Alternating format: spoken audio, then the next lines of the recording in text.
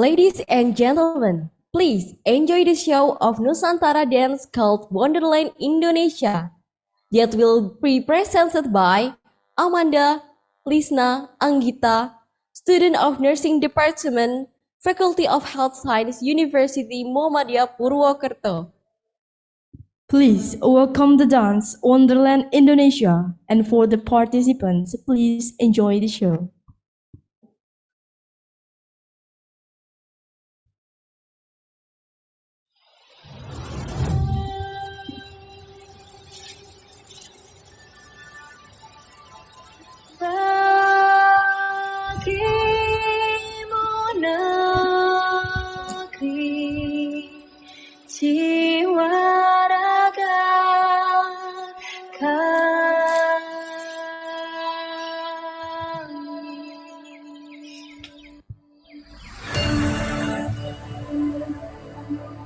Indonesia is the most beautiful land in the universe.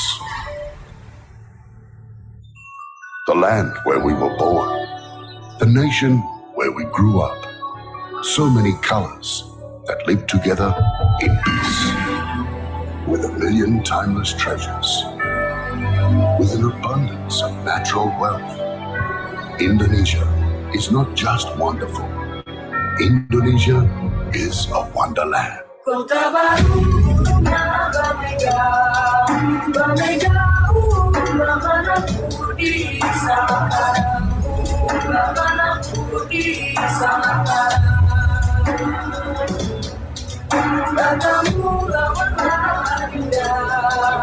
Adinda iman di dadara, semayang iman di dadara, semayang. Sayang sifat rokaan, makai go gorokan sayang.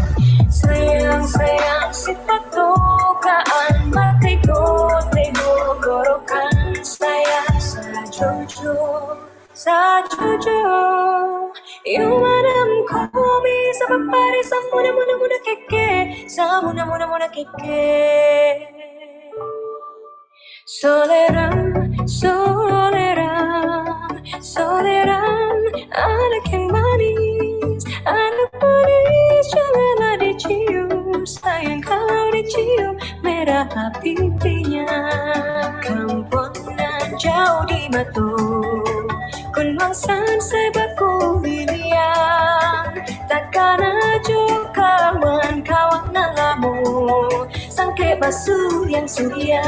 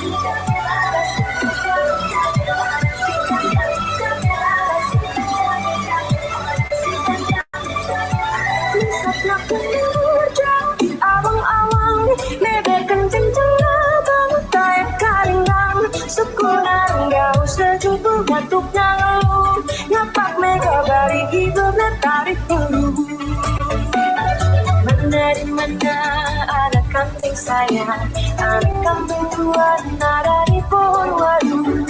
Mana jantung hati saya, jantung hati tuan ada di Kampung Baru.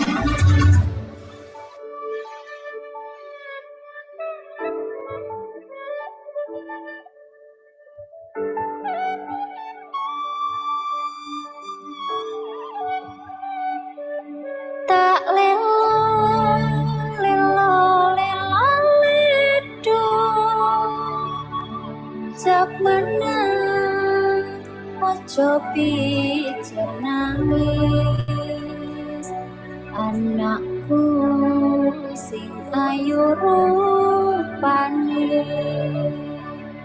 tetiak pandekare bangsa.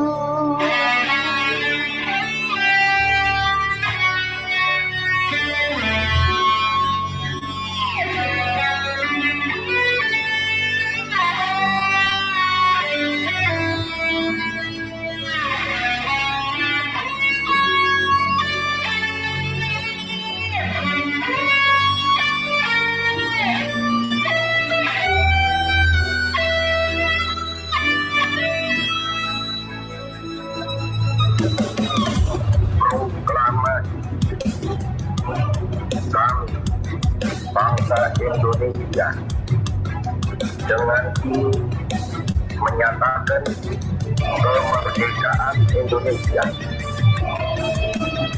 Hal-hal yang mengenai pemindahan kekuasaan dan lain-lain diselenggarakan dengan cara yang sama dan dalam tempo yang tetap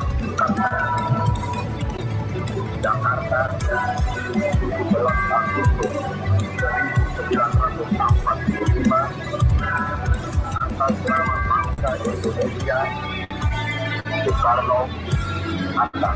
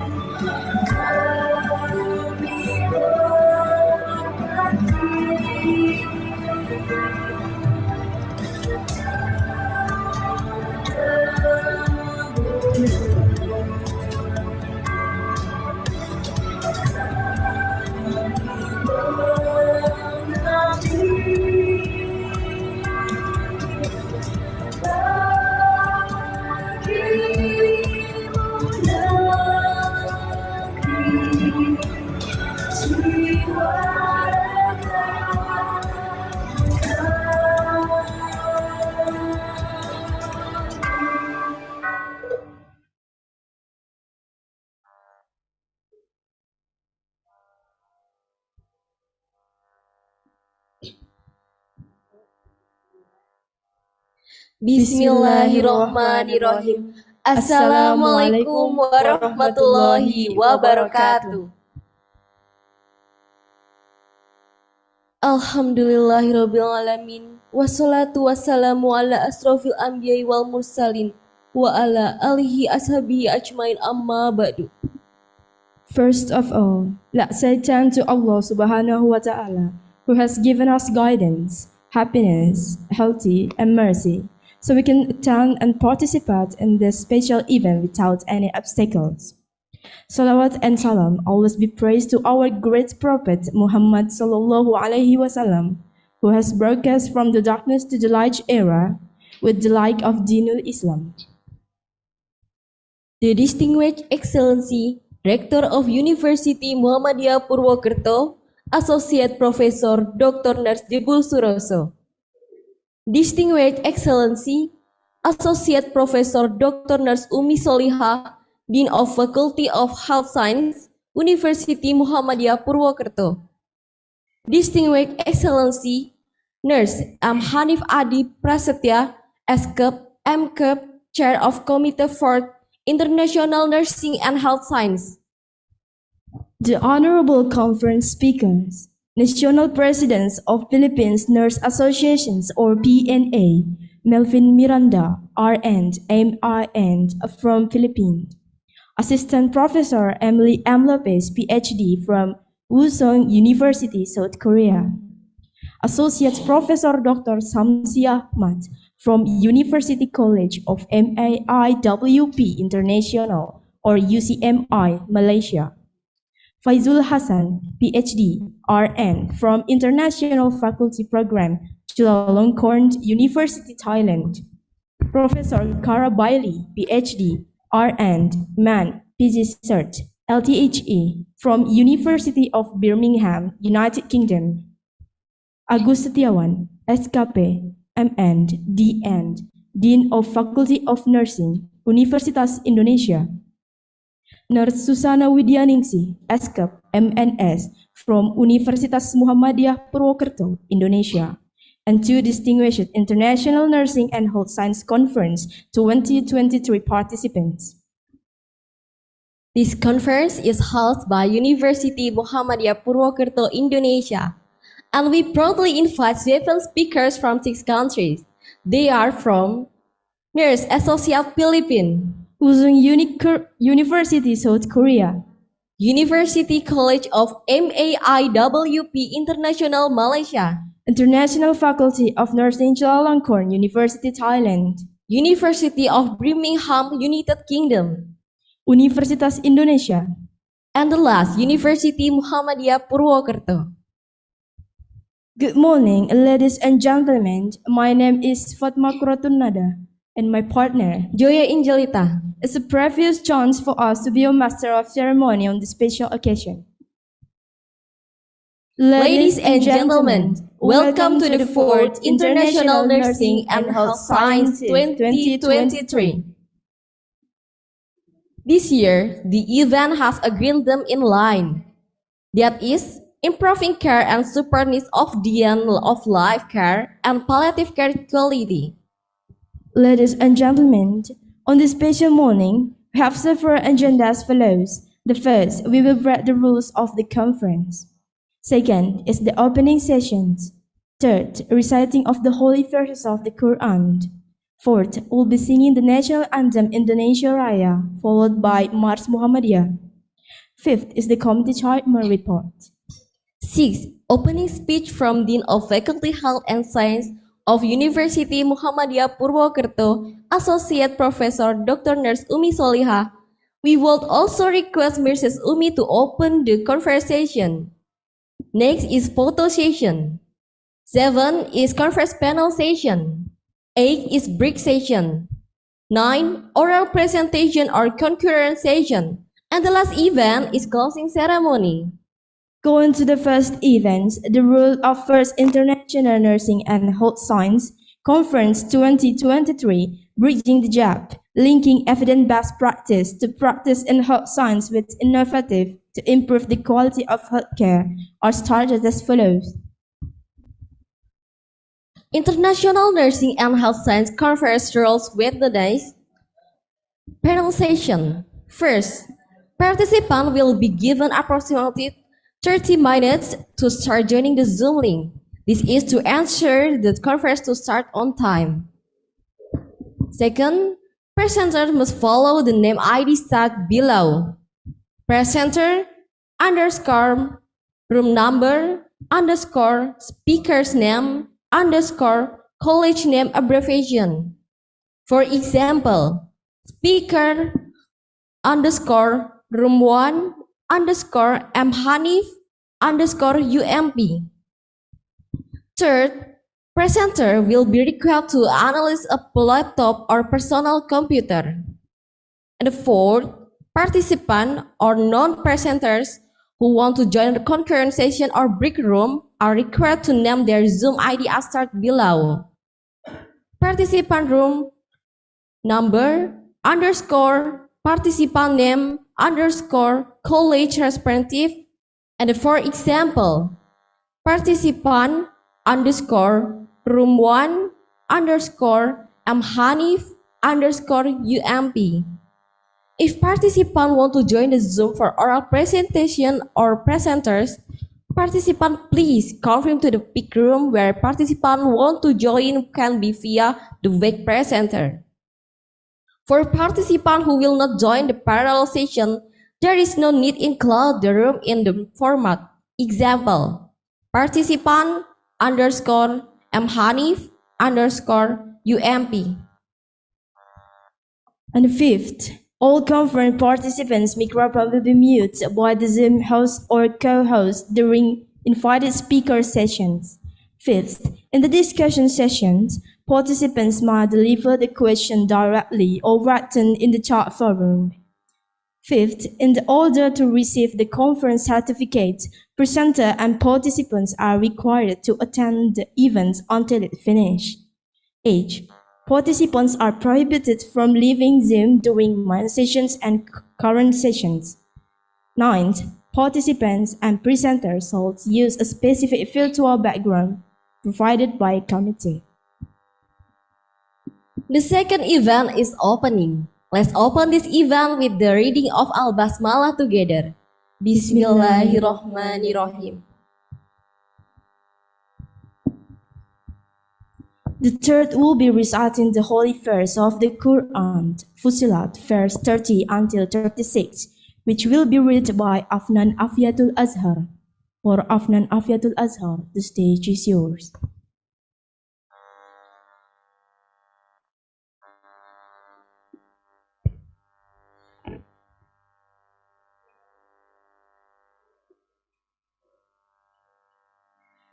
Assalamualaikum warahmatullahi wabarakatuh.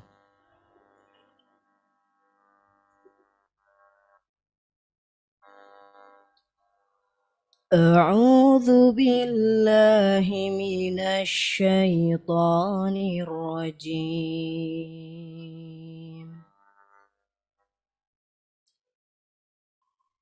Bismillahirrahmanirrahim.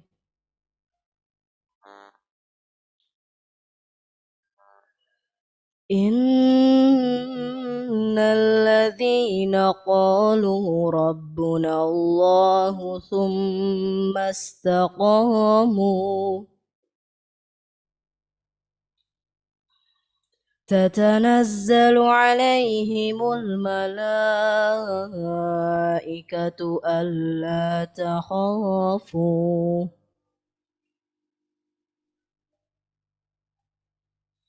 تتنزل عليهم الملائكة ألا تخافوا ولا تحزنوا وأبشروا بالجنة التي كنتم توعدون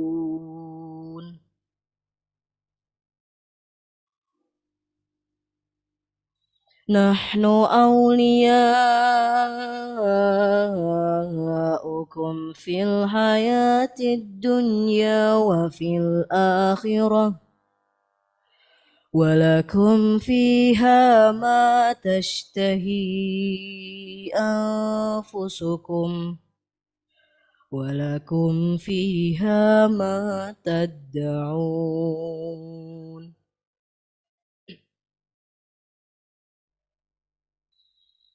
نزلا من غفور رحيم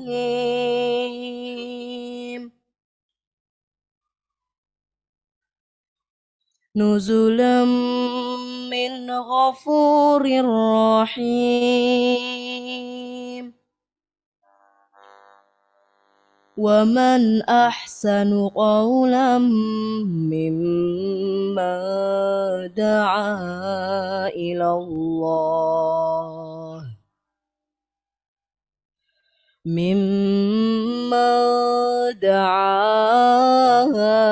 الله وعمل صالحا وقال إنني من المسلمين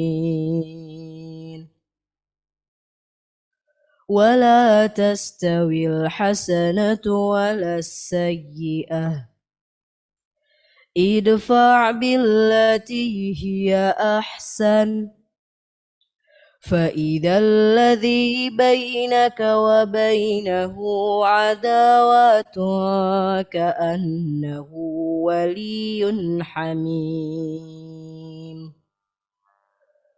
وما يلقاها إلا الذين صبروا وما يلقاها إلا ذو حظ عظيم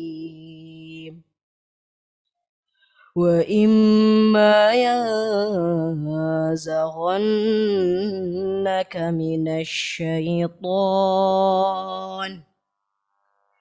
من الشيطان نزغ فاستعذ بالله إنه هو السميع العليم صدق الله العظيم. Wassalamualaikum warahmatullahi wabarakatuh.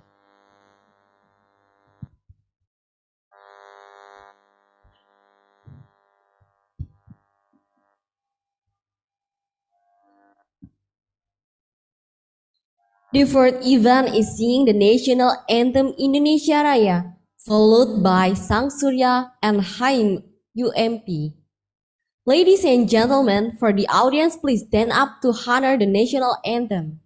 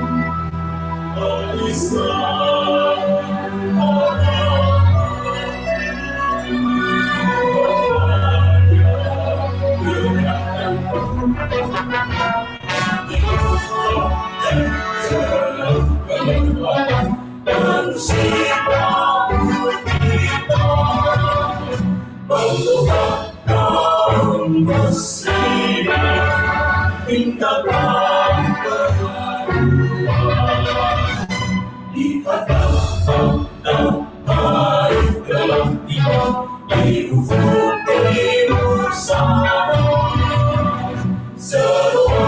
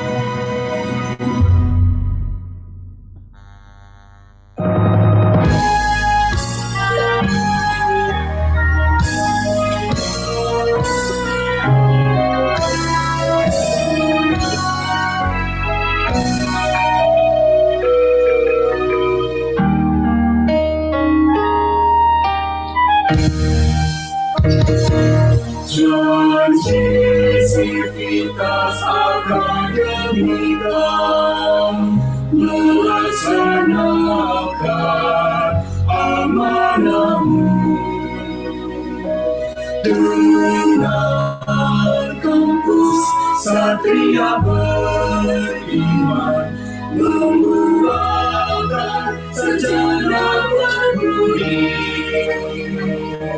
beramal membina masyarakat adil dan makmur diridhoi ilahi. Maju langkah segala ilmu harumkan bunga mimpi surga Islamia sejahtera umat sabuni. Ya Allah sedih menemukan ikrar dan janji prasetya kami. Kami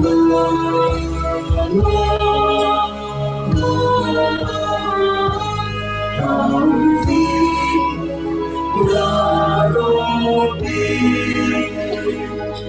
kami Taufik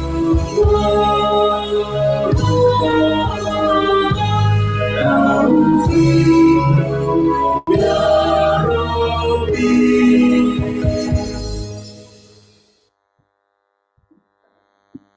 Ladies and gentlemen, please sit back down. The fifth event is Committee Chairman Report to Nurse M. Hanif Prasetya Adi Eskap MKep. For Sir Hanif, the stage is yours.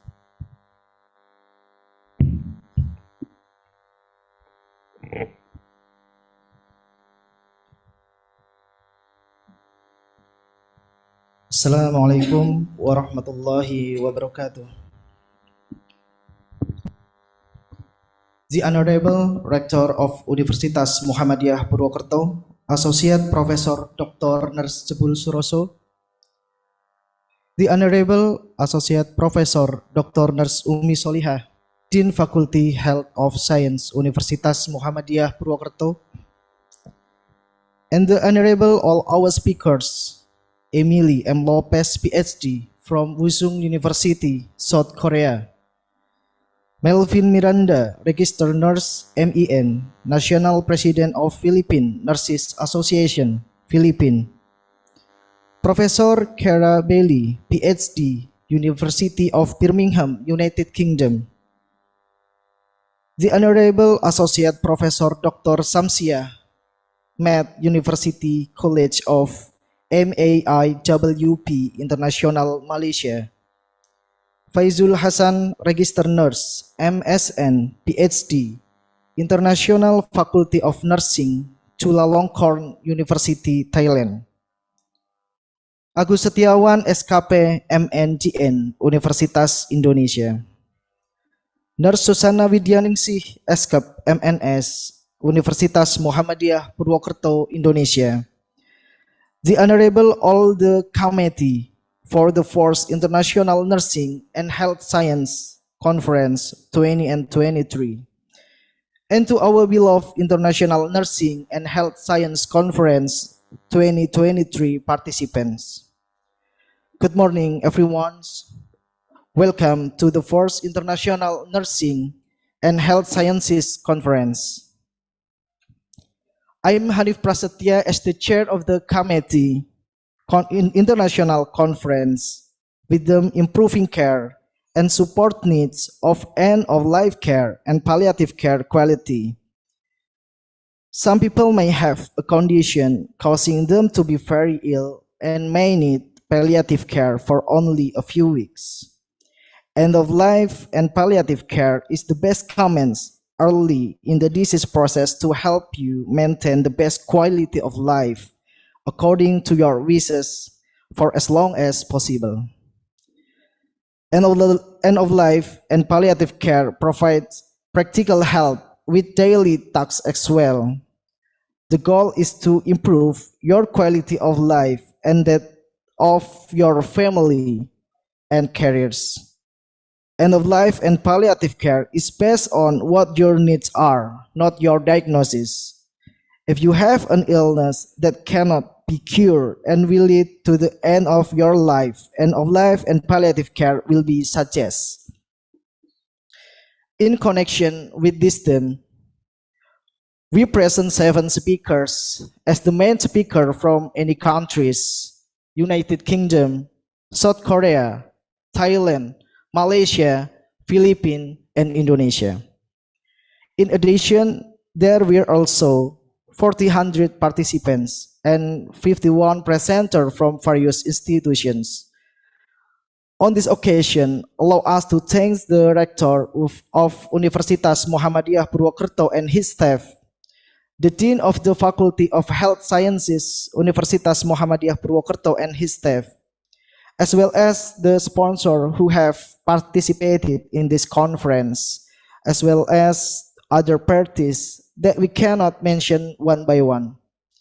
We also extend our highest appreciation to all committee members who have worked hard for the success of this conference.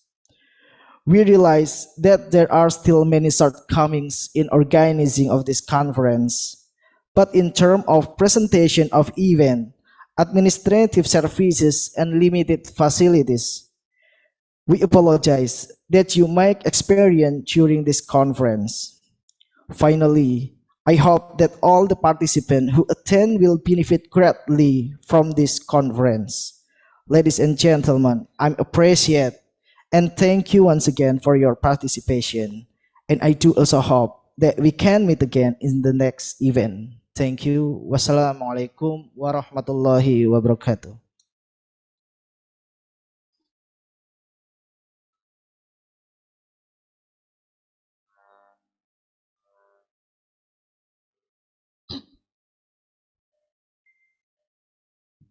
Thank you, Sir Hanif, for the speech. The opening speech as well as the conference opening will be delivered Dean of Faculty Health and Science University Muhammadiyah Purwokerto, Associate Professor Dr. Umi Soliha. The stage is yours.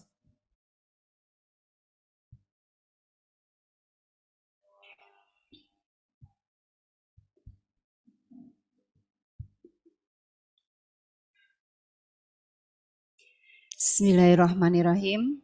Assalamualaikum warahmatullahi wabarakatuh.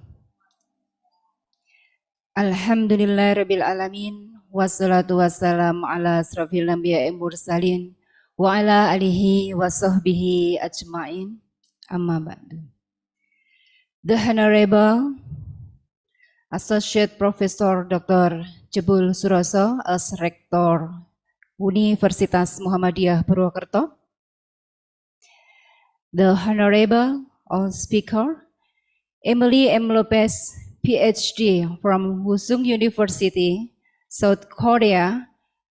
Dr. Emily, we hope one day we come to your university.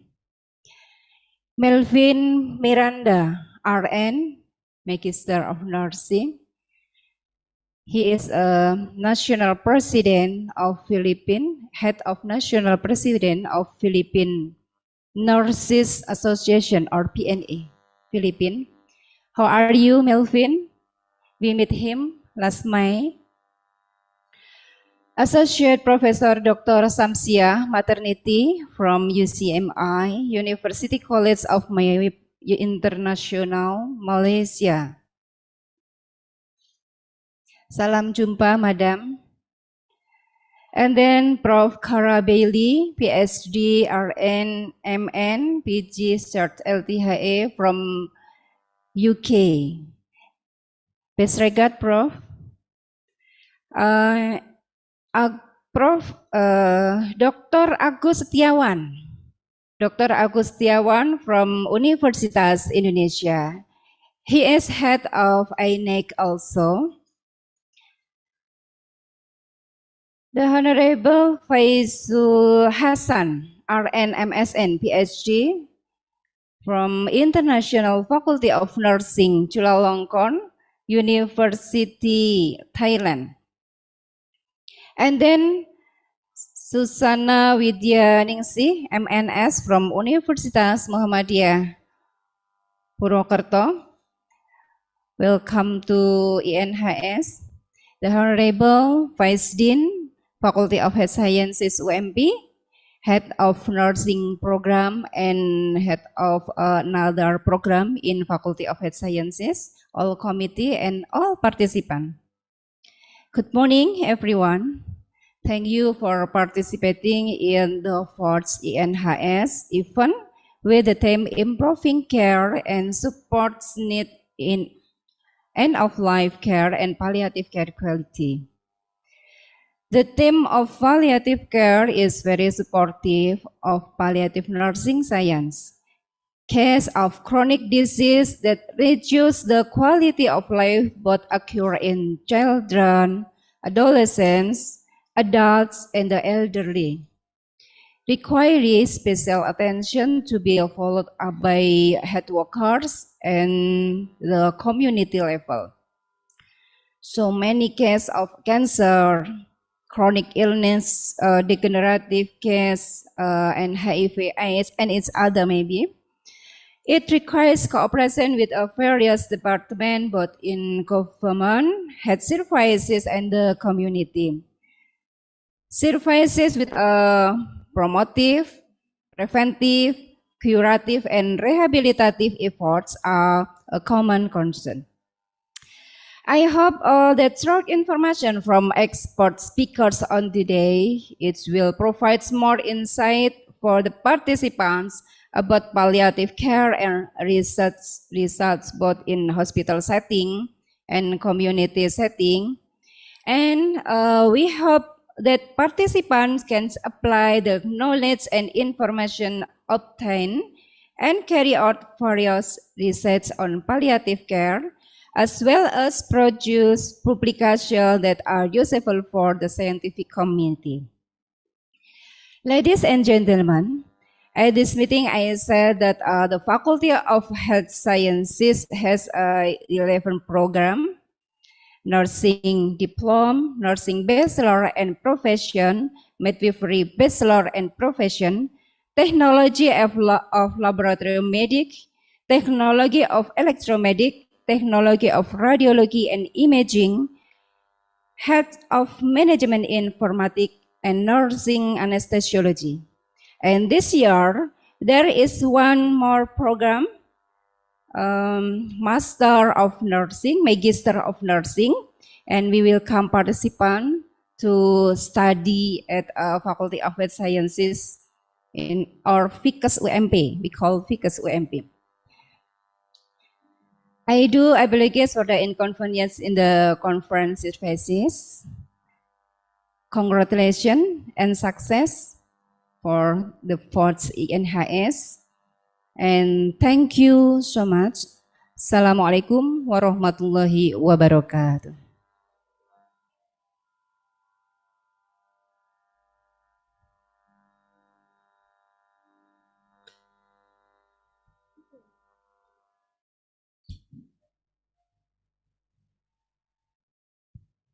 Thank you, Mrs. Umi, for the speech.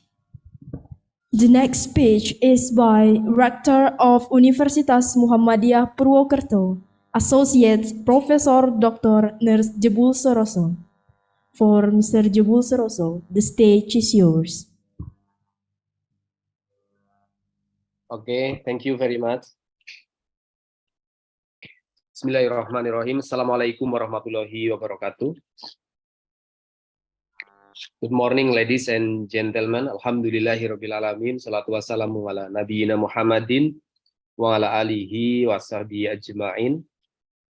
My partner, Dean Faculty of Health Sciences, Universitas Muhammadiyah Purwokerto, Associate Professor Dr.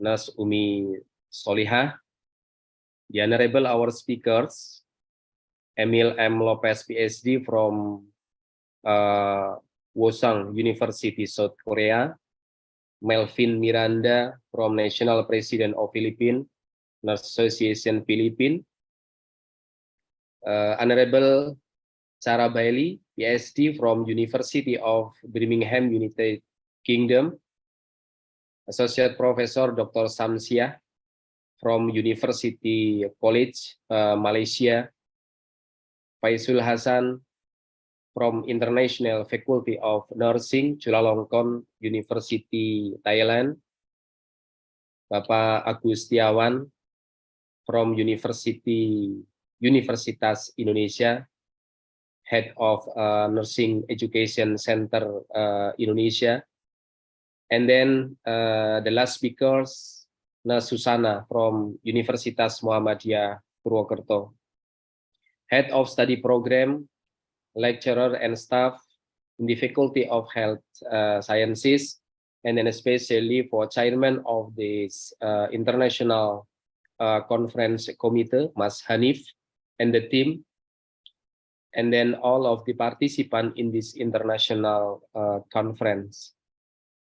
First of all, I like to thank to Allah who has been giving us blessing and mercies so we can attend today's in this the 4th International Nursing and Health Sciences Conference, Faculty of Health Sciences, Universitas Muhammadiyah Purwokerto in good conditions. Salawat and salam always sent to our Prophet Muhammad Sallallahu Alaihi Wasallam. The first you would like to express and appreciate, and then thanks to Faculty of Health Science, especially to Dean, Vice Dean, and all committee, the 4th International Conference. And then especially to the undergraduate nursing and nursing profession study program, which have organized this international conference.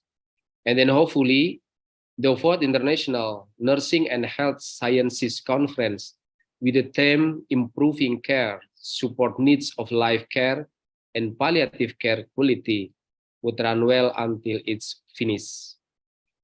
Ladies and gentlemen, this 4th International Nursing and Health Sciences Conference is a forum for researchers in nursing and the other healthcare field with various backgrounds, but as educators, researchers, and practitioners to share findings and update knowledge in the field of nursing and the other health sciences.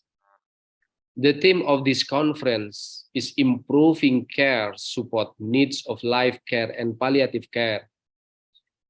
Like Bu Din, Bu Umi says, when we are discussing about palliative care, we address that the care is not only for dying patient or when they are at the ending of their life.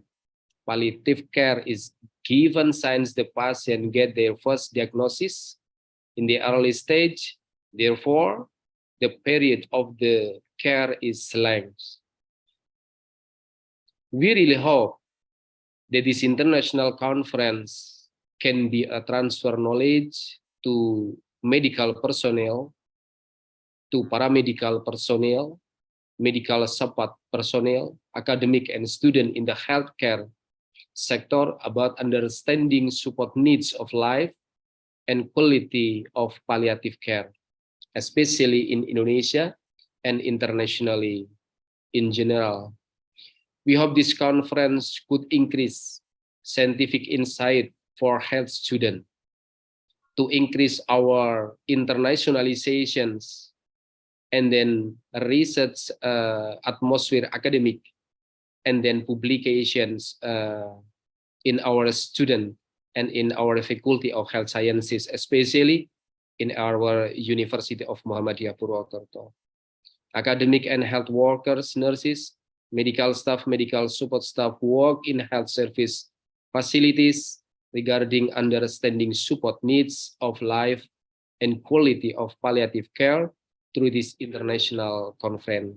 And then because our university under Muhammadiyah Board and our university currently we have in the predicate excellence by accreditation in Ministry of Education of Indonesia, Republic Indonesia.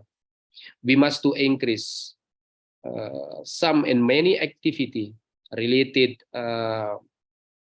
publication, research in our faculty, in our expertise, and then we must to share about our finding to society and then to university in the broad, in the international level.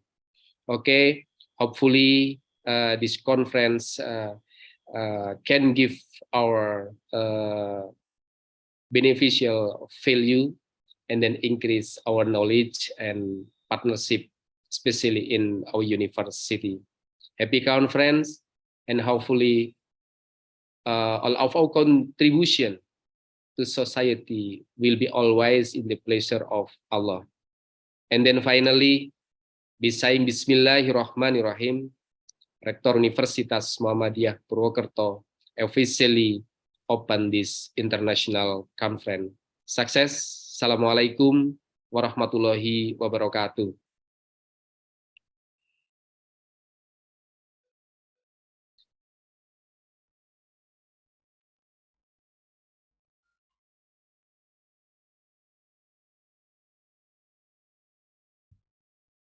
Thank you for Mr. Jebul Suroso for the great speech. The next event is photo session. We will call all participants to turn on the camera. Please enjoy and join the photo session.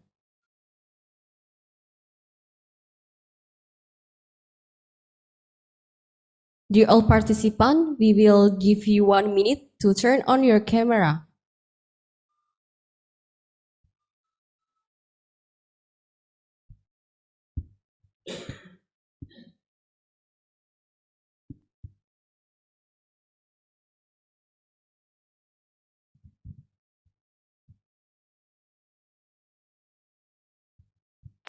We will get the photo taking on the count of 3. Alright, it looks that all participants have turned on their camera, so please give your best smile.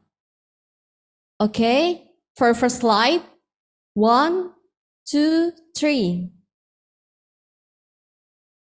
And the next, 1, 2, 3. And the last slide, 1, 2, 3. Okay, thank you.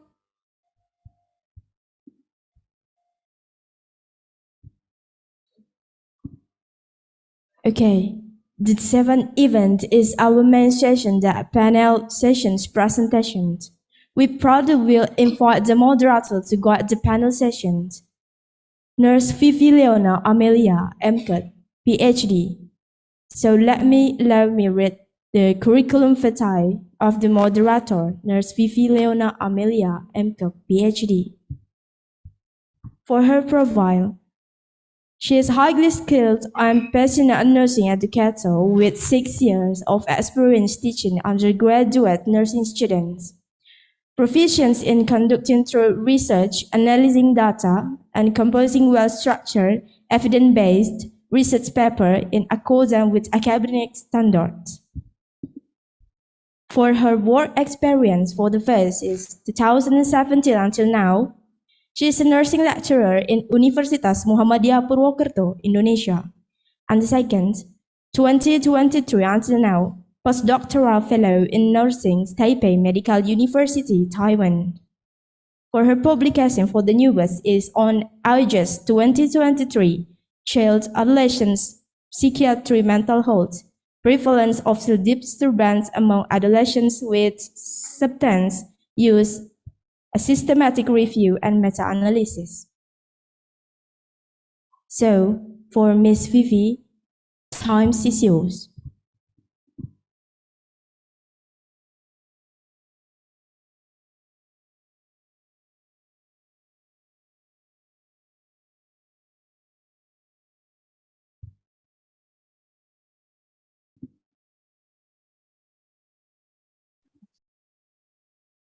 Okay. Yeah, I still cannot unmute my microphone. Thank you so much for the MC for introducing me for the audience. And welcome for all of you to our seminar today. And I'm a moderator today for this first panel sessions.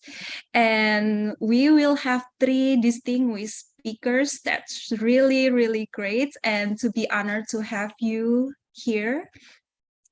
And for the first panel session, we will have 3 speakers. And for the first speakers will be Bapak Agus Setiawan, SKP Magister Nurse and Doctoral Nurse from Universitas Indonesia. And for the topic is the role of the community nurse in palliative care. For the first, let me introducing him for you, and I will read the curriculum vitae.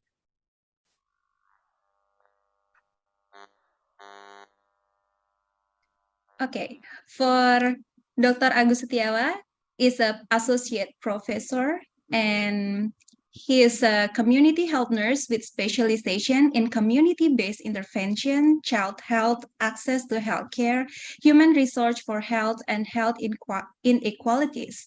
Being both academicians and public health practitioner, he has a mixed experience of generating evidence of translating it into programs and policies. His skills include module and health workers mentoring, curriculum development, research proposal development, and operational research. He was graduated from the Doctor of Nursing, University of Technology, Sydney, Australia, and Master of Nursing, University of Technology, Sydney, Australia, and Bachelor of Nursing, University of Indonesia. Right now, he is the Department of Community Health Nursing Faculty of Nursing Universitas Indonesia as a faculty member, as an associate professor, and he also a dean of the Faculty of Nursing of University of Indonesia. And he was work in a WHO organizations. And for the professional organization, right now he is the president of the Association of Indonesian Nurse Education Center, and also a president of Sigma Theta Tau Indonesia chapter, and also a chairman of Indonesian Deans Forums of State Nursing Higher Education Institutions, and also so many professional organization that he also ever joined before. And he also has several activities and also publications, scholarships, grants, and awards. So, and also he was my advisor for my master degree in Universitas Indonesia. And it's such an honor to have you, Pak Iwan, in here. Very welcome you in this conference. Thank you so much. And now the time is yours for 25 minutes. Thank you so much.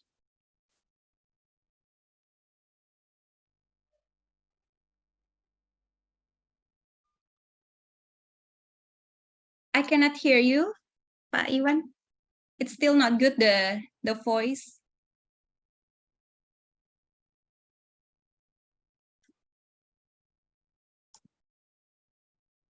Not yet, not yet.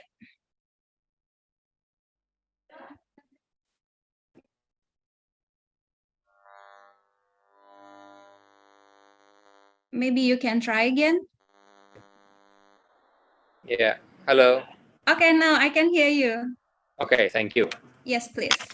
So, good morning everyone. Assalamualaikum warahmatullahi wabarakatuh. Salam sehat, salam sejahtera untuk kita semua.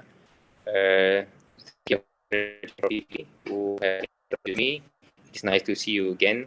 It is indeed an honor for me to be here to share with you about the topic palliative care, particularly in the community setting. First of all, I'd like to appreciate Director Universitas Muhammadiyah, Associate Professor Dr. Jumul Suroso, and the Dean, my colleagues, Associate Professor Dr. Umi Soleha, who have kindly invited me to this international conference. It is indeed an honor for me. So the topic that I'm going to share with you this morning is about the role of community nurses in the community setting, particularly in Indonesia. Can you please share the slide for me? the committee. Okay, wait for us, Pak Iwan.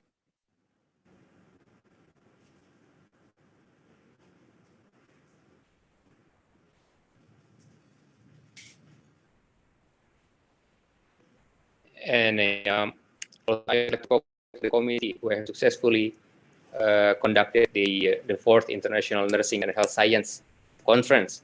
I believe this conference is a very fruitful event to share knowledge from experts and also from the researchers.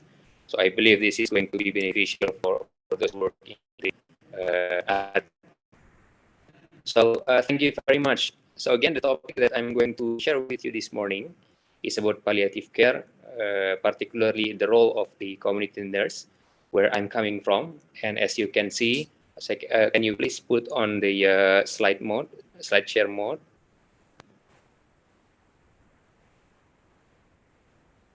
Slideshow, yeah.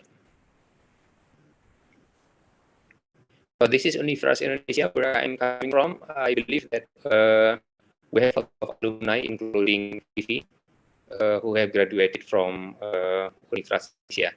And I invited you. Hopefully, one day you can also come to our university in Jakarta and in Depok.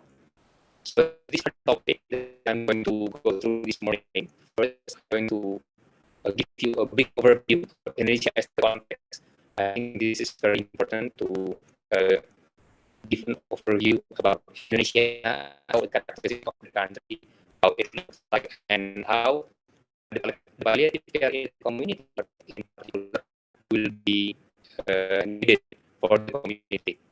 And I'll be talking about aging population and how the implication, particular health, and then I'll go about palliative care. And afterwards, the previous slide, the previous slide.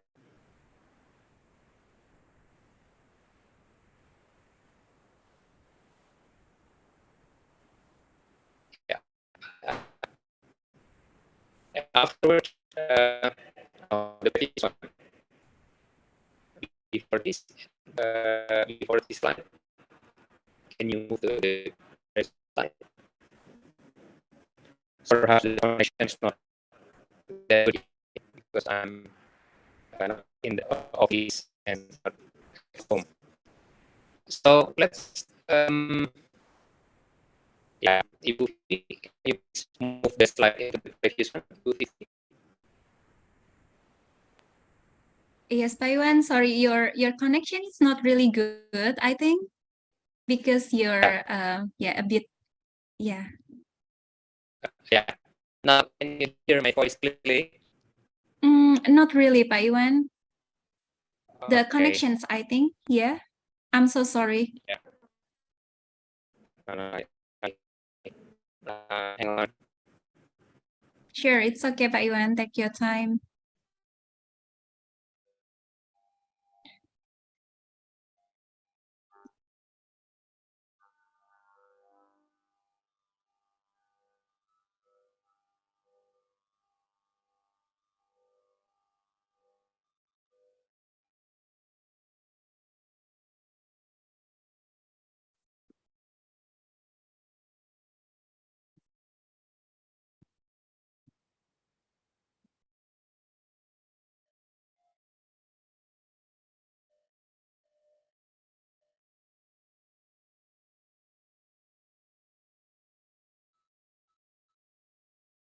Pak Iwan, I'm so sorry. Is it possible if you off your camera? Maybe the connection will be better. Hello, Pak Iwan.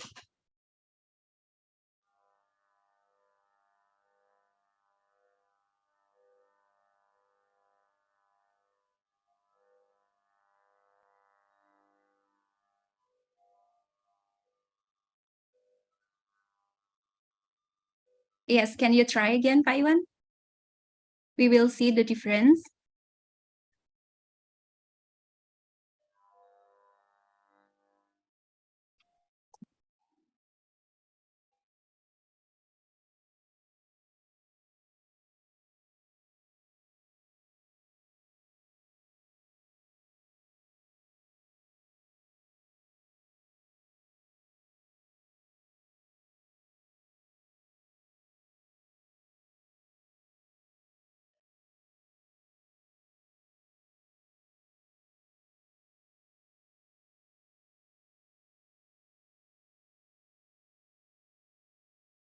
We're really so sorry for all the participants. We're still waiting for Pak Iwan for the better connections, so we will wait for him.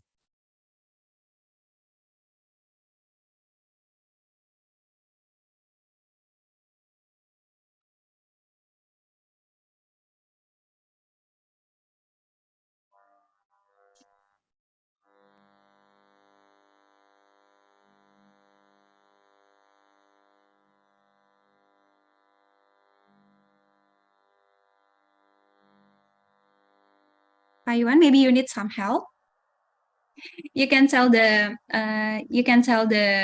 committee that's contacting you.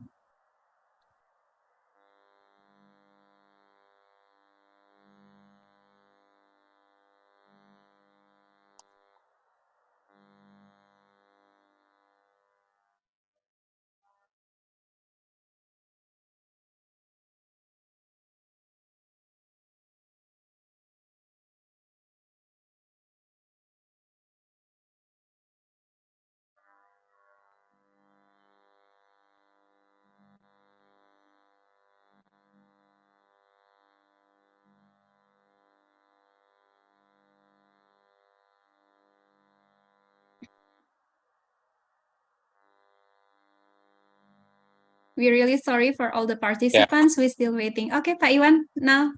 Yeah. Try again. Yeah. Can you hear my voice now? Yes, I can hear you. I think now it's better. Yes. Okay, thank you. I'm using my mobile phone now.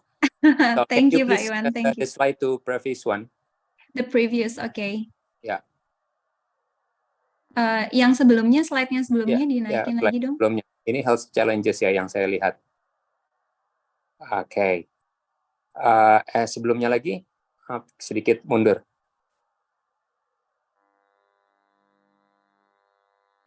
Yeah. So this is briefly, I'll be talking about palliative care in the community and then what the roles of the community, and the end of the presentation, I will sum up with some conclusion. Okay, next slide. So let's take a look briefly about Indonesia. I believe that this is not new for the majority of you, the participant of this conference are coming from Indonesia. But I'd like to highlight that Indonesia is the biggest country in the region with more than 17,000 islands, with more than 270 million populations, and more than 300 ethnic groups and sub-ethnic with more than 700 languages and dialect. What I'd like to highlight from this figure is Indonesia is very diverse in terms of geographical situation and also cultural background. So this is need a particular approach, particularly to implement particular health action and strategy, including in palliative care. I'm going to highlight in the next slide that one of the challenges that we have to deal with is related to access to healthcare. Next slide, please. So this is some health challenges that Indonesia have at the moment. In terms of life expectancy, our expectancy is 73 years old, with maternal mortality ratio more than 300 per 100,000 live birth, with infant mortality nearly 20 per 1,000 live births. So we don't have any problem. We perform quite good in terms of infant mortality, but in terms of maternal mortality, we have lots of work to do. We have reached the target of Millennium Development Goals back in 2015. And at the moment, we have triple burden of disease, including new emerging disease that we have just experienced, COVID-19 and communicable disease, also non-communicable disease. The thing that I would like to highlight in particular that is relevant to palliative care that we are discussing at the moment is the main cause of death of our population. That includes non-communicable disease, which are stroke, ischemic and hypertensive and heart disease, cancer, diabetes, and also chronic renal failure. So these are the top 5 of chronic disease that kills Indonesian population the most. And at the moment, the government of Indonesia put this disease as the priority of the health reform promoted by the Ministry of Health. And universal health coverage is also another homework. And this is one of the challenges of the implementation of palliative care in the country, actually, that not Indonesian people are covered by universal health coverage. Next slide.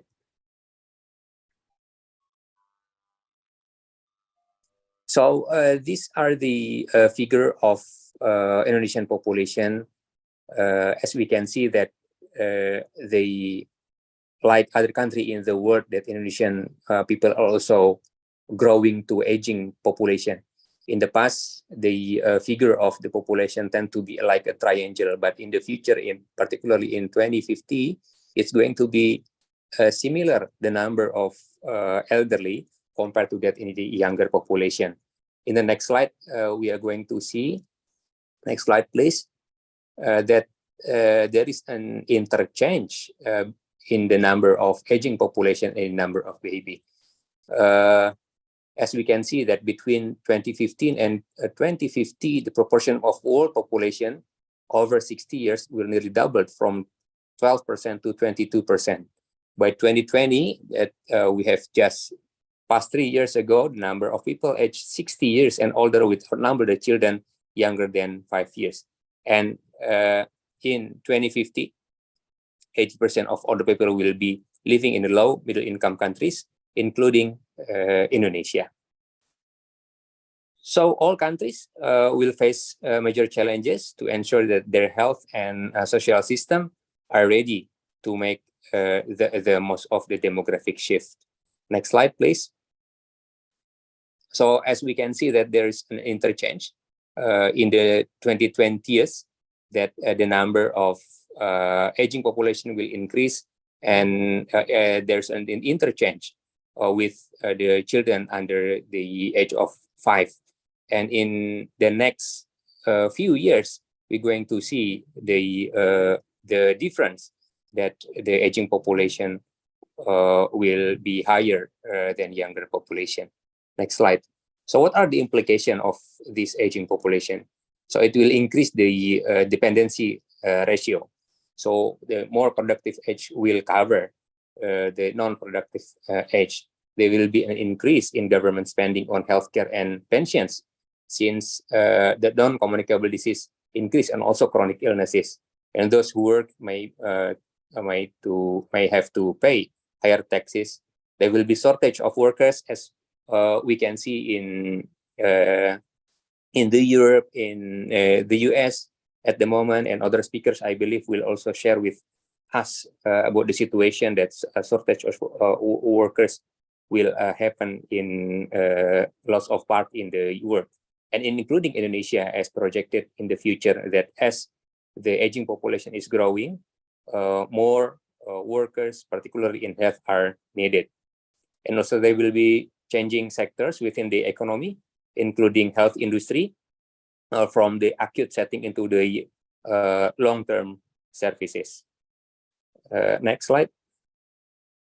So this is the impact of aging population, as we can see there between 2008 and 2030. We can see in the high income countries, middle income countries, and low income countries. We don't see any difference between 2008 and 2030 in high income countries in terms of communicable maternal conditions compared to non-communicable disease and injuries. But if we see to middle income countries and low middle income countries like Indonesia in the regions, that the non-communicable disease increase quite significantly. Next. Now, there are lots of studies that show that the growing of numbers of older people and also increasing the prevalence of chronic illness obviously will increase the needs for palliative care. Next. I believe that all the experts here, all the speakers will be talking more about palliative care, but I'd like to highlight the palliative care is the care for patients with life-threatening illness and their families that benefit the health system by reducing the unnecessary hospital admission. And it can be given in homes, health centers, hospital, and hospice. So basically, the aim of this care is to relieve physical and psychological and spiritual suffering. The aim is to improve the quality of life, and it can be previous slide, please.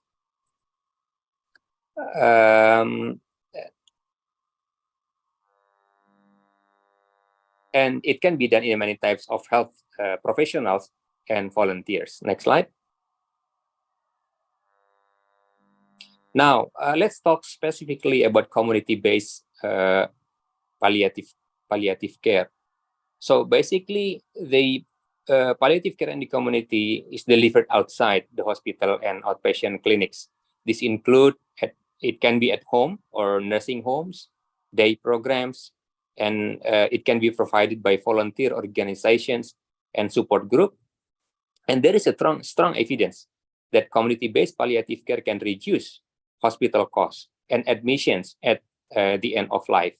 Because if we do that in the hospital, obviously it will need lots of costs, not only for the patient, but also for the hospital itself, because it needs long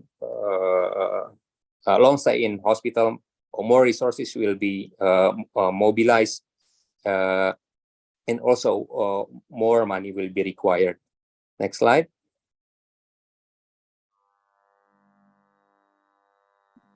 Now, I am interested in a paper just published by Eng et al.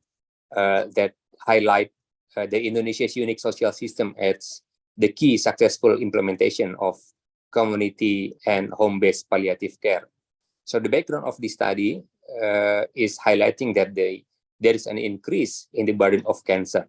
So at the moment, 1.8 every 1,000 people in Indonesia are suffered from cancer, with the majority of cases, 70% of the cases found in the advanced stages. So it was estimated back in 2018 that more than 600,000 Indonesian people are in need of palliative care support.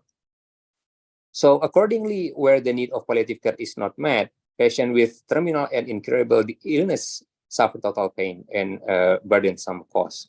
Also in terminal stage, patient would opt for home care and for end-of-life management in consideration of cost and families ties, and thus the need for good home-based palliative care in the community. So there are lots of programs coming out from this project, one of which is the training for the health workers, including nurses and also community health workers. They are trained, and also for the family who look after the community or the family who suffer from terminal illnesses. And one of the foundation that actively engage in this program is Yayasan Kanker Indonesia, or Indonesian Cancer Foundation. Next, please.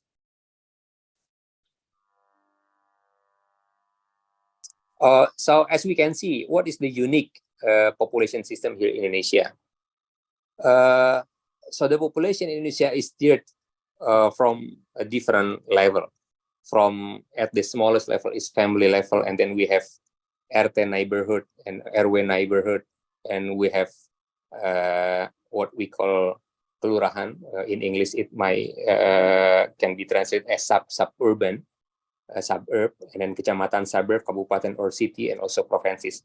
So at the moment we have about 38 provinces, more than 500 kabupaten kota or city, and then more than 7,000 suburbs or kecamatan, and more than 8,000 kelurahans, 74,000 villages, and more than 1 million RT neighborhoods.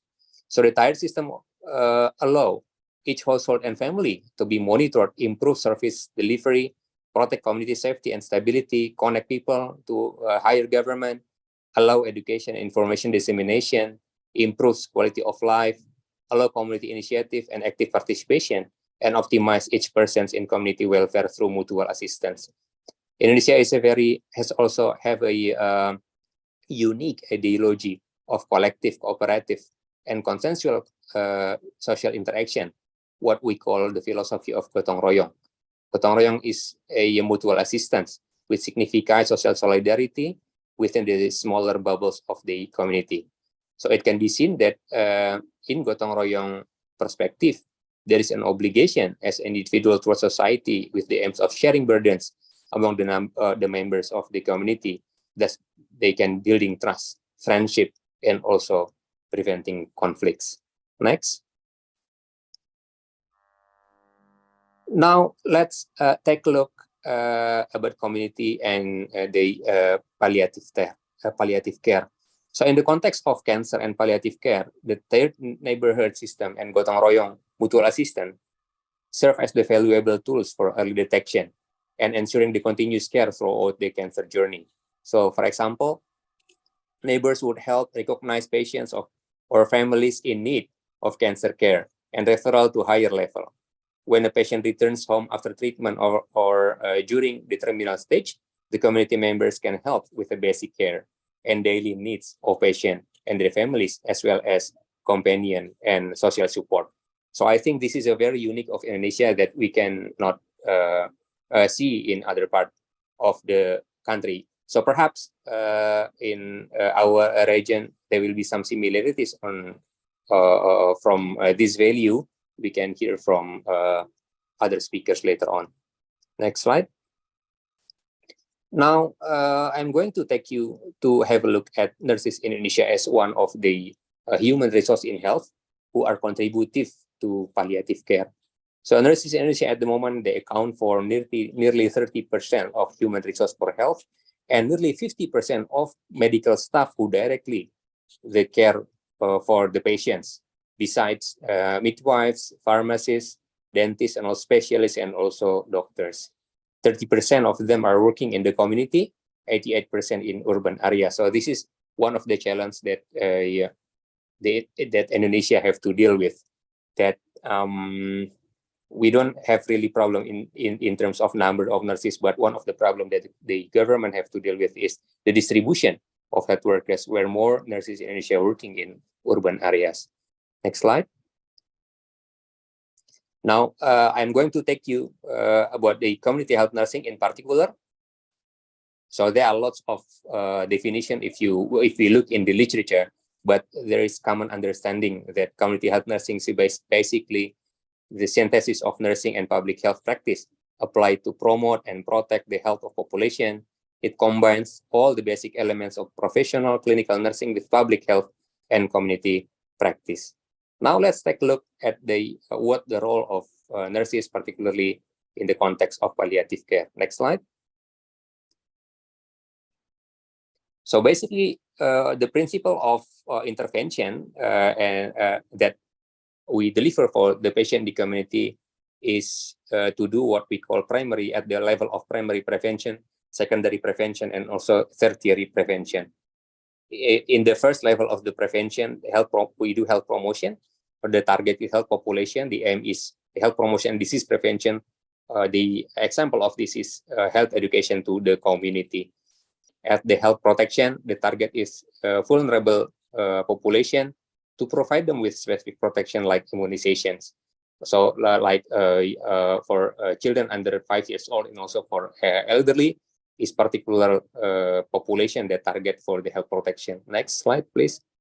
And the third one, we have early diagnosis and prompt treatment. The target is sick population for people in incubation. Then is early detection.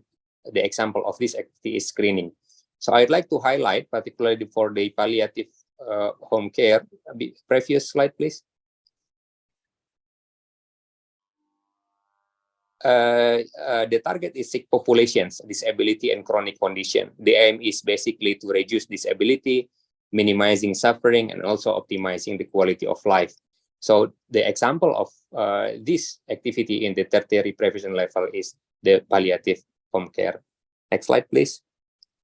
So these are some initiatives that we have promoted from the Faculty of Nursing Universitas Indonesia to strengthen particularly the human resource for health So we established a study program at the moment at master and specialist level, starting 2 years ago. So we have developed the specialist in oncology nursing, and we have an alumni already at the moment.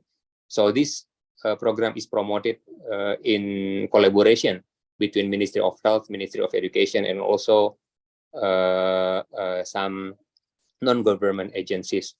And also in geriatric nursing, we also started the program just last year, and advancing research in the area of palliative care. So we determined one of the research cluster in the faculty is to expand the area of palliative care, and also expanding community engagement. One of the example is establishing nursing center in the community. So particular for this project, myself at that time was the leader of the project. So I'm going to show you how the project has gone. Next slide. So this is the community nursing in Depok nursing center. Perhaps it's already been there when Vivi took her community specialist in Depok. So basically, when the patient come to the community health center, they will come to the physicians, to general, maternal and child service, nutrition, adult. But when they finish, they can go home and get some medicine, or they can be referred to hospital. But there will be some people who are at risk or vulnerable. They will come to nursing center to do further assessment, and this will be they will be followed up in the community. So as we can see that on the right hand side, in facility service and in the community outreach. So for the follow up in the community, they will be follow up by a home visit, and also involved in some community activities like independent group or supporting group. So we have lots of community supporting group for particular disease like diabetes, or also cancer, and also teenager with particular concern, and so on. Next slide. And we have conducted the study based on the implementation. So it has been implemented in 6 puskesmas in the Depok city with the mixed method. We interview 12 health workers with survey on more than 500 patients that result in most of the participants satisfied with the service. And particular for health workers, there are lots of inputs for us, including highlighting the importance of one's role, particularly in the puskesmas and also in the community. And the coordination is the key factor of care, the quality. And we highlighted some way forward to improve the quality of care. So that's the end of my presentation. I guess the next slide.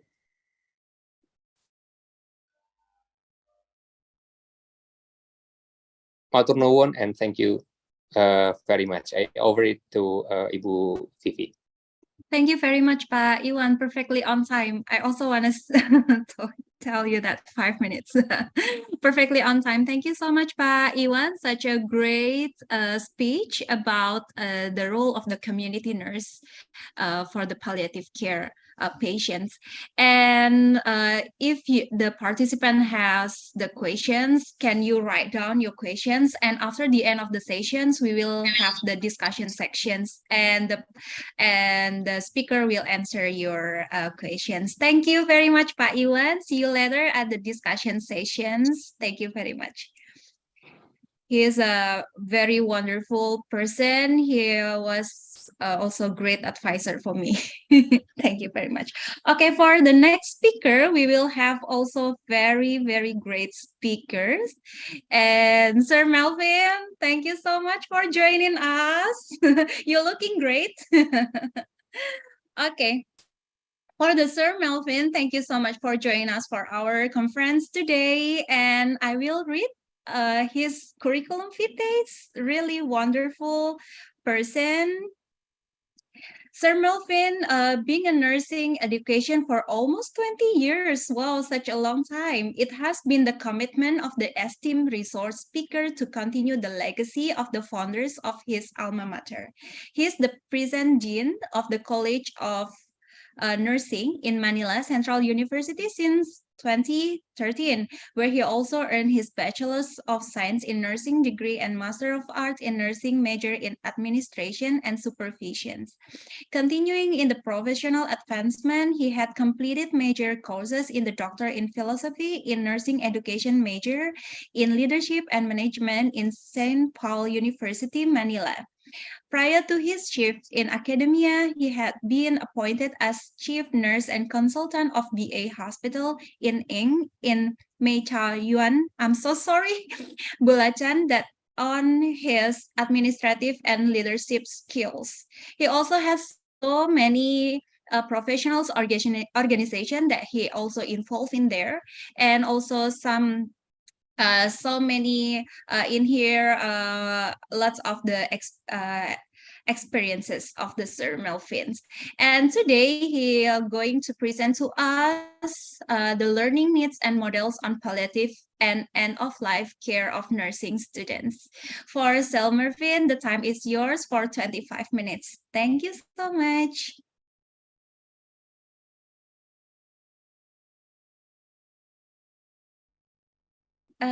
Tolong di-unmute, please unmute.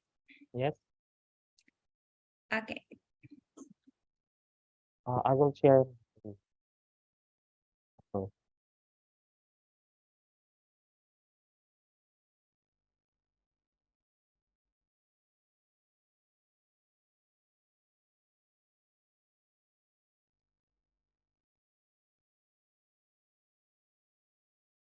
thank you very much. Terima kasih. Selamat pagi. Apa kabarmu? Thank you for the invitation in the 4th International Nursing and Health Science Conference with the theme Improving Care and Support Needs of End Life of Care and Palliative Care Quality. Every opportunity that I'm invited, it will always consider as lifelong learning for professionals. And every learning sessions consider for our future professionals to improve and consider expected competencies in professional practice. That is why the topic that we will have today is on learning needs and models on palliative care and end-of-life care of nursing students. The life of nursing students in their learning in every institution will greatly contribute on how they will become future professionals. And one of the concepts that are being integrated in the curriculum in any country, it will always consider palliative care and end of life care. In nursing, we are aware that our orientation in our professional practice is from womb to tomb, from the time of pregnancy until the time of death. At the time of death, we consider individuals, family members who could be affected. And if any individual could be diagnosed with terminal or serious illness, nurses will take part on how they will provide comfort, support, and care. And that comes in our values of compassion. For a disclaimer, we just consider that as presented, yours truly is the national president of the Philippine Nurses Association, which is a member of International Council of Nurses. I am also a board of trustee and media relations officers of the Philippine Federation of Professional Associations. These are the associations of all professionals. And in the academe, I'm the dean of the College of Nursing, Manila Central University, Philippines. As we go on with our journey towards caring for every individuals, nurses will consider, and even nursing students will consider many factors. It could be emotions that may come out or outburst probably when you're dealing with the patients themselves or the patient's family members or relatives every time that they will be immersed in those situations. Nursing students, you must have the mindset that you need to be more focused. Focus on standards of care that will provide safety of our patients. We need to have a balance on how we will perform our tasks. This mix of emotions may come out, may cause a possibility that you may commit errors. And that's why we need to be more focused. And we need also the support of the family members to cooperate whenever the patients can't decide anymore because of his medical, health, or in times of emergency. I will present to you a video presentation that will clearly identify nurses and end-of-life care. Let's watch this.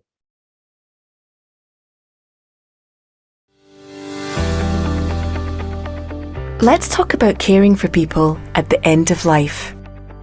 As a nurse, midwife, or nursing associate, you're with people at some of the defining moments of their lives. You're not just a bystander, you're an active participant in these moments, giving expert care and support. They can be times of great joy or relief, but sometimes they're moments of sadness and grief. Truly sharing in people's joy and sadness is central to connecting with them and caring for them. This will come naturally to you and might be the reason you chose your profession.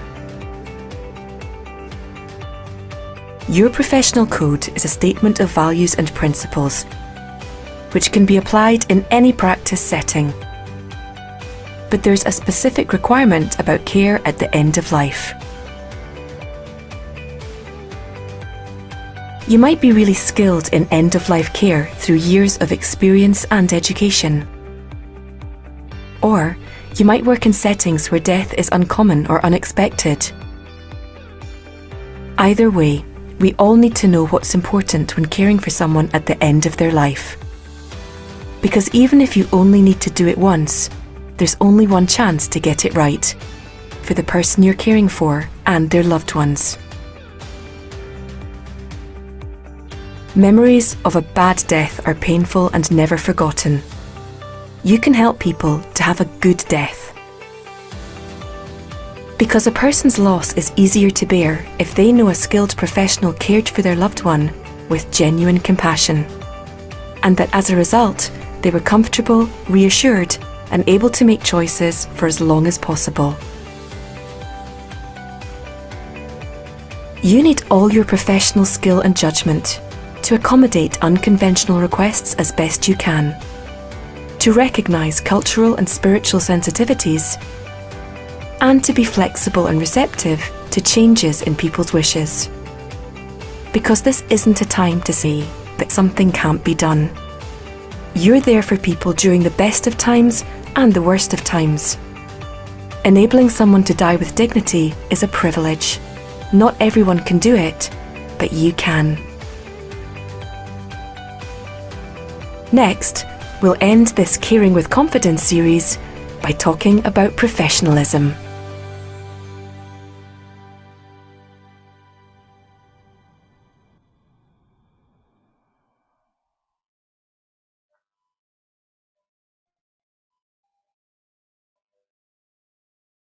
In the video presentation, it reiterated on how nurses will take part in times of situations that patient will be diagnosed with serious illnesses or probably in near death. There are various terms that are being used when we talk about nursing care management in the palliative, end of life, and hospice care. If we talk about palliative care, This concerns on how we improve life quality for patients with serious illness. What are the serious illnesses that probably could be considered as an example on this? For example, a patient who could be diagnosed with cancer, patients who could be diagnosed with kidney failures, patients who could be diagnosed with serious brain injuries. With these serious illnesses, probably it can consider possibility of patients cannot definitely proceed to mobility. Patients cannot attend to activities of daily living. Patients cannot do it alone in meeting his nutritional needs. That's why it is very important for us to consider how the patient can move forward and enjoy quality of life. It is very important for the nurse to continuously support physical, mental, emotional, psychological, and spiritual because in palliative care, as a long-term care that we could give to our patients, this may not be in a hospital setting. It could be at home because there are situations that the family members or even the patients themselves cannot anymore support finances to meet hospitalization. If we talk about end of life, these are situations wherein patients are in the last phase, meaning patients could be diagnosed with cancer, but it could be stage 4, kidney failure that has this severe level of medical condition, and patients with brain injury that cause comatose state. These are the signs wherein anytime the patient can't be treated anymore by pharmacological management. The patient cannot be treated anymore for kidney failure through dialysis, and patients can't be treated anymore with chemotherapy for cancer patients. So that's why we need to support with the end of life care joined with the concept of palliative care because probably they can't be treated anymore with such a treatment regimen, but we want them to still experience quality of life by easing the signs. What are the common signs? It could be pain, it could be situations for them to still consider nutritional needs. And in the delivery of the end of life care, we have hospice. Since we have facilities that may not support eventually hospitalization, hospice care can be done even at home or in any facility that will specialize competencies of nurses to improve life quality of those patients. Eventually, to broaden the scope of the concepts of palliative care, end of life care, and terminal. Let's go back again to the definition about palliative care. Palliative care, if patients, individuals, have been diagnosed with serious illnesses, patients could undergo surgery, patients could be inserted with tubes that will facilitate nutritional needs such as gastrostomy. If patients cannot anymore have the normal bowel, the patient could have colostomy, or possibly for those patients who cannot anymore move due to paralysis, may need definitely the existence of a healthcare practitioner, and who are those?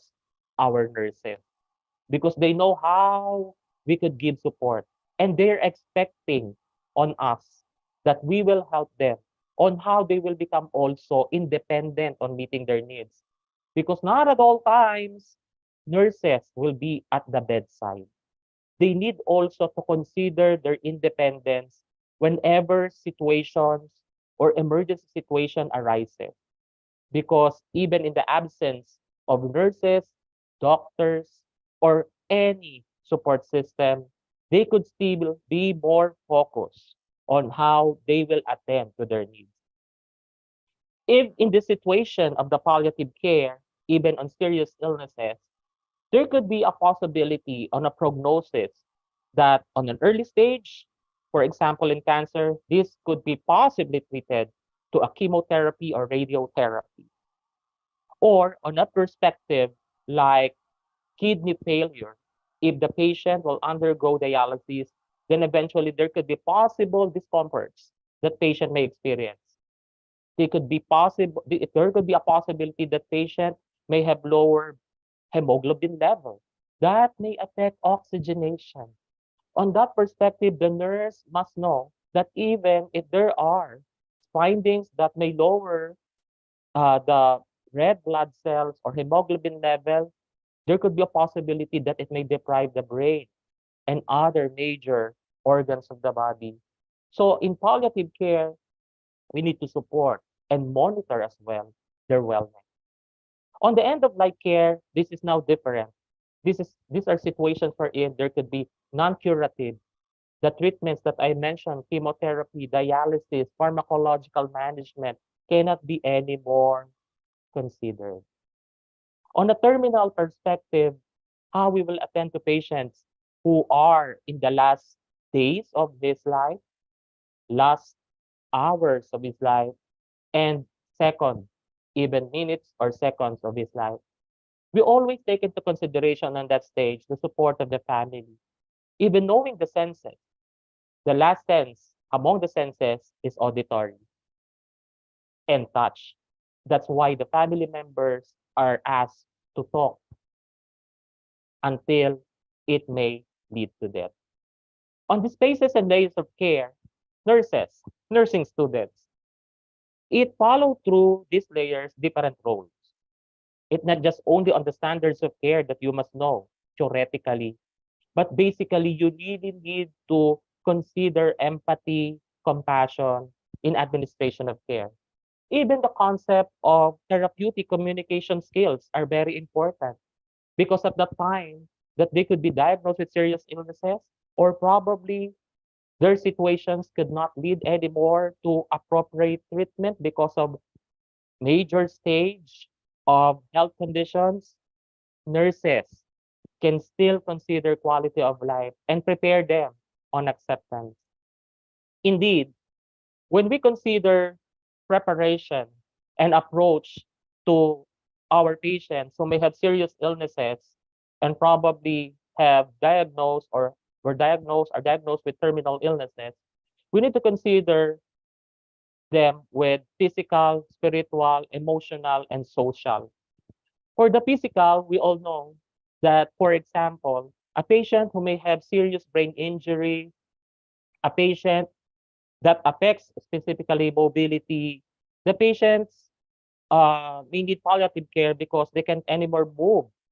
They cannot anymore change positions because nurses can attend to them, turn them uh, side by sides every 2 hours. Skin care is also very important because prolonged immobility may cause skin irritation and soon may lead to sores. On a physical perspective, we could consider also nutritional needs because the brain is affected. It could affect definitely swallowing. So if it's tolerated to take food per RM, then the nurse must assist because possibly the patient could be high risk for aspiration and that may lead to complication. Situations like patients may feel denial, may feel the point of denial when he or she will be diagnosed with serious illness. Spiritual support is very important. That's why as nurses, we have approach regardless of age, regardless of religion. That's why we have been exposed to various population groups. It could be individual, family, and even communities across lifespan. There could be a very important way on how you will connect to your patients. The most considered therapeutic communication skill rather is listening. Let them open open up with you and listen how they verbalize all of these things. And it will come to a realization that there will be always a venue for them to verbalize this concern. And nurses can give this support through spiritual, emotional. This could connect in the spiritual because somehow it could lead for a first time patient who could be diagnosed with serious illness, and at the same time on the last stage of his or her diagnosis, there could be hopelessness and helplessness. And with this, it will trigger eventually depression. It will trigger anxiety, peak of anxiety level. What will be the role of the nurse? As what I have mentioned, listening is the most considered therapeutic communication skills. There could be possibilities that these patients, these individuals may lose confidence. In the Maslow hierarchy of needs, if you consider physiologic needs, love and belongingness, um, safety and security, self-esteem and self-actualization, there could be possibilities that it may reach or they may lose less or they may lose self-esteem because possibility of they may not fulfill anymore their role, especially for those parents who may be diagnosed with serious illnesses, they might think of the future of their children. For individuals who is dependent basically on physical abilities when it comes to work, he cannot anymore fulfill his responsibilities. In that way, it is very important to consider the nurse's existence on how it will deal in this situation. Now, when we talk about the benefits of palliative care, this is the time wherein patients may need assistance as well because they have been diagnosed with serious illness. And in palliative care, even though there are situations on serious illnesses that cannot be treated within 24 hours, we could ease the pain. There are also non-pharmacological management that we can do. It may not be dependent on drugs and medications because it could be symptom based management such as pain, because easing the pain could really help the patient. You really need to consider discomfort because any discomfort may lead to a complication and thus a possibility that patients may have imbalances or disequilibrium when it comes to emotional outbursts, irritation, they may not anymore focus because of the problem with self-esteem. Sir, Psychosocial is very sorry, 5 minutes. psychosocial is very Thank you. important because in this perspective, mental support is very important and spiritual. Now, this is the LDAC care model. This is the end of life directions for patients with aged care. This is based from Australia. Nursing students, you need to consider when is the time that the patient could be high risk for complication. Plan of care is very important. That's why we are knowledgeable, we are exposed and oriented how to do nursing care plan. We have NANDA nursing diagnosis for us to be more focused with the appropriate interventions. Thus, we could be aware of the end of life of care if the patient is on any of these stages: stable, deteriorating, terminal, and bereavement.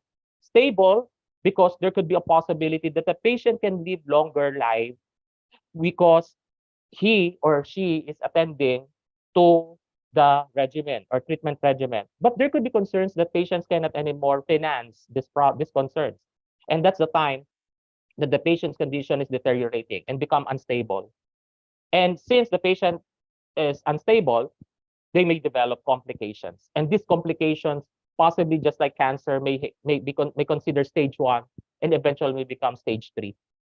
Bereavement comes in if there are only few days and few hours that the patient cannot, it's very obvious that the prognosis of the doctor that the patient's condition may just end anytime.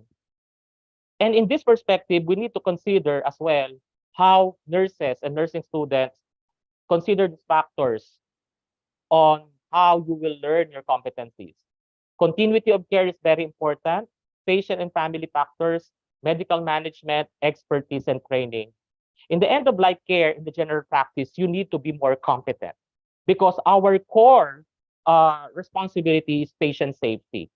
These are the four factors that are very important to acquire the necessary knowledge, skills, and values.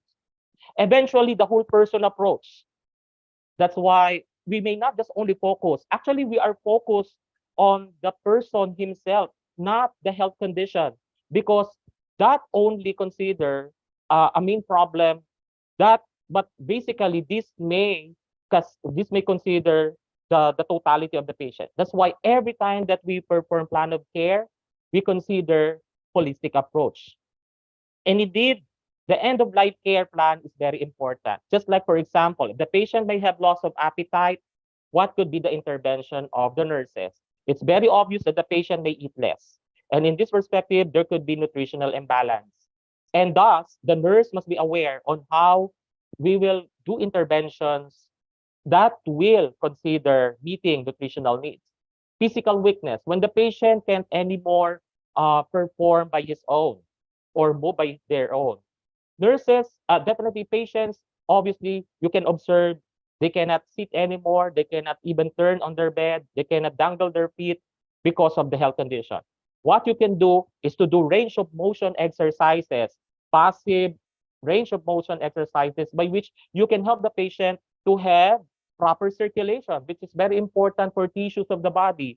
Unless if you will not do that, this will cause deprivation of oxygen to tissues and may cause shrinking of muscles, and they will continue to possibility that may lead to patients may not anymore do movement. Bladder incontinence, patient cannot anymore control urination, or this may cause the possibility of patient's dehydration. So the nurse consideration in the palliative care is basically to monitor the intake and output. Thus, this may cause the possibility that if there are bladder incontinence, since they cannot control it and anytime they can pass the urine, there could be a possibility that even in public, they may feel embarrassed. You need to consider intervention that will provide confidence to this patient and interventions that will help them on how to manage this situation. In the perspective, as my last slide, the quality of long-term palliative care is very important. It may not just only nurses who can be involved, but basically we can consider interdisciplinary management. Nurses are part of the healthcare team. Then let's have teamwork, interprofessional education. If you are nursing student, and interprofessional collaboration if you are already professionals. Because long-term palliative care is very important because anytime patient may lead to complications and we need to consider promotive and preventive care. On the perspective of learning needs and models on palliative care and end-of-life care of nursing students. Nursing students, you need to broaden your knowledge, your skills, and even your values in palliative care and end-of-life care. Because you may even experience this with your own families. Let us consider the value of empathy. Let us connect with our patients. Let them verbalize situations that will help them cope with any challenges in their illnesses, terminal illnesses, health condition, and end of life. Again, thank you very much for the invitation. I hope this session helped a lot our audience with the learning that you may use, nursing students as future professionals, and for our professionals in their professional practice. If you wish to communicate with me, the email is posted on the screen. Thank you very much. Salamat pagi. Terima kasih. Thank you very much, Sir Melvin. It's such a really great speech from you. And also right now, nowadays for youth, also like communication, their communication also a little bit low and not really so respectful. So this is also kind of, they have to learn about this and you remind them again in here. Thank you very much, Sir Melvin. And we'll see you again in the discussion sessions. Thank you. Have a safe flight, Mr. Melvin. Thank you so much. Okay, now we already done with the second speaker, and now we will proceed to the third speaker. It's also such an honor to have the Madam Madam Emily, thank you so much for joining us. And Madam Emily M. Lopez, PhD. She's from Wusong University, South Korea, and she will talk about getting involved with palliative care research.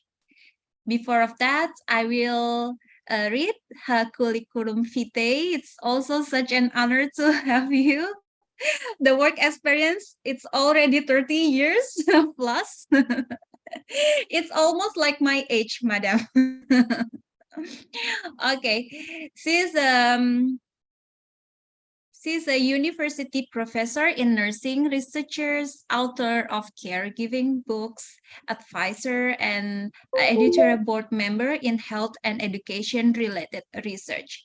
Now she is in Wusong University, Daejeon City, South Korea from 2016 as an assistant professor, Department of Nursing, College of Health and Welfare. She also had several experiences as a manager, Department of Manpower Services, Divisions of Nursing in Chonghua Hospital, Cebu City, the Philippines, and ever been full-time faculty, level 4 coordinator, clinical instructor, College of Nursing, part-time faculty, research advisor, Graduate School of Nursing in Arellano University, Lejarda, Manila, Philippines, and also another experiences. For her education background, she was graduate from Doctor of Education, major in Educational Administration from Pamantasan ng Lungsod ng Manila. I'm really so sorry, Madam.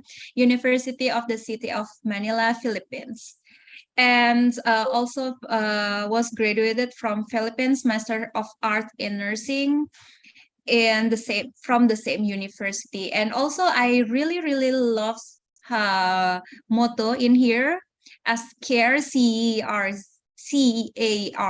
and also the personal aptitude for the HEART. It's really such a wonderful motto. And today we will learn together with Madam Emily about these topics, and for 25 minutes, the time is yours.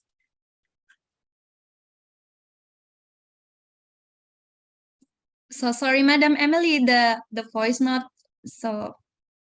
yet. Still, we cannot hear you.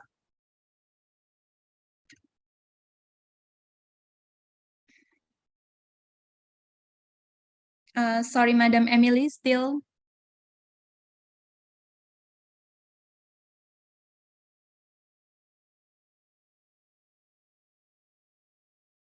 We not hear you yet. It's okay. Take your time, Madam Emily. It's really okay.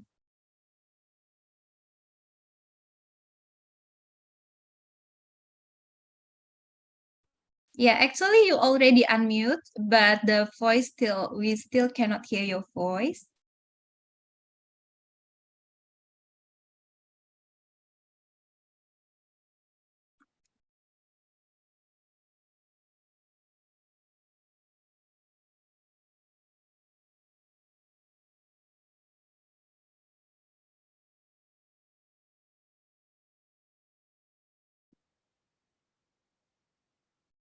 Hello.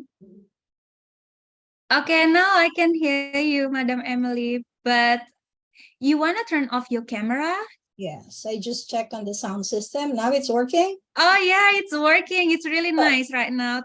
Thank you so much, Madam Emily. Thank you. Take your time, 25 minutes. Let me just check on my slide. Let me share it with you.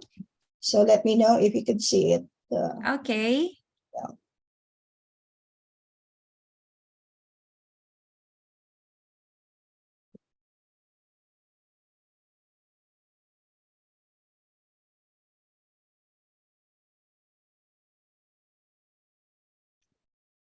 Yes, I can see your slides. I think you need to enlarge it to the slideshow. Which one are you seeing? Yes. Or just one? And now it's better. Now it's bigger. with Yeah. one slide only? One slide only. Okay, Yes, correct. we Thank can get you. started. Hello, everyone.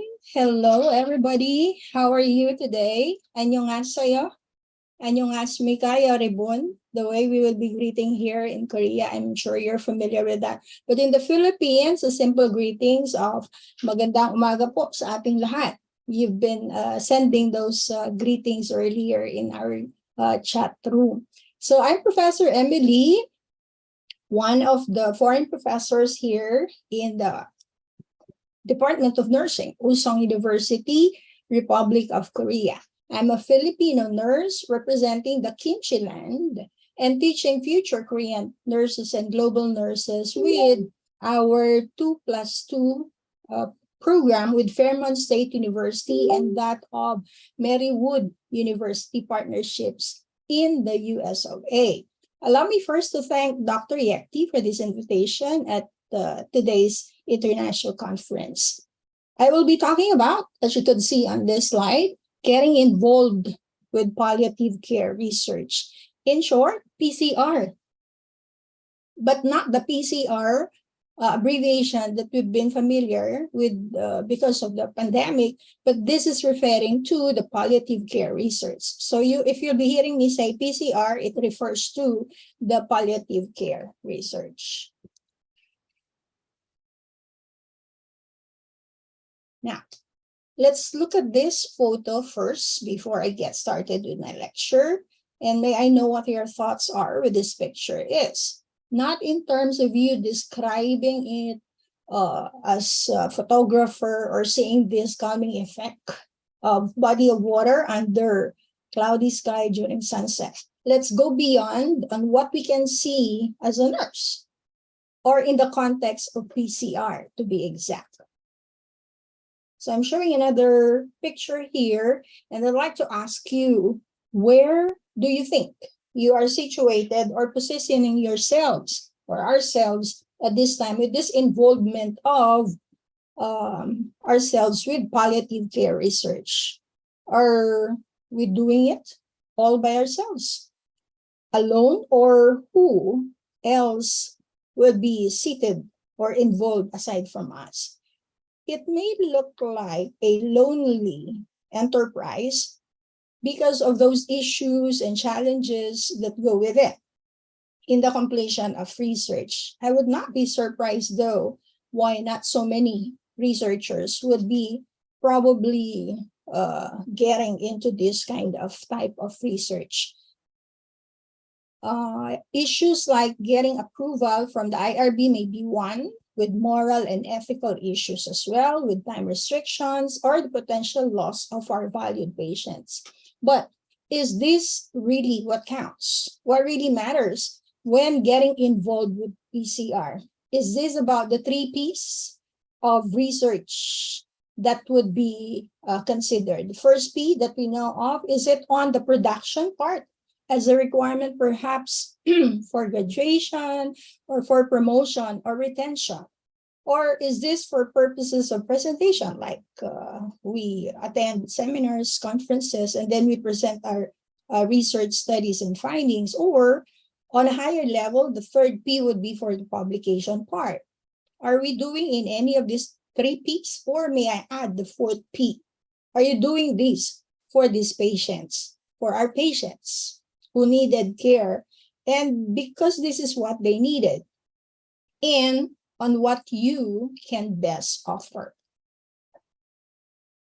So we can answer that later on. And let me direct you into the beauty of the nature of doing this type of research study, so we can better appreciate and be inspired on producing, presenting, and publishing one in our respective field of work. We know that the field of palliative care emerged over the recent years and brings us to this kind of thinking in the care of dying and bringing the same approach to other seriously ill patients. In fact, this type of research studies set that direction and goals of care, or goals for care. Primarily, the question in mind is in what capacity here, as you can see that, can we contribute in this emerging and growing field of PCR? Or let me rephrase that question, to what extent can we contribute to PCR? 1 to 3 rating, 1 being the lowest, 3 is the highest. And as we interpret that, to the least extent, moderate or greatest extent of involvement or contribution, where are we now with that? The first starting point, as you could see with number 1, would be becoming a participant as a primary care or palliative care provider, the PCP.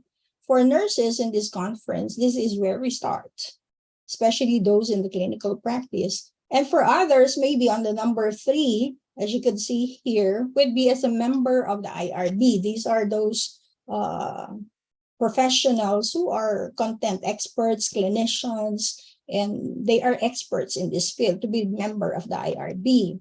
And then we could see 2, 4, and 5 will zero in on those of the research production as a primary researcher, or maybe you as a research assistant, as a student, be it in the undergrad, master's, or a doctoral degree. Then you could present and produce those in internationally acknowledged journal publication of PCR.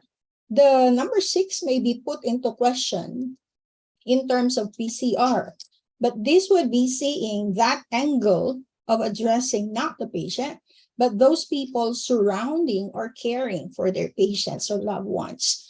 We could see that these are also taking toll on their physical, social, mental well-being.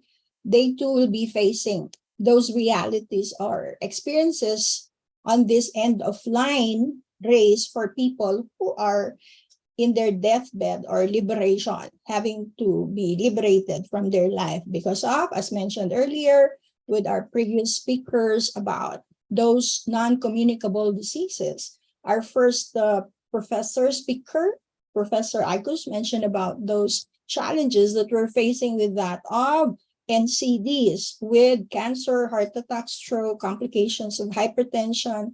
I also take note of that in Indonesia with diabetes and the other perhaps related conditions that may be seen of unhealthy lifestyles. Therefore, considering this management of NCD remains to be the silent killer of all these epidemics, globally speaking. So in my humble beginnings as a nurse researcher, let me share this academic professional contribution of mine with this study entitled, that you can see, 2019 and 2018, as published in the Asian International Journal of Life Sciences and that of International Journal of Advanced Nursing Education and Research, will zero in on those health challenges and promotion action areas in higher educational institutions towards a wellness framework and program. So this would be dealing with these challenges in health promotion action areas among those selected schools in Metro Manila. And as educator and thesis advisor, also a previous panel member, I would remember 2 Master of Arts in Nursing advices, and that was 2013 when I was still affiliated in Arellano University main campus. So that would be from Gutierrez and Arboleda, our Master of Arts Nursing advisory students, and their thesis would be talking about the life of young adults with ESRD. So these young adults, 20 to 40 years old, would be seeing that they are like a melting candle in the dark. And that of our Arboleda will be sharing those agony and fulfillment of those daughters in caring for their parents with Alzheimer's disease. So you would be able to see that FENO study, qualitative study, where the participants, the daughters, as primary caregivers, will be trapped in that irreversible situation, and they were able to overcome those hindrances and challenges. And we also see the changes in their role, switching roles of acting as parents to their parents, because their parents now are acting as children needing nourishment and compassion. Again, let's reflect and ask the question, where are we now with this PCR landscape? We see our patients, of course, there at the center with their families as recipients of palliative care. But I also would like to add perhaps the caregivers as recipients of this palliative care.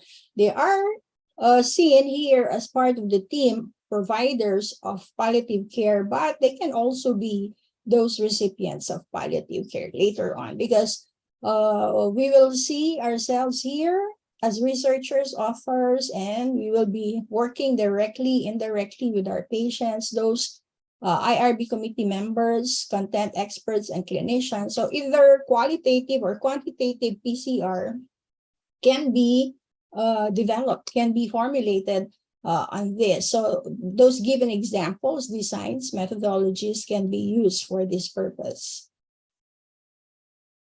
We take those small steps at a time to start that fire or passion or love of being engaged in doing a PCR. We see those approaches of palliative care research because it's really challenging. It's quite a path that probably least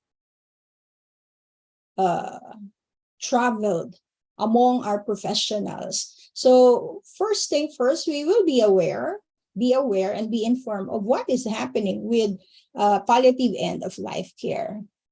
We would be able to attend, participate in this kind of local, national, international conferences to serve as the basic foundation for touching and influencing the lives of future researchers to initiate the conduct of PCR.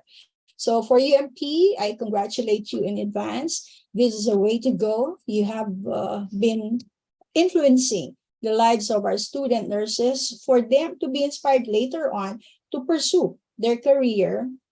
Aside from that, take into these research studies. We also learn by doing or experiencing those PCR. So as mentioned, as participant of this study, we as primary palliative healthcare provider, then we would be able to contribute. Second would be on being guided and being inspired by our passion. It would require our passion to be starting in whatever setting we would be best sharing our areas of specialization. It's not that easy to start on research. So those would be most of the concerns, challenges that we are seeing with our postgraduate students. So with our time, talents, and treasures or resources be maximized despite those issues and challenges with the palliative care research, we could also probably explore and expound on this area with limited pieces of evidences or experiences of participants from the perspectives of course, the patient. We have seen a lot of study on this, but what about their families, the caregivers? This area would be of limited exposure and research studies that would be covered or considered, with us recognizing the fact that the patient may be physically, emotionally, psychologically tired, exhausted when dealing with pain. Those procedures and medical treatment as well would be causing this. So we could zero in with this needs assessment for training the researchers engaged with this palliative end of life care. We also see this role of information and technology in this area with that clinical aspect presented, plus the education and that of the hospital services. Remember, in PCR, researchers will certainly be pressed with time in the conduct and completion of this type of research. We actually don't have the luxury of time, as the patients and family members are also likewise dealing with life and death. We don't want to be competing with those valuable time to spend with their family and members of the healthcare team. That can also potentially guard those patients' lives as well. So if the person is generally frail or weak or has other conditions alongside with it, then we might have those difficulties dealing with our patient and probably proceeding with our research study. So when we are planning to get involved with PCR, the word palliative care will guide us into this. I'm using this word for you to be guided accordingly. So you would remember this essence of doing such kind of research. So we can explore and start those baby steps of being inspired to do related studies. So we see if providers of care and services in this palliative end-of-life care guarantee the physical, psychosocial, and spiritual well-being needs of our patients, they are met in any of the settings that we see, be it in the hospital, hospice care, or at home, then in the clinical practice, we can be guided on those quantitative type of research that probably can examine perceptions of patients, their satisfaction of these provision of caring and services in any of this setting. With that primary goal of care, to alleviate patients' pain and other distressing physical signs and symptoms, then again, clinically, we can start revisiting those best practices that the patient would be relieving those pain. Then we might be hearing them say to be at peace without pain and any form of discomforts, that they would feel good about themselves and not to be treated just an illness. So sometimes patients might have that kind of feeling and expressions as well, not to be seen like other case number or patient in a room.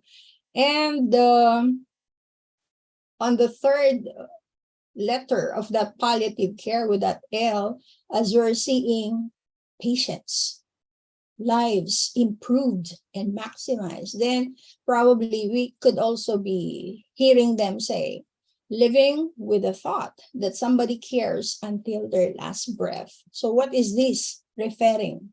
What is this telling us? Knowing that their family are also being supported too. So that would really matters, not only the provision of physical care, emotional care, spiritual, but they also see themselves as having to be valuable in and contributing in the conduct of that research. So these are suggested types of research studies that we could consider, like lived experiences of those patients, families, and family caregivers and their perception and satisfaction with service provision, describing persons' experiences and their decisions and the knowledge gained from these experiences and choices, which may include those studies on culture and society, linguistics, and of course, communication. I'm thinking of these PQRST mnemonics that we use in assessing pain. We're very familiar with this, but I added on the O and the U that would connect this PQRST mnemonics or code. So that onset and U for that understanding of the patient when we're assessing pain. But let's have a different perspective of this use of these mnemonics when we talk about research, conduct of research. So I'm using this mnemonics in PCR. So what are those? Oh, so we could check on, examine patients' opinions, options, not only patients, their families, the caregivers as well, the observations, opportunities in that palliative end-of-life care, be it in any setting, those perceptions, past experiences, and those best practices. So for us care providers, then we would be adding on that evidence-based nursing practice that we would be sharing whatever those findings are of our research related to this P. Q, as mentioned by Professor Melvin, is what really matters on that quality of life and care at the end of life, caring and living. So with related learning experiences as well of students, of staff nurses, of the caregivers, with those effectiveness of intervention. So we can see a lot of these variables with the value of information technology and in the classroom setting. Then if this would be introduced or part of the curricular program, so effectiveness of those teaching strategies may also be checked or evaluated. With stories to tell and share, with that of S, the impact on health and stress as a family caregiver and life challenges, and those relationships within the family dealing with that end of life care. So we could check on this reference and research study conducted by Sanini 2021. Again, we see a lot of this quality study in the field of caring. So this particular condition affects and presents that of SCI, spinal cord injury. We could also see those CKD, chronic kidney diseases, Parkinson's, Alzheimer's. Number one in the list would be, of course, with cancer. But we have a lot of lists that may be seen as we look into those topics related to chronic conditions. Understanding of those life challenges, opportunities, and priorities would also give or bring us into this first three letters, PAL, palliative care related studies. So other suggested topics for qualitative type of research, as mentioned, would be, aside from the patient, we consider the family members, the caregivers caring for those parents with cancer or Parkinson's, those challenges and struggles of spouses caring for a husband diagnosed with Parkinson's, the journey of those mothers caring for their children with leukemia, liver cirrhosis, cancer. We've known some of these patients or caregivers, be it professional or family caregiver, would be having these challenges and would be having those travel, those trip and journey as they would be providing care. Live experiences also of nurses caring for people in any of these conditions, with the setting considered urban or rural areas. So we would be able to see those differences. And comparing, we could work on comparative study with that of the urban and the rural areas. The next three letters of LIA would be of life challenges dealt with by these families, considering their finances, their faith, spiritual aspects. So it's a holistic approach that we would be playing on with those variables and related studies that we would be considering close to our heart. So those of mental health well-being, support needs in this kind of session may also be one of those challenges that we would be dealing. Insecurities, indifferences, insomnia set aside. So those are the I part, that the patient may be heard, they may be feeling lonely, but they're not alone, and they can sleep better. So they feel like, as mentioned, like a candle burning and consumed at both ends. With that A, assistance, aiding people with their struggles, with those limitations set by their diseases, their genes, their anxieties, fear of death and dying. Who's not afraid of dying, right? So we have those fear of the unknown. Is it on living or living? With these two spelling separating life and death. So sorry, Professor Emily, 5 minutes more. Okay. Thank you. Thank you. Then the four letters of that T would be focusing on that treatment, reducing seriousness of diseases or clinical manifestation. Maybe we will ask ourselves, are those modalities causing more problems or diseases? Is it helping the patient? Those interventions directed towards improving the quality of life and the value of being the self, family, and concept of health is wealth also in this area. So, question, essence of our job in palliative care is what? That I part. We will be informing, influencing these areas.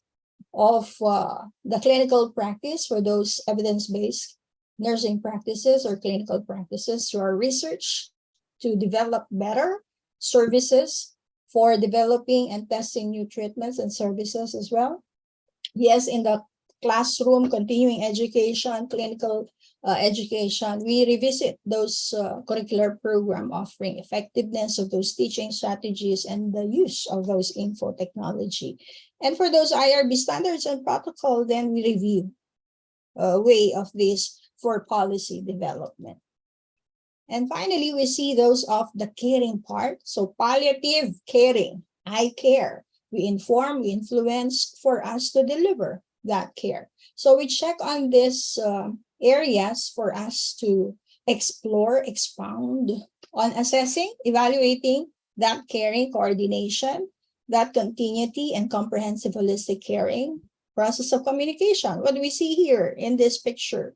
2 ears separated. But if we give ourselves to listen to our patients, then we could bring that heart. You see this? Heart with a happy face figure if we actively listen and consider our patients. With continuous learning through those interventional and PCR studies. What was already known in this area in terms of that quality of care services rendered, or what are those new findings that we may be sharing in those meaningful insights that I have quoted, then we would be able to be inspired perhaps on those that the patient might be telling us that, hey, you're doing a good job. It's more than the physical care because you really show your care to your patients, especially if they're living with terminal illness and those opportunities for treatments and intervention. So you could check on this study, 2023, just recently published. So this would be talking about those benefit of psychological benefit of this patient describing his experience. So the patient also think of themselves having that legacy to leave, even if they would be living this life, then they would be able to inspire and to contribute to the advancement of our medical nursing science. So either quantitative research, what are we targeting on those studies? We provide quality care, continuity, comprehensive holistic care to the patient. Also consider those caregivers and family support. If you see those highlighted topics, this will present the research agenda or priorities that we would be able to present and probably in our program would be included. Sorry, Professor Emily, your time is up. Okay, so let me just forward some of these. Sure. Yeah, that would be telling with that CARE when we are involved in that research. So let me thank our organizers, UMP, for this opportunity that I hope you will be guided, but that those palliative approaches to inform and influence caregiving because we truly care. So may I just ask just a minute on this? In PCR, opportunity, can you read this? I know I cannot hear you. Silently, how do you read this? In PCR, opportunity is nowhere. Okay, some may be seeing that. Others perhaps would be reading that on a different Yeah. Because it's mute by the host, Professor Emily, so the participant cannot say, cannot talk. Okay, yeah, I know. So it's but mute. If we read this, opportunity in PCR is now here. Oh, so, now here.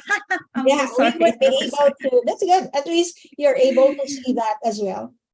So in PCR, palliative approaches will be used to inform, influence, so as we will be able to unconditionally provide those care to our patients, family of the patients, and that of the caregivers. So thank you UMP for this future exceptional contribution towards palliative care.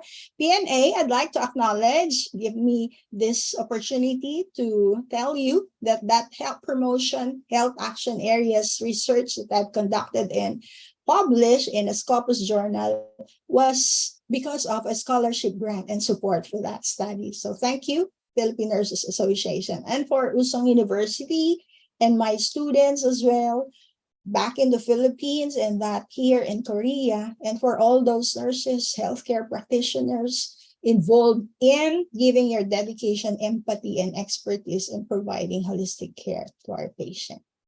So these are the references that I've used, so you could check it out and use for your future research studies. 감사합니다. 고맙습니다. Thank Thank you, Professor Emily. How to say kamsamida? 감사합니다. Yeah, we You ever sounded heard like from a the Korean. Yes, we ever heard from the Korean drama.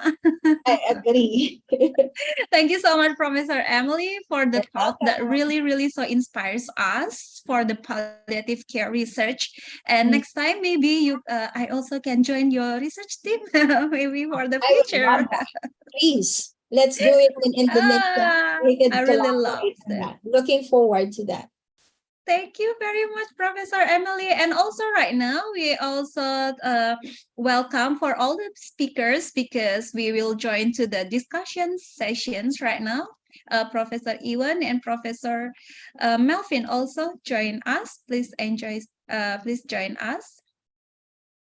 Okay, thank you so much. You already here. Okay, Professor Iwan, Professor Melvin, are you here? Okay, and now for the participants, I will give you one chance for asking directly to the speakers. If you have questions, please.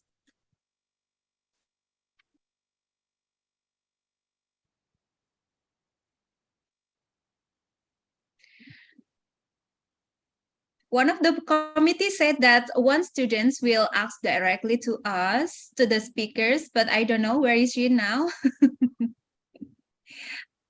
Okay, Professor Melvin, a request to unmute.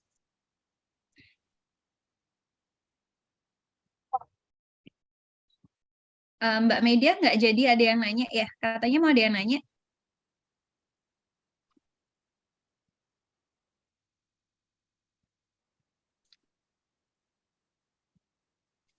Okay, actually, I also received one of the questions for Professor Iwan in here that asks about what are the examples of programs or implementation of home palliative care conducted by the nurses and the nursing teachers in Depok or Jakarta. That's the diagram that you showed us, that one. Please share to us. Thank you. Yeah, thank you very much for the question. So particularly the service that we provided in Depok under the nursing center. Yeah. Hello, can you hear my voice? Yes. Yeah.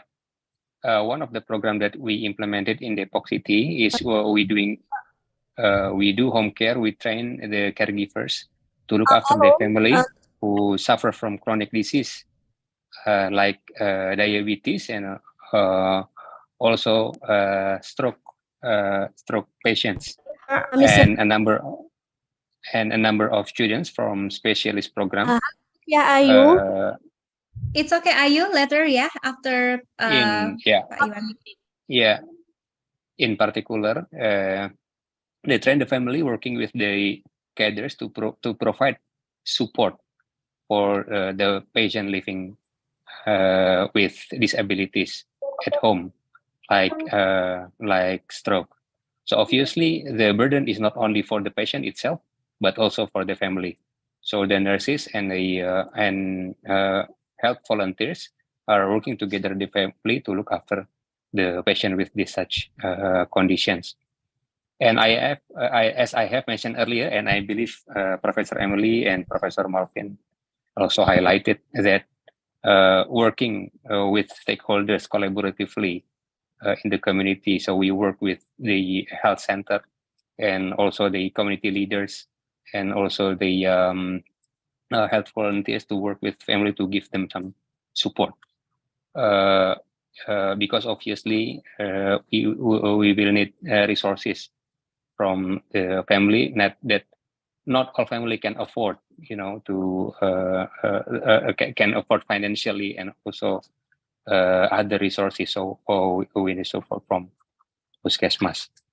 That's my response to the questions, Ibu Vivi. Thank you so much, Prof. So there are Iwan. lots of examples. Yeah. Yes. Actually, your answer. Wait for Lutfia Ayu. Wait a bit, because there's also one questions. Actually, three questions also, Paiwan, about they cannot afford the price, or they cannot afford for the palliative care.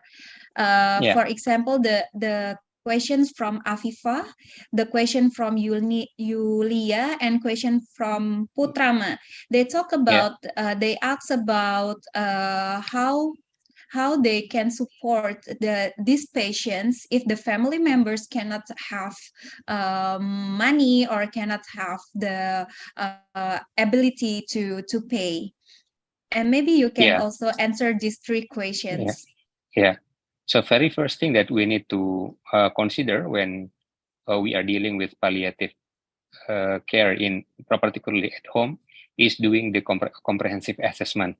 There are lots of framework that we can use to do the assessment, one of which is identifying the family member who will be responsible for the care and also the resource available in the home. If the family cannot afford to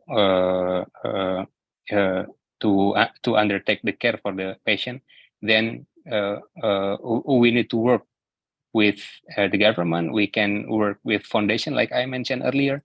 With so there are lots of resources from government and non-government that the family can access. Yeah, and at the moment, one of the challenges is obviously not every Indonesian population are covered by universal health coverage, but with particular advocacy from nurses and also from the local government, we can try to access that. And this is one of the activities that we conduct in our project in Depok, to make sure that people who have disability and chronic illnesses at home, who can afford, they can access the care. Okay, thank you so much, Professor Iwan. And now we have students that will ask directly to Lutfia Ayu. You can raise your questions.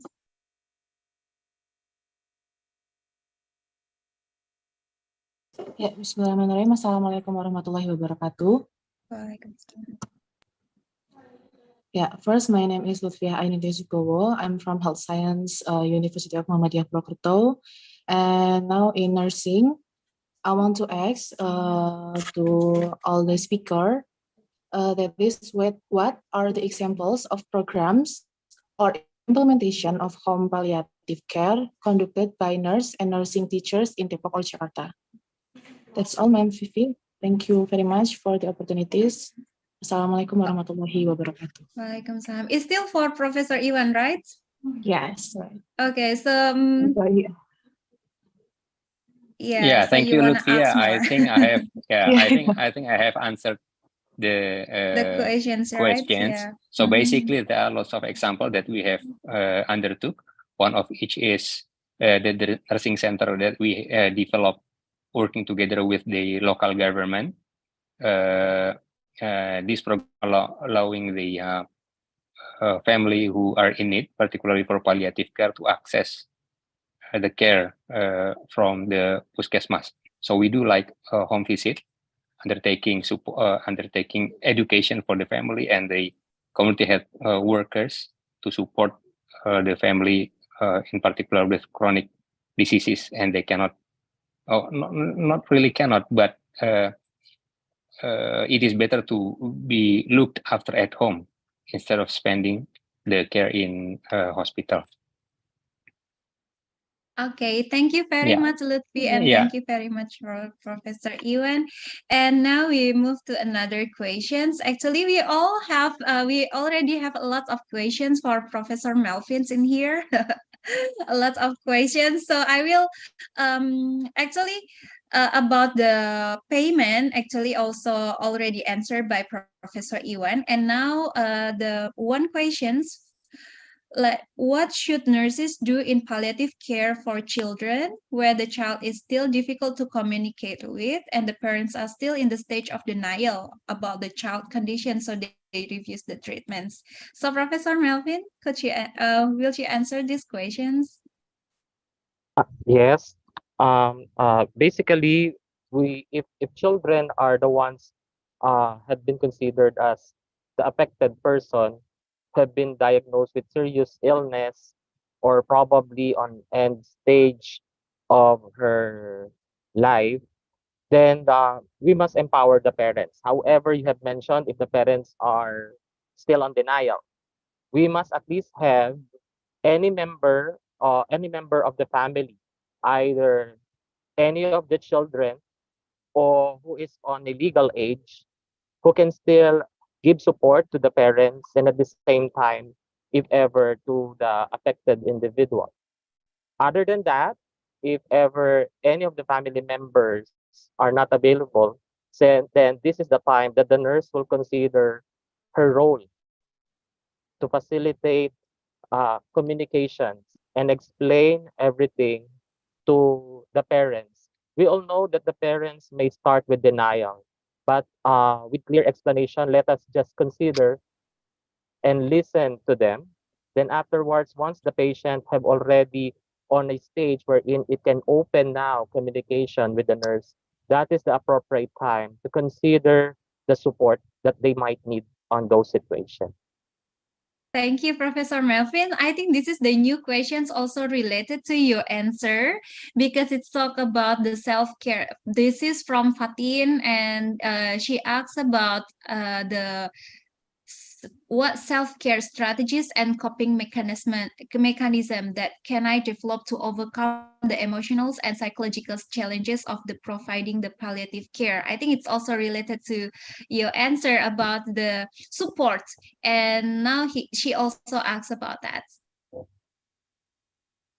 The strategies and the Actually, coping mechanism. Yes.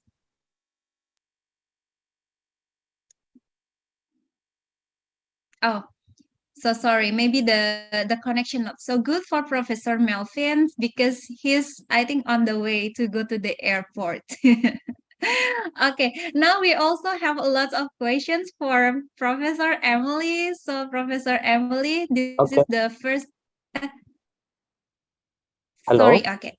Hello. Oh, I'm back. Professor Yeah. Melvin. Oh, yeah. I'm so Yes, I'm back sorry. Sorry, because Professor. I'm still on the road. I'm Oh, sorry. really? Uh, It's really yeah, okay. It's really yeah. okay.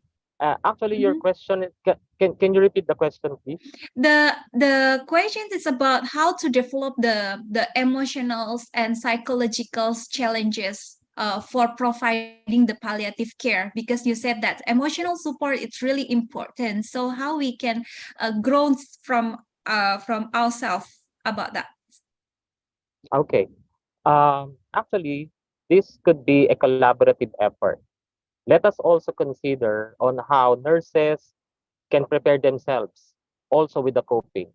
Then, if the nurse is confident to support affected individuals, either patients or any of the family members, then one thing that we could consider as a strategy is to basically have open communication from the start. If, for example, the patient is having consultations, so that's why I have mentioned that there must be a long-term plan of care. The long-term plan of care will consider the readiness and the preparation of the family on the acceptance of the condition of the patients themselves and as well as the family. So I think Mm, this could bridge the gap on how we could consider uh, in-service training if it is in the hospital. And mm, we must also consider the training of our nurses in the community so mm, that whenever the patient will be discharged from the hospital, the the nurses in the community can continue the care with the family members. That's why it is very important to have proper coordination with hospital nurses and with the community health nurses for Yeah. continuity of care. And eventually, those challenges with emotions will definitely go by phases. We all know that we could be having denial. Patient may definitely manifest anger, Yeah. and if ever it leaded to death, we are aware on the stages, right? On denial, on anger, and bargaining, and possibly may lead to depression. But one thing for sure that you must consider is the resolution, which is Yeah. what we call acceptance. So the acceptance could be easy if the nurse is definitely effective. So that's why if the nurse is skilled, if the nurse is competent on dealing with this situation, I think the emotional concerns when it comes to this palliative and end of life care could be possible. Thank you. Thank you so much. Thank you so much, Professor Melvin. And I think that's really so important for us. And I hope the one that question it already understand what the Professor Melvin tried to say. And Professor Iwan already out from this Zoom? Okay. It's really okay. And also, I'm so sorry, Professor Emily. One more questions for Professor Melvin. Um, this is also talk about there are two questions that are also similar, so I will put into one questions here, and one questions from Anggit and one questions from Adi Sigit. They ask about the categorizations as the palliative care patients, how to the categorizations, and also from Anggit asks about um, does palliative approach differ between cancer patient and hemodialysis patients? So the first question is the differentiate is all of the cancer patients also will include as the we call it as a palliative uh, patients. And this one is asks about the differences between the cancer patients and the hemodialysis patient. It's also it will be different how to take care of these two different disease of the patients. Thank you, Professor. Actually, with your first question on how to deal with those individuals who could be in the palliative care, actually, the nurse must have the skills in assessment. Because, for example, if the patient is diagnosed or was diagnosed with serious illness, and yet the patient can still perform activities of daily living. So meaning the patient may have high level of independence and can attend to his own activities. The patient could have attend to physiologic needs. But there are some situations that patients have been diagnosed with serious illnesses such as early stage, but their coping mechanism have been considered as a challenge. So moreover, between the two of a person who may have the same stage, for example, of serious illness, but the patient have high independence, then it could consider less monitoring. Unlike for those patients who have been diagnosed with serious illness, but have high level of anxiety, and they could be at risk of possible depression or any action that may harm themselves, then the other person, the second person that I mentioned, could consider more time for monitoring. So that's why it may depend on the nurse on how she will manage her time based from the profile of each clients, because clients who may be diagnosed with serious illnesses can still manage on their own. They can still proceed to hospital on chemotherapy. They can still proceed to hospital for dialysis. But for example, if we are considering age compared to adult and to elders, then obviously with the age consideration, the nurse must consider higher priority for elders because they cannot attend on their own due to the physiologic consideration. So I think the nurse must be competent on attending Okay. these situations. Thank you. Thank you, Professor Melvin. Thank you, really wonderful. And also, we also have question for Professor Emily. This professor, we have one questions. In palliative research, the subjects we deal with are often terminal patients. This sometimes influence researchers in conducting research to remain subjective. Because when exploring patient problems, we sometimes feel the burden felt by the patient, especially in qualitative research. What I'm asking is there any tips or that we can use so that we remain objective in carrying on out this research so that the data we obtain remains objective? Because sometimes maybe we feel that, oh, we can see something. So how to be objective, Professor Emily, in this kind of research? Thank you very much for that question.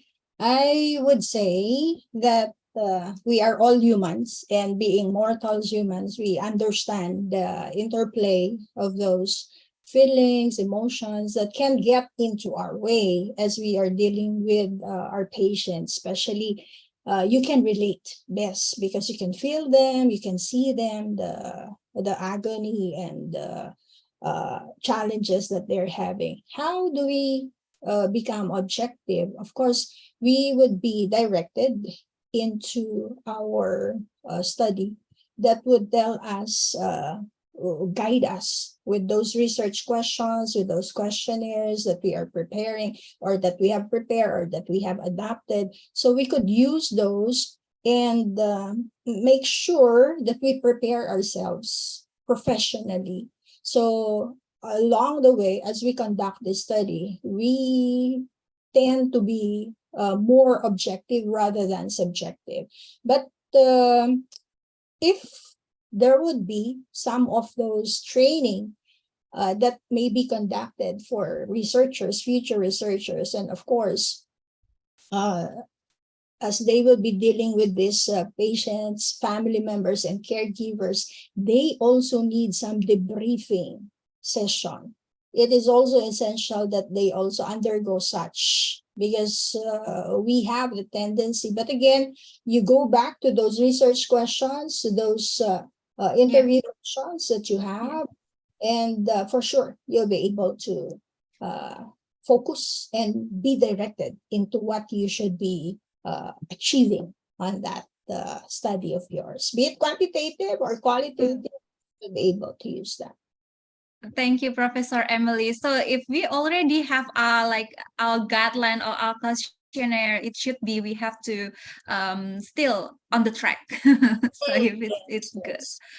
Thank you so much, Professor Emily. Thank you so much, Professor Melvin. Thank you so much, Professor Iwan. We're really sorry. We have a lot of questions. Actually, all the participants, yeah, for the participant right now, they are really so excited with all of the speakers today for the first plenary sessions, but we ran out of the time, so we we will resume these sessions.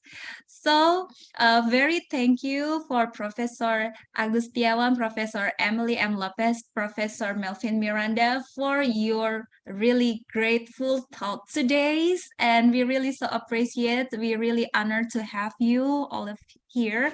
And for the next, we really hope that we can have more collaborations work also in the future, so we can have more better future for nurse and better future for our professions than now. Thank you so much.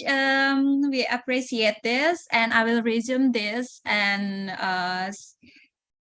okay, after this, we will have the next sessions. And for this session, we will end it here. Thank you very much. So I will be back to the MC. Thank you, professors. Thank you so much. Thank you. Bye-bye. Thank you so much.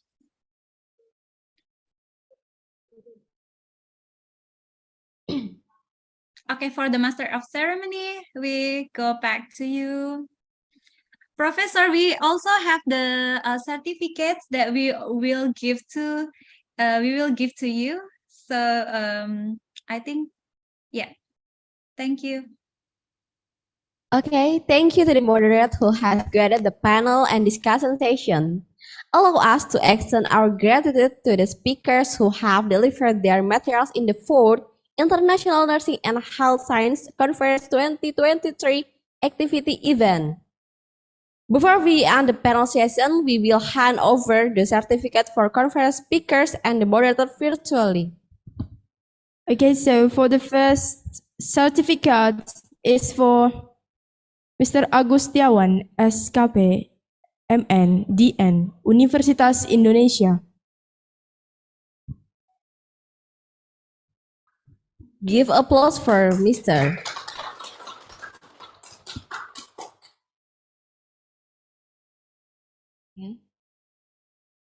The second is the certificate of Melvin Miranda, RN, MAN, National President of Philippine Nurse Associate, Philippines.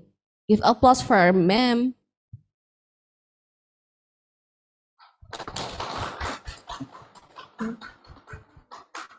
Okay, for the next certificate is for Ms. Emily M. Lopez, PhD, Wusong University, South Korea. Give applause for her.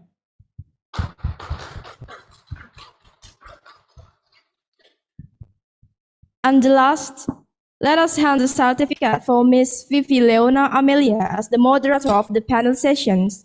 Thank you, Ms. Vivi. Ladies and gentlemen, let us give a big virtual applause to all of them. Hopefully, the topics that have been presented can add the deep insight to all of us. The next event is second panel session. We proudly will invite the moderator to guide the panel session, Nurse Devita Elsanti, MSc. Allow me read the curriculum vitae of the moderator. She is a lecturer whose most recent education was a master's degree at National Cheng Kung University, Taiwan. She also has a lot of research and publication. Among the most recent is in 2023 about the effect of providing audiovisual video education on pregnant women's knowledge about nutritional intake in Sokarajalor village. The last award scholarship is Sartus Universal Health Coverage conferred to University United in Kingdom on 2018. To Assistant Professor Nurse Devita Elsanti, MSc, times is yours. Okay, good evening, ladies and gentlemen. How are you today? Okay, my name is Devita Elsanti and I am a lecturer from Department of Nursing Health Science Faculty Universitas Muhammadiyah Purwokerto. And I am honored to be your moderator for today, the event, the 4th International Nursing and Health Science. We have a wonderful lineup of speakers and I'm confident that by the end of the session, we will have a richer understanding of improving care and support need of end-of-life care and palliative care quality. Okay, we will going to meet our esteemed speaker. First, as a speaker, topic 4, the title is Mental Health Wellbeing Support Need in Palliative and End-of-Life Care. Her name is Associate Professor Dr. Samsiah Maternity from University College of MAIWP International Malaysia. Before she deliver her presentation, let me read her curriculum vitae.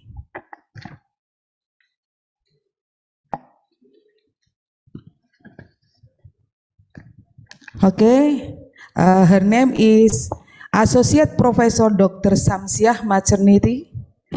He comes from University College of MAIWP International Malaysia.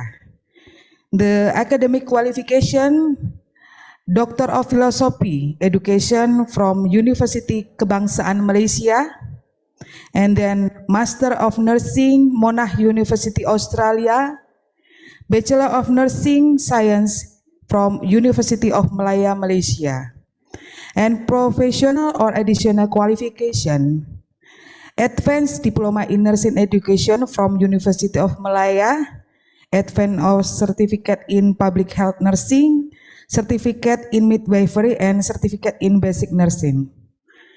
Associate Professor Dr. Samsiah Maternity have a lot of publication and also a lot of organization. Hello, Associate Professor Dr. Samsiah Maternity. Are you Hello. ready? Yes, yes. I'm here. Can you hear me, Yes, your voice is very clear. Okay. Okay, this is the time you should 20 minutes to present your paper. Thank you. Okay, thank you.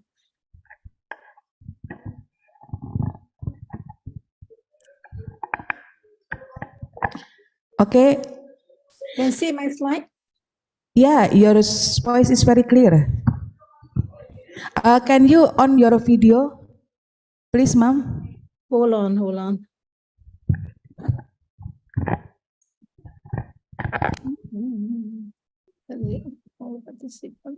Turn off your camera. Turn on your camera, please.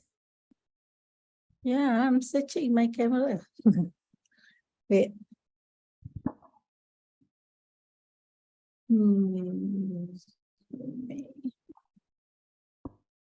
Okay.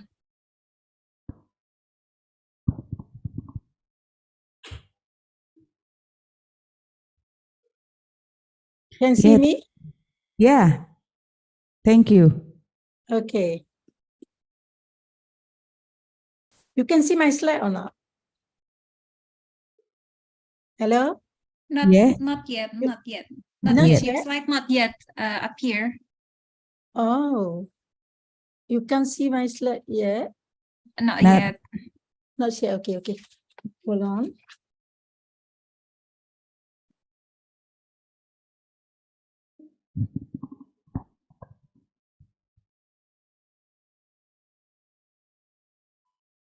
Macam mana? Macam mana aku nak share ni? Aku punya slide. Now can you see my slide? Yes. You can see my slide? Yeah. Very Okay, clear. thank you.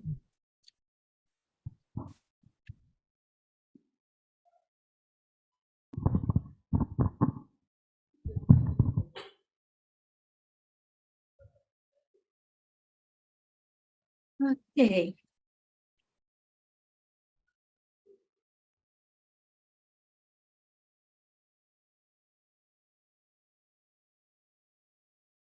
Okay.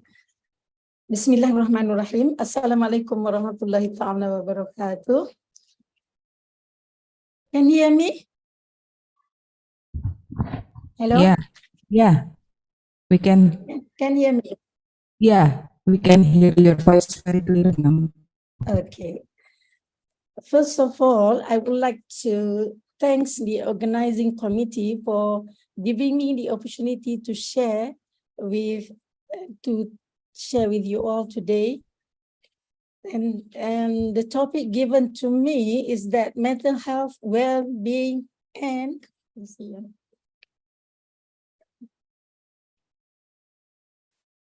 support needs in palliative care, palliative and end-of-life care. So from this topic, what I can see is that is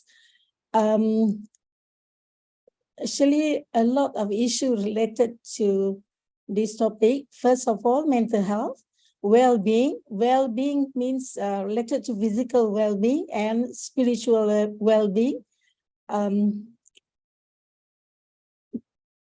Support needs, palliative care, and end-of-life care. So 5 issues that related to the topic. So what I want, because what I hear from the 3 speakers just now is more to related, yeah, the topic is interrelated to each other. So what I want to cover here is that mental health and palliative care, symptoms of mental health disorder in medically ill, and incidences of palliative care, and support system based on Astana Declaration 2018. This is what Malaysian and in our country we use this Astana Declaration to develop our support system for the palliative care. And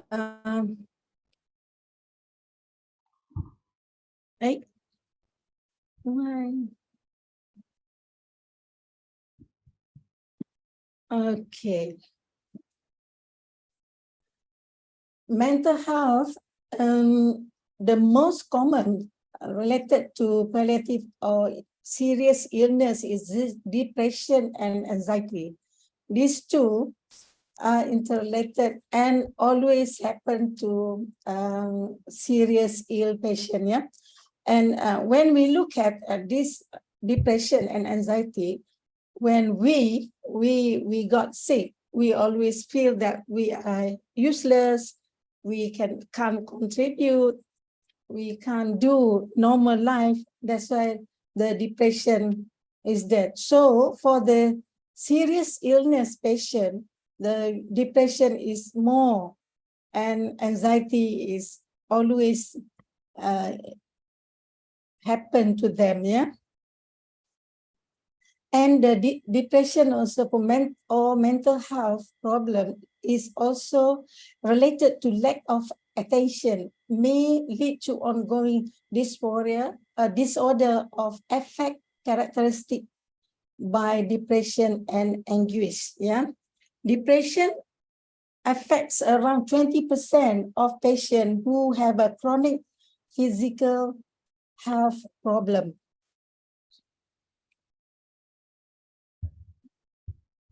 Okay, the rate for depression or mental health problem that occur with other medical illnesses is quite high.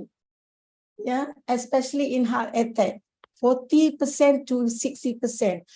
Maybe heart attack is really related to our soul. Yeah, when we have a heart attack, then we always think that we are going to die. And could be we feel that this heart attack also we can't perform. Yeah, we can do a normal job. If we are the breadwinner for our family, that is the depression comes. And the coronary artery disease without heart attacks also 18 to 20% depression among this CAD. And then another diseases is that Parkinson disease, 40% of the Parkinson disease turns to be depression. And then another Parkinson's disease, we know that the nature of Parkinson's disease is, we can do really perform our daily activity because of this disease. And the multiple sclerosis also, 40% of the patient having multiple suffering from the multiple sclerosis, having mental health problem. And also another one is stroke patient. Yes, stroke patient 10 to 27. This is depend on the severity of the stroke. If the stroke is severe, so the depression or mental health problem will come, will increase. Yeah, because we think of the disability of the disease. Yeah, and what we know is about cancer patient. Cancer patient, 25% of the cancer patient will suffer from the mental health. So, and also diabetic. Diabetic is more to a functional, yeah, functional of especially if the patient is man. What they will suffer from this diabetic problem and will end up with the depression and stress. Yeah, and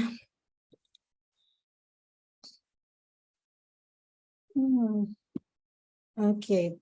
The symptoms, the symptoms indicating depressive disorder in medically ill, you can see the depressed among the patient or sad mood. When people suffering from depressed, what will happen to them? They can't really think or socially affected them, and maybe they will tearful, show tearful, and lack of pleasure in social activities and in family and friends. There's no more pleasure for them. Feelings of worthlessness and hopelessness, because when you having chronic medically ill, you feel that you are worthless, especially if you have no relative to support you. This is become more depression among the patient. And excessive enduring guilt that illness is a punishment. Maybe they feel that this is punishment for their sin, previous sin. And the weight loss, you can see the weight loss, especially in patient cancer patient or tuberculosis patient, or gain or weight gain, not explained by dieting, not explained by illness or treatments. This shows that they are depressed. Sometimes people who is depressed, they like to eat a lot, so end up with the weight gain, or sometimes some people they don't eat, no appetite, then end up with weight loss. And another symptom is that hopeless about the future. They think that they have no future anymore, and then fatigue, always no energy to do work, no energy to continue their life. That's why the disease or the condition become worse.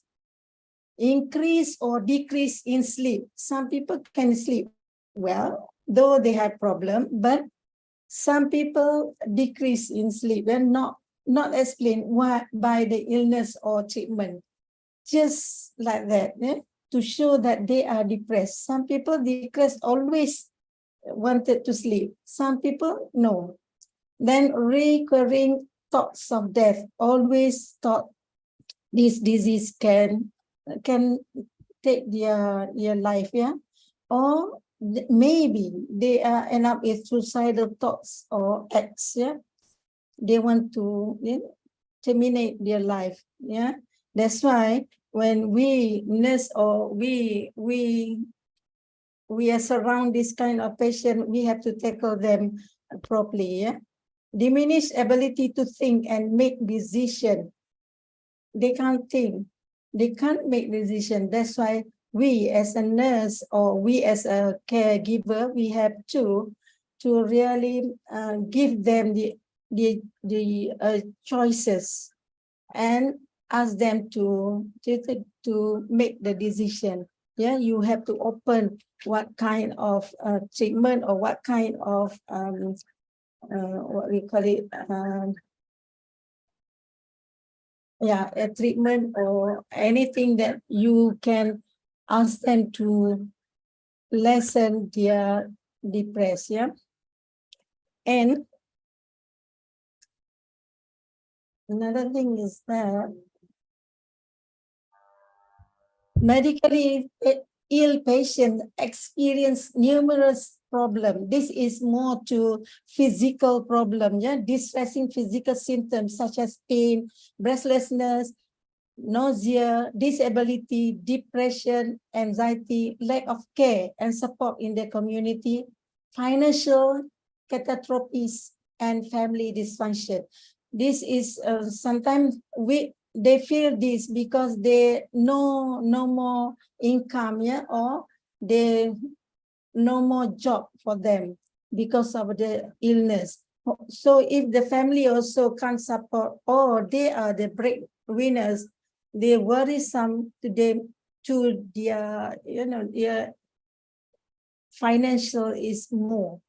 And individuals' spiritual well-being and demoralization. Maybe they feel very, very demoralized because of the illness, and they can't perform as usual. Yeah. Then loss of meaning in life. So just now the first few speakers already talked about end of life care, but I just go through again. This end of life care is the help someone. We have to help someone who has stopped curative treatment, meaning to say that end of life care, those who stop treatment already, curative, to cure, cannot be cured already, or only treatment for symptom, yeah, to treat the symptoms. The goal of care emphasizing ensuring that they have a high quality of life. So end of life care is more to give the quality of life, yeah, they can receive before they die. This is one of our goal of nursing, yeah, nursing. Why we have to, we give nursing to the end of life care. And what is end of life care? Is the care then services given to people and their families who are facing the end of life.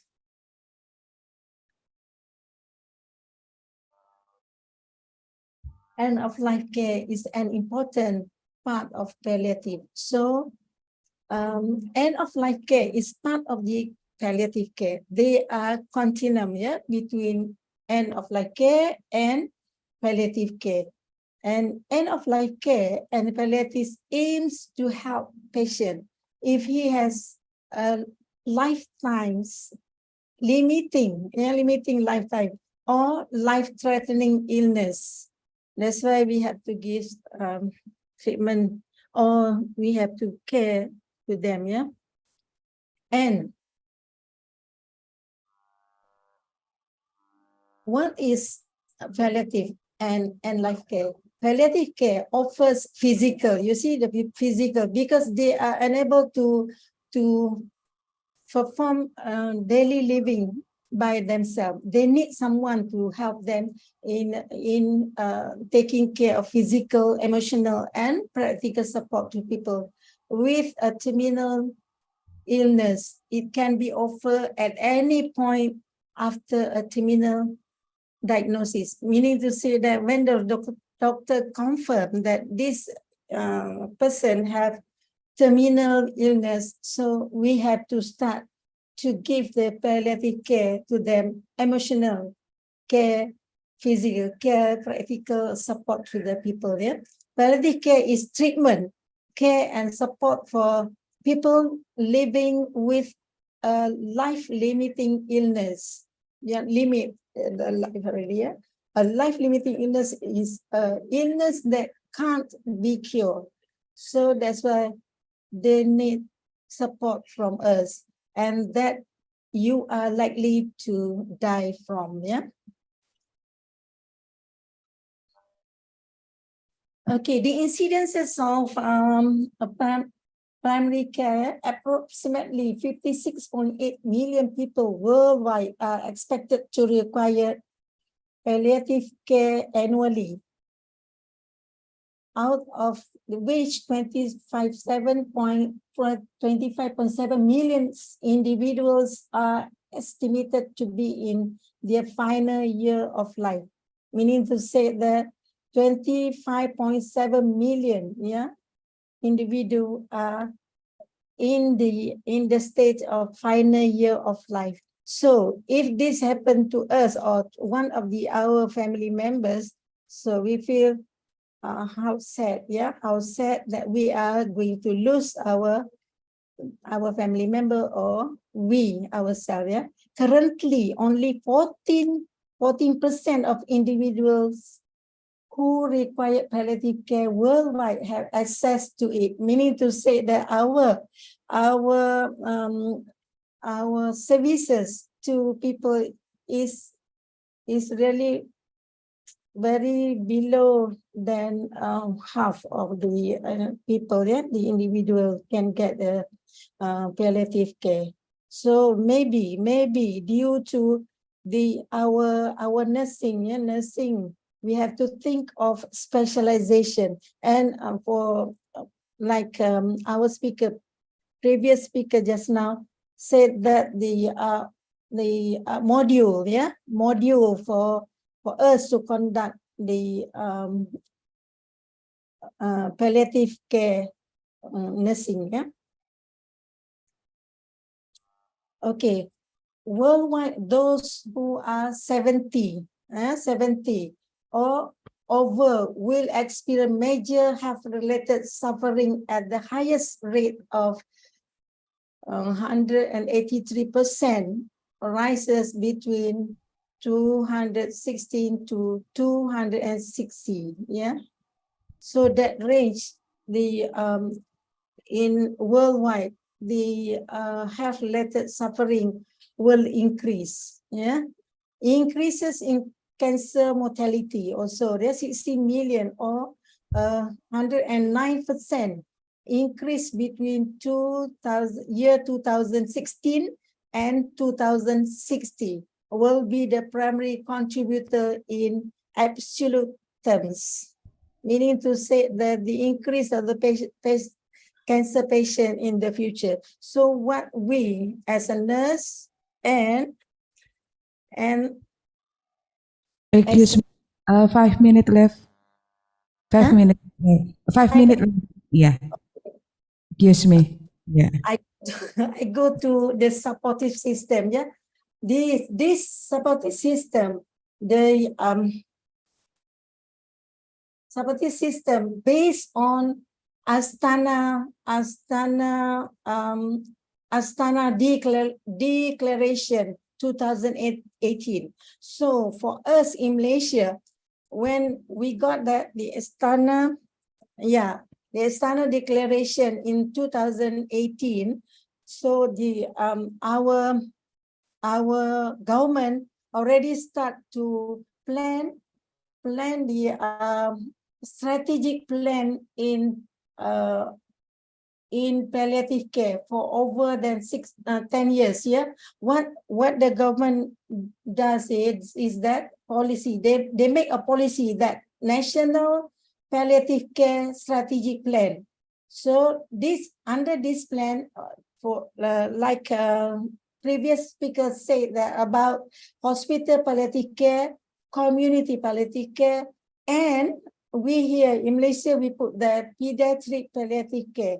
So the government recognize the 4 key components of palliative care. Recognize symptoms such as pain, nausea, fatigue, breathing and swallowing difficulty, constipation and hopelessness, and identify the patient goals and needs. So a palliative care plan can be developed especially for the patient, meaning to say that you have to really assess the patient, yeah, what they need. Understand the many patients and their families struggle to make decision. This is we have to give the informed choice. We have to inform what choice they can make, yeah? But the decision still them. We have to facilitate difficult conversation between all parties so that trust can be established and relationship strengthened. Assisting with the advanced care directive to help people formulate and communicate their preference regarding care during future incapacity. It must be understood. However, the anesthesia cannot be accepted as part of palliative care in Malaysia. Yeah. And then this is the policy. The policy is palliative care part of National Health Plan, policies related to regulation, funding services, model support, palliative care delivery, essential medicines. So what this is the government involved, yeah? The medicine available, what is the medicine suitable for the palliative patient? and education, the media and public advocacy, curricula, jadi curriculum, courses, professional trainings, expert training, family caregiver training and support, and implementation of the what we call it palliative care. So in Malaysia, the first involved in the palliative care is NGO. In 1990s, early 1990s, NGO really what we call it active, active in giving care to the patient. So the aim of palliative care in Malaysia to have patients to have a good quality of life. This include making sure patient get care, the care that he or she needs to live well. Yeah? And this is involve managing physical symptoms such as pain, emotional, spiritual, and psychological support, social care, including help with things like washing and dressing or eating. This is NGO will be involved in Malaysia. Help for families to come together to talk about sensitive issues, support for people to meet cultural obligation, counseling, and grief support, referrals to respite care services. Okay. Thank you. The time is finished. Can you give another PPT? Yeah. Okay. Because the time is finished. Okay. Yes. Okay. Yeah. To conclude this, palliative care continuum, yeah, what we call it, palliative care versus end of life care and hospice care. So palliative improving life quality through treatment and symptoms management of life-limiting illness.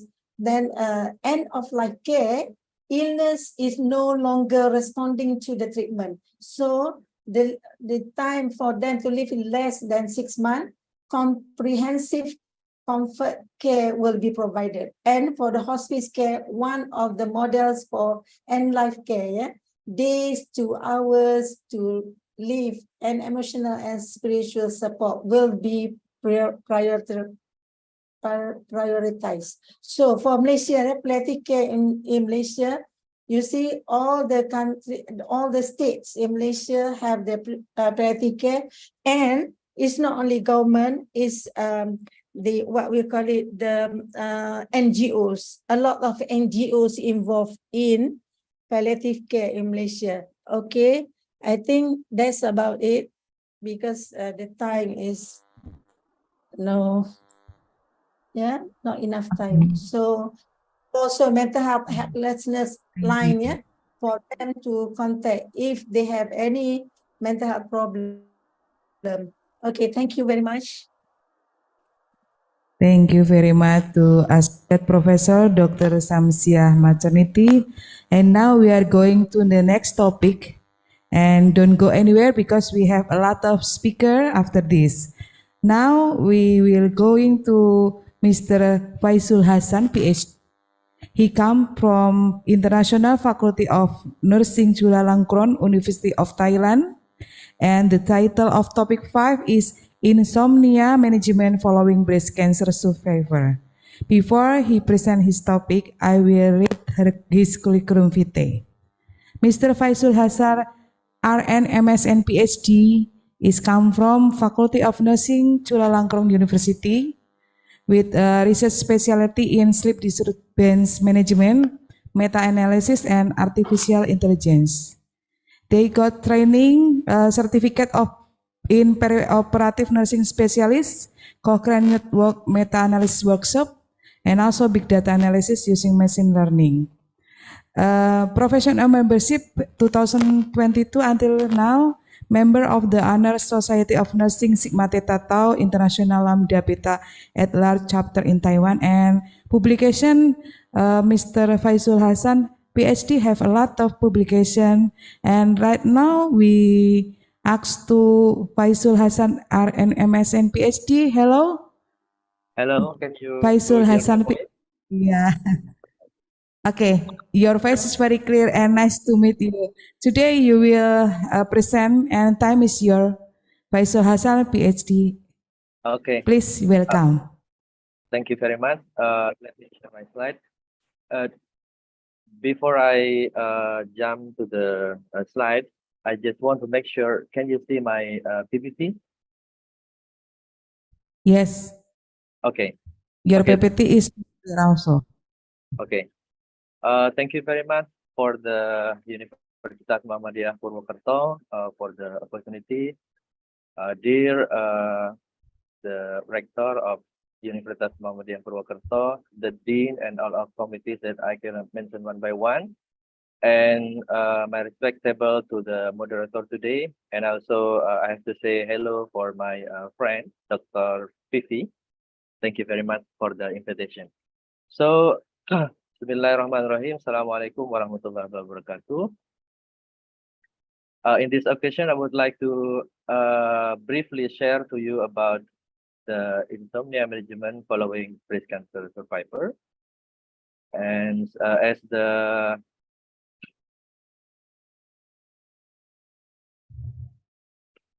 moderator say that I'm Faizul Hasan from Faculty of Nursing, Chulalongkorn University, Thailand. So here is brief introduction of Faculty of Nursing, Chulalongkorn University. So it's placed in Bangkok, and we have Doctor of Philosophy program in Nursing Science, Master of Nursing Science, and also Program of Nursing Specialty. Yeah, and she is my dean. Okay, so insomnia is common sleep problem among breast cancer survivors. So the overall prevalence rate were estimated more than 30% following cancer survivors. And an effective management of insomnia is very crucial to improve overall well-being, health-related quality of life, and recovery of cancer survivors. And from the evidence, we know that poor sleep may impact the morbidity and mortality, fatigue, and also pain and cancer-related physical distress. But before we jump to how to manage insomnia following breast cancer survival, so I would like to invite you all to join how and why we sleep. So as you can see in the slide, so here is a piece of our brain. So there is neurotransmitter during the sleep. So we call driving wakefulness and sleep arousal. So if you can see in blue color, so there is arousal promoting biomarker and sleep promoting biomarker, including PLPO. And here we can see the orexin releasing that active during the arousal. So for the sleep promoting hormone, we see there is GABA, and we also know that it is active during the sleep and released during the sleep. So that's why we can get to sleep easier. And it is inhibited during the wakefulness. In here, there are several arousal promoting systems such as histamine, serotonin, norepinephrine, dopamine, and acetylcholine. And all of them is arousal promoting system. So it will be very active during the wakefulness and decrease during the sleep.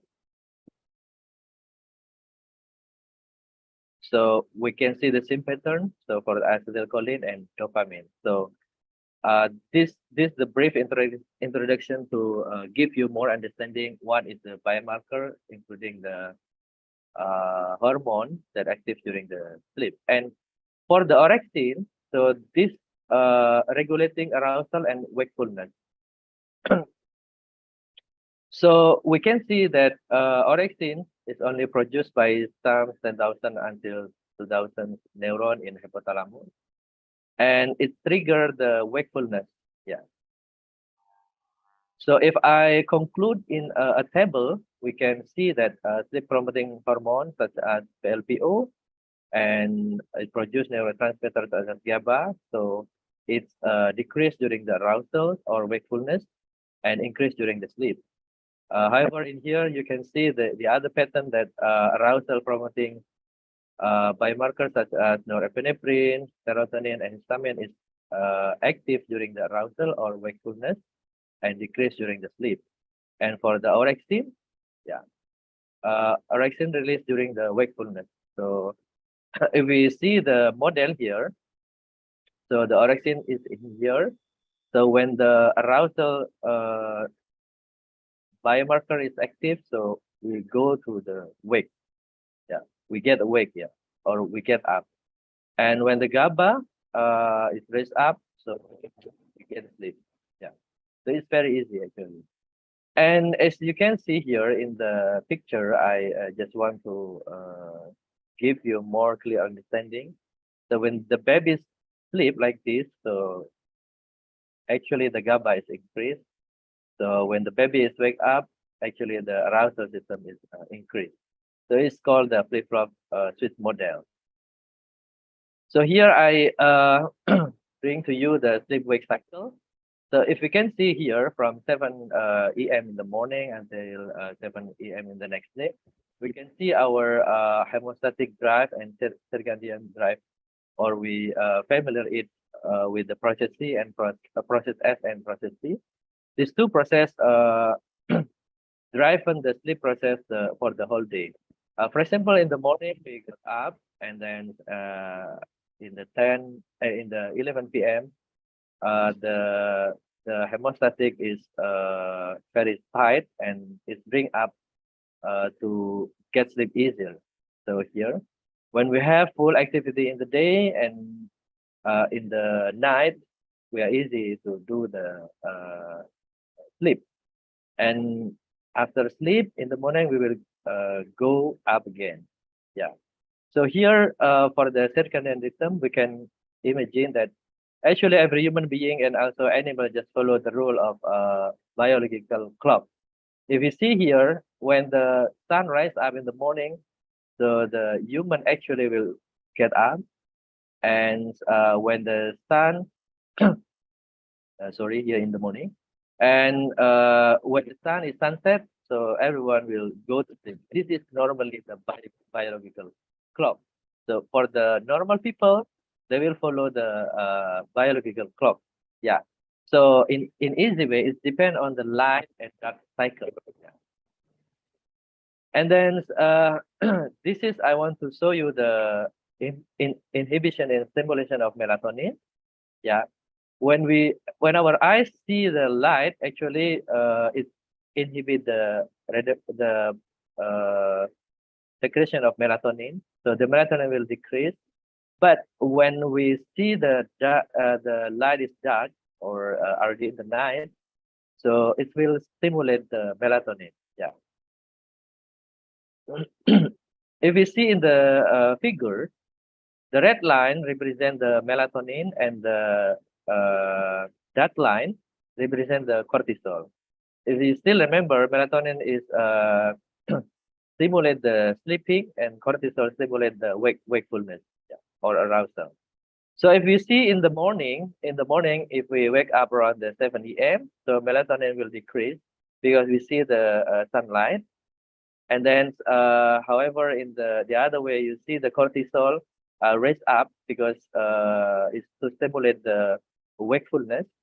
So, however, in the 6 p.m. or when the sun already set, the melatonin will raise up again during the night, and the cortisol will decrease during the night. So, this is like the flow of the two biomarker, cortisol and melatonin, to maintain the sleep and wake cycle. So here is the sleep stage when we see from the hypnogram. So we see here is the wake. wakefulness, and here is the REM sleep, so random eye movement. So this is the the phase to change between the awake and the sleep. And this is the non-REM, non-rapid eye movement. So there is stage 1, 2, 3. And normally the cycle is around 90 minutes until 120 minutes. So in the night, we got at least 3 cycles and 5 cycles normally. So this is for normal sleep stage. And what is actually insomnia? So after we know what is the sleep, right now we have to jump into what is the definition of insomnia actually. So the insomnia is the presence of individual report of difficulty with the sleep. It can be trouble falling asleep or trouble remaining asleep through the night or waking up too early. And if you wake up in the morning, you feel unfresh about your sleep. And this problem should occur for at least 3 times per week for 1 month. So this is the definition of insomnia, and very easy. If you have such kind of trouble or such kind of problem, you should screen yourself for whether you have insomnia or not.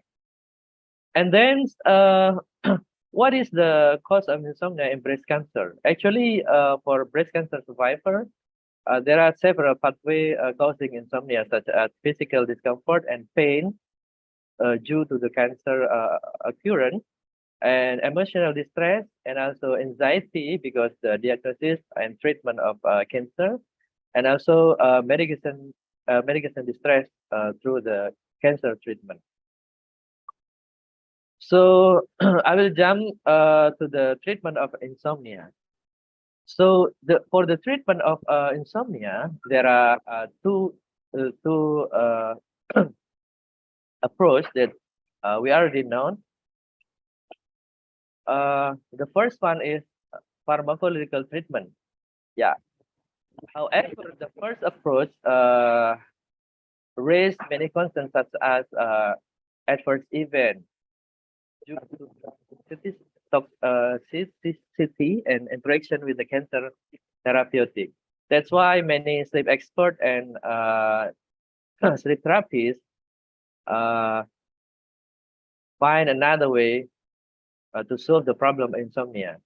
So we can go to the second approach, that is non-pharmacological treatment, such as cognitive behavior therapy for insomnia and brief behavior therapy for insomnia, and other complementary therapies such as physical activity, such as exercise. So we can go briefly to one by one for the non-pharmacological intervention for insomnia.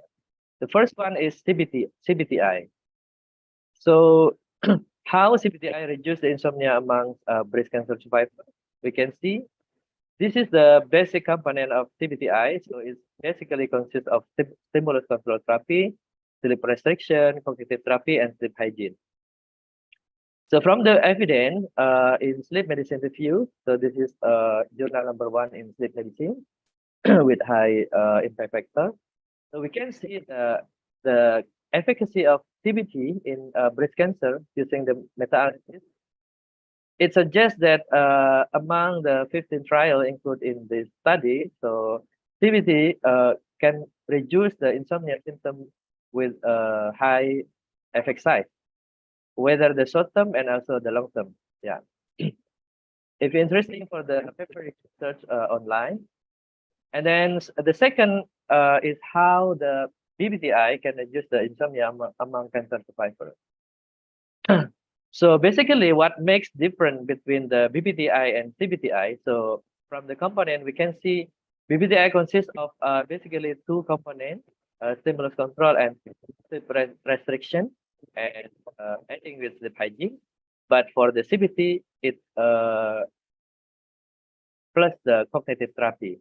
So from the component itself, we know that BBT, why it's called brief, because the treatment period is brief than CBT. So normally for the BBTI, it can be implemented in 4 seasons. However, for CBTI, it can be implemented in 6 weeks. Yeah, I mean 6 seasons. Yeah. So here I bring you the evidence from British Journal of Cancer, the feasibility and acceptability of BBTI in cancer-related insomnia. And from the research, you can see that the BBTI can improve the insomnia symptom in cancer survivor. Yeah. So here the other non-pharmacological approach for the insomnia management in cancer survival, including the exercise. So here is our current publication published in BMJ. So we investigate the efficacy of any exercise regimen to improve sleep quality among breast cancer survivors using the advanced methodology called network meta-analysis.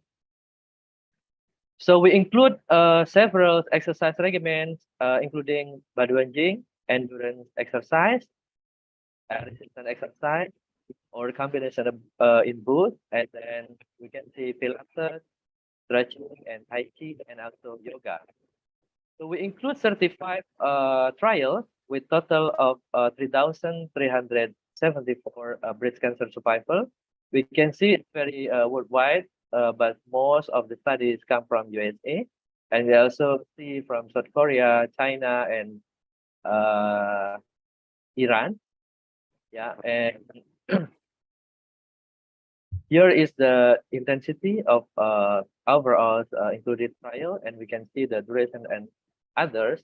But in here, we can see that most of the trial is compared to usual care, and yoga is the most active intervention used for the breast cancer survival. Yeah, and we call this one is network geometric plot. And from the league table, we can know the comparative efficacy of the any exercise regimen to improve the insomnia or sleep quality in breast cancer survivors. And we can see here among all the treatment comparison, we see endurance training plus resistance training gain the best effect size to decrease the insomnia symptom among breast cancer survivors. So, yeah. Sir, I have your time is 5 minutes 5 left. minutes? Okay, thank you. Yeah. Yeah. So this is the 10 trials that include endurance combined with resistance training. So for clinical setting, we can see the applicability to the clinical. So most of the intensity, they use the moderate, yeah, for 9 studies. And for duration per session is 45 minutes per session, and for time a week, and for at least 12-week treatment session. Yeah. So before the final slide, I want to say that from the study, we see that among 35 trials involving 3,000 more of breast cancer survivors, we see that endurance training combined with resistance training was ranked #1 to increase the sleep quality for breast cancer survivors. So what can we take as a nurse? So as a nurse in clinical setting or in community setting, we can apply the nursing interventions such as exercise to increase or to improve the insomnia among the breast cancer survivors. So take home message: poor sleep quality is a common symptom following breast cancer. However, we still neglect this matter. And non-pharmacological treatment such as CBT, BBTI, and exercise are recommended therapy to improve insomnia or sleep quality among breast cancer. Thank you very much. So this is just want to say you this is the brief session of the BBTI treatment for college students. We did before with our team. Yeah. If you have any question, you can raise up the moderator, or you can send me email for this one. Thank you. I give the time to moderator. Thank you to the Mr. Pausan. I'm sorry. Yeah. Thank you for the time. This is very nice presentation. Okay, and then we will going to the third speaker. The third speaker is Miss Nurse Susan Widyaningsih SKEP MNS from Universitas Muhammadiyah Purwokerto, and right now I will read her curriculum vitae. The curriculum vitae, Nurse Susana Widyaningsih SKEP MNS from Universitas Muhammadiyah Purwokerto. Educational background, Master of Nursing Science, Faculty of Nursing, Prince of Songkla University, Thailand, and then graduated from Professional Program Universitas Diponegoro, Indonesia in 2008 until 2007, and then graduated Bachelor of Nursing Universitas Diponegoro, Indonesia. And Susana Widyaningsih experienced many more in publication and also in workshop. Right now, working experience 2019 until now as a lecturer of Faculty Health Science Universitas Muhammadiyah Purwokerto. And time is your Nurse Susan Widyaningsih, SKEP MNS. Wow, it's very beautiful with red silbab. Okay, thank you. Welcome the third speaker. Right now, the third speaker will present. The title of the topic is Physical Needs and Well-Being at the End of Life Care. Okay, the time is yours. Okay, thank you for the warm welcome, Mrs. Devita. The honor is mine because I'm one of the speakers in this event and being accompanied by this beautiful lady on this stage. And good afternoon, everyone. Assalamualaikum warahmatullahi wabarakatuh. I hope all the audience and the committee are still excited and fully alert to again listen to the topic that I'm going to share about physical needs and well-being of the patients in the end of life. Let me check if the pointer is working properly. Enggak.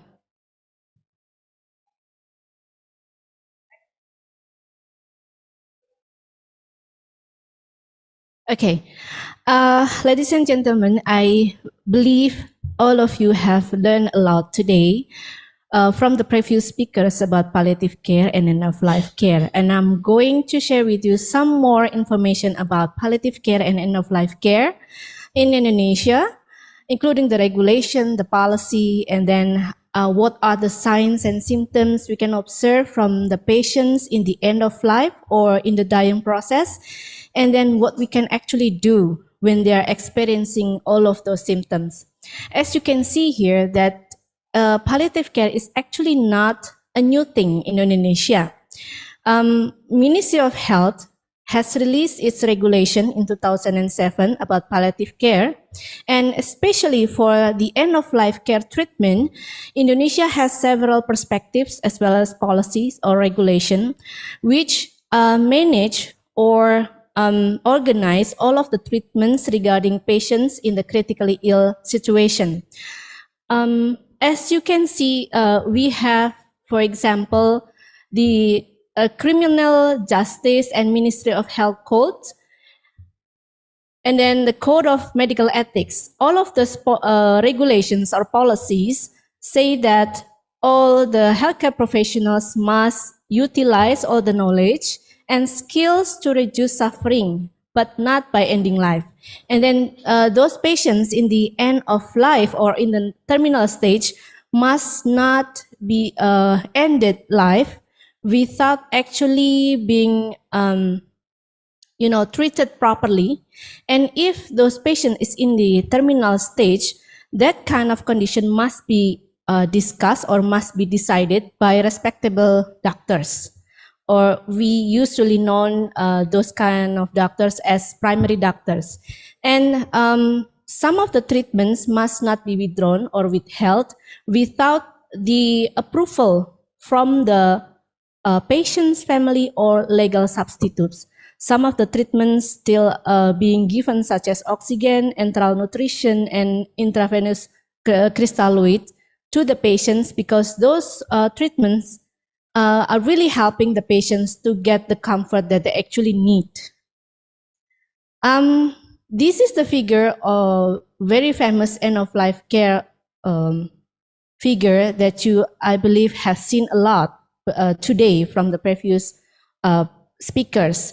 As you can see that during the early stage of diagnosis, the very early stage of illness, if, for example, the patient seek the medical treatment from the very early stage, we have two types of treatments here: the curing treatment or medical treatment, and also the palliative care or treatments.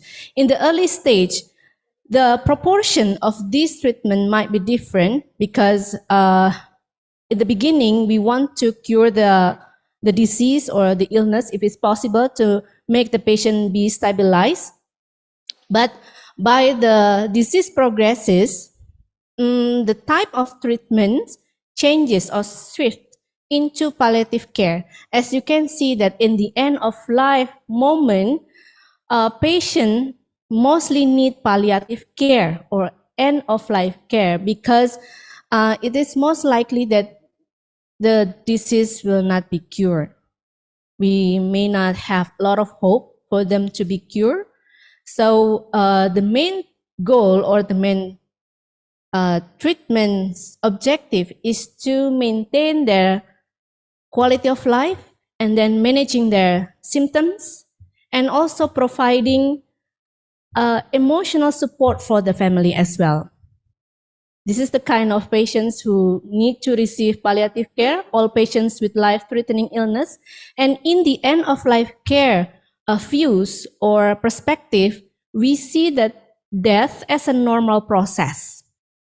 That kind of process must not be hastened or delayed, because it will happen anyway if the body of the patient's organs stop to function properly. I believe you have seen this figure from the previous speaker. What we actually do in the end of life care, there are many things we can do for the patients. Actually, majority of them is symptom management, and then we also need to consider that they may only have several weeks or months to live. So we need to break down this kind of disease for the patients, or to the patients or the family. And then we also need to provide spiritual support for both patients and family, and then psychological support as well. Probably in Western countries, hospice or home care support is something familiar, widely known, but I think in Indonesia, that kind of care or support is not very familiar, very well known among our community. But we are going to have this kind of action to make palliative care and end-of-life care, both in hospital as well as at homes, will be more familiar. Especially one of the things is by having this kind of conference. And then there are several considerations why the treatments must not be given to the patients. For example, because the treatment is not helping for the patients, and then it will cause more harms or more pain or suffering for the patient. And the last is it's not feasible or it's not ethical. So those kind of invasive treatment actually must be considered more, or probably must be stopped for patients in the dying moment or in the dying process. I saw this figure, which is released by the New South Wales government, telling us about the period of patients in the dying process. When they are having or suffering from life-threatening illness in the beginning of the years, the condition probably is still stable, but when they're coming to the end of months or weeks of their life, their condition declines or getting worse. And then in the terminal stage, which probably lasts for only several days or hours, the body's organs of the patient start to deteriorating or declining and stop to function. And in these time of periods, the patient's condition is quite unpredictable or is still unstable, so we need to be aware. Well, before we go to the more serious topic or discussion, as one of the speakers in this event, and I'm the only one from Universitas Muhammadiyah Purwokerto, I'm going to show you our beautiful campus, which is located in Indonesia, Central Java Province. Our green campus is located in Purwokerto City. I hope all the speakers in this event would have opportunity to visit our campus in the future. We are very happy to invite you all to meet and greet all of the students as well as structural in this campus. Yeah, and there is a certain question actually. What actually the reasons why we, even me as a healthcare professionals and academicians, are very difficult to talk about death to the patients and to their family. There are several reasons or underlying reasons or situation which make us difficult to talk about this not interesting topic. Sometimes it is difficult to determine or to decide when is the right time, where is the right place, whether it is next to the patient's bed, in the doctor's room, in the nurse station, or in the patient's home. We don't know for sure. We don't know when to start. Is it in the morning, in the afternoon, or at night? That's the consideration. And then lack of communication skills. Not many healthcare professionals have the ability to break down this bad news, both to the patients and the family. We don't want to be blamed because they become sad, upset, or they would withdraw from the medical treatments because they feel disappointed, because they feel being judged. I'm gonna die very soon. So these kind of things hinder or make us unable to communicate this bad news that end of life is near for the patients.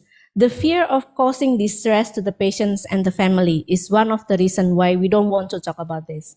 Fear of being blamed. For example, we as a new nurse, and then we start to talk about end of life to the patient and family, and then suddenly other senior nurse start blaming us. Why you talk about this to our patient? We want them to be cheerful. We want them to still have hope.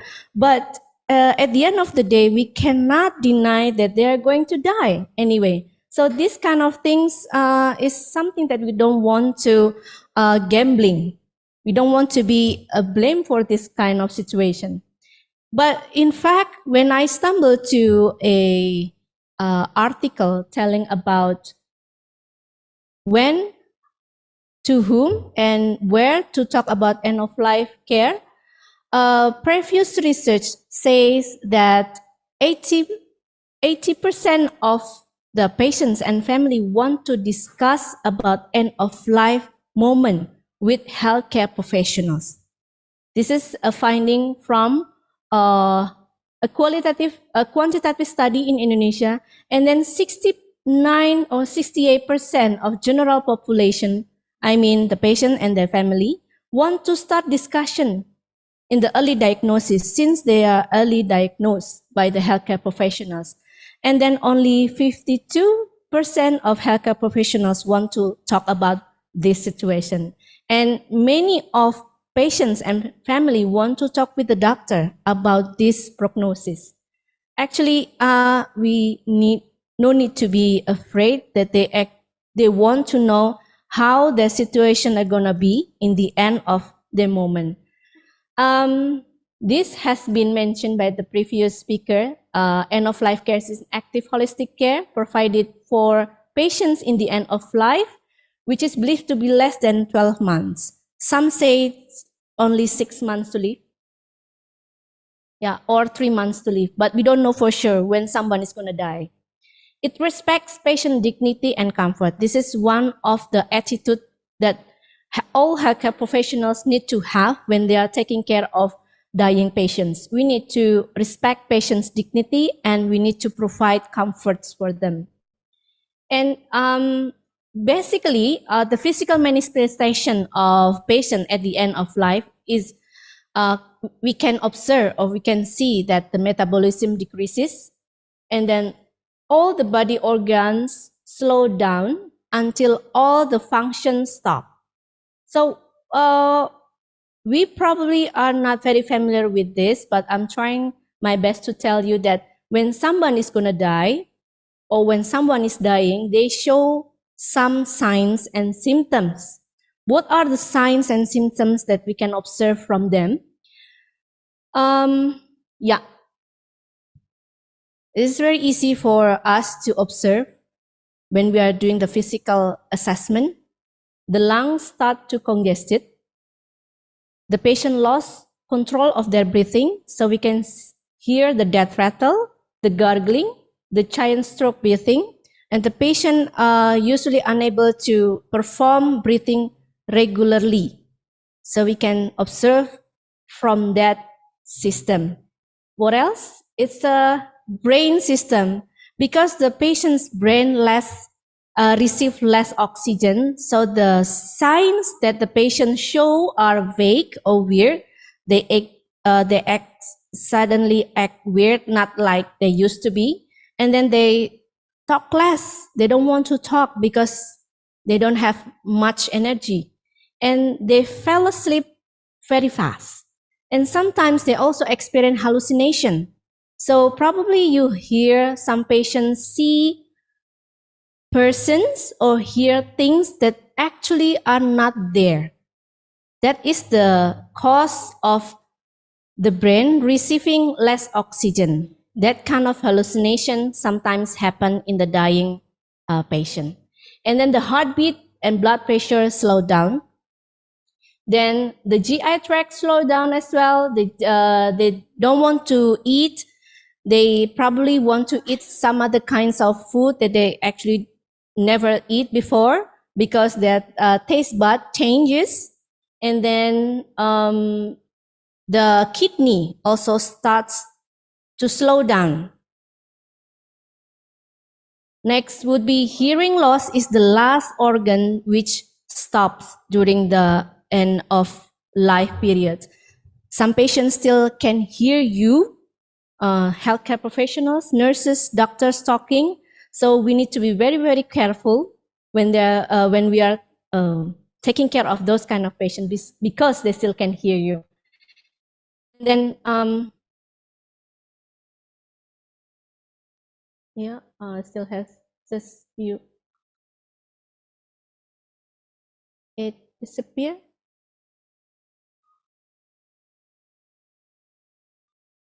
Slide, please.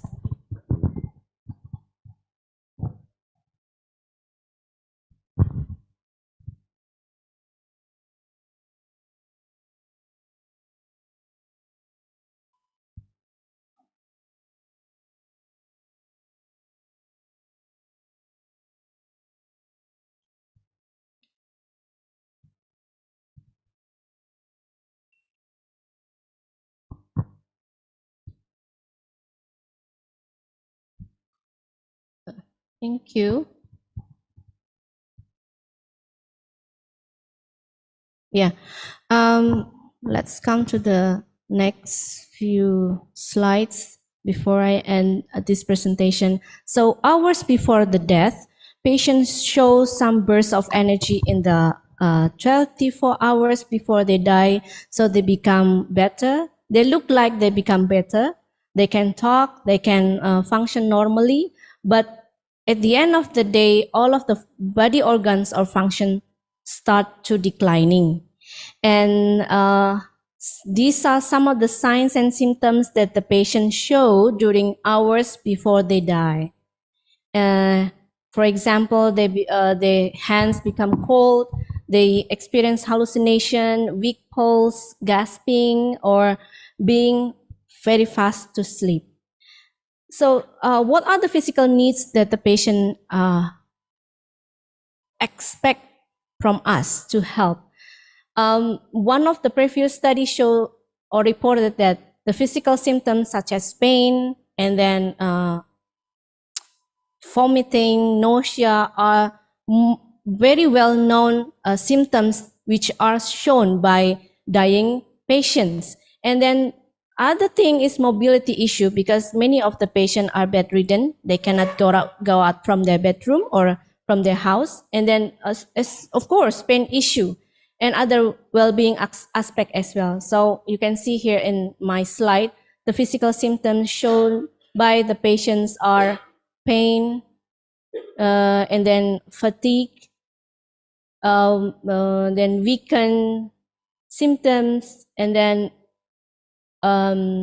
bloated stomach, loss of appetite, they don't want to eat, they eat very less, they eat different kind of food, and then persistent cough among cancer patients, breathlessness, and insomnia.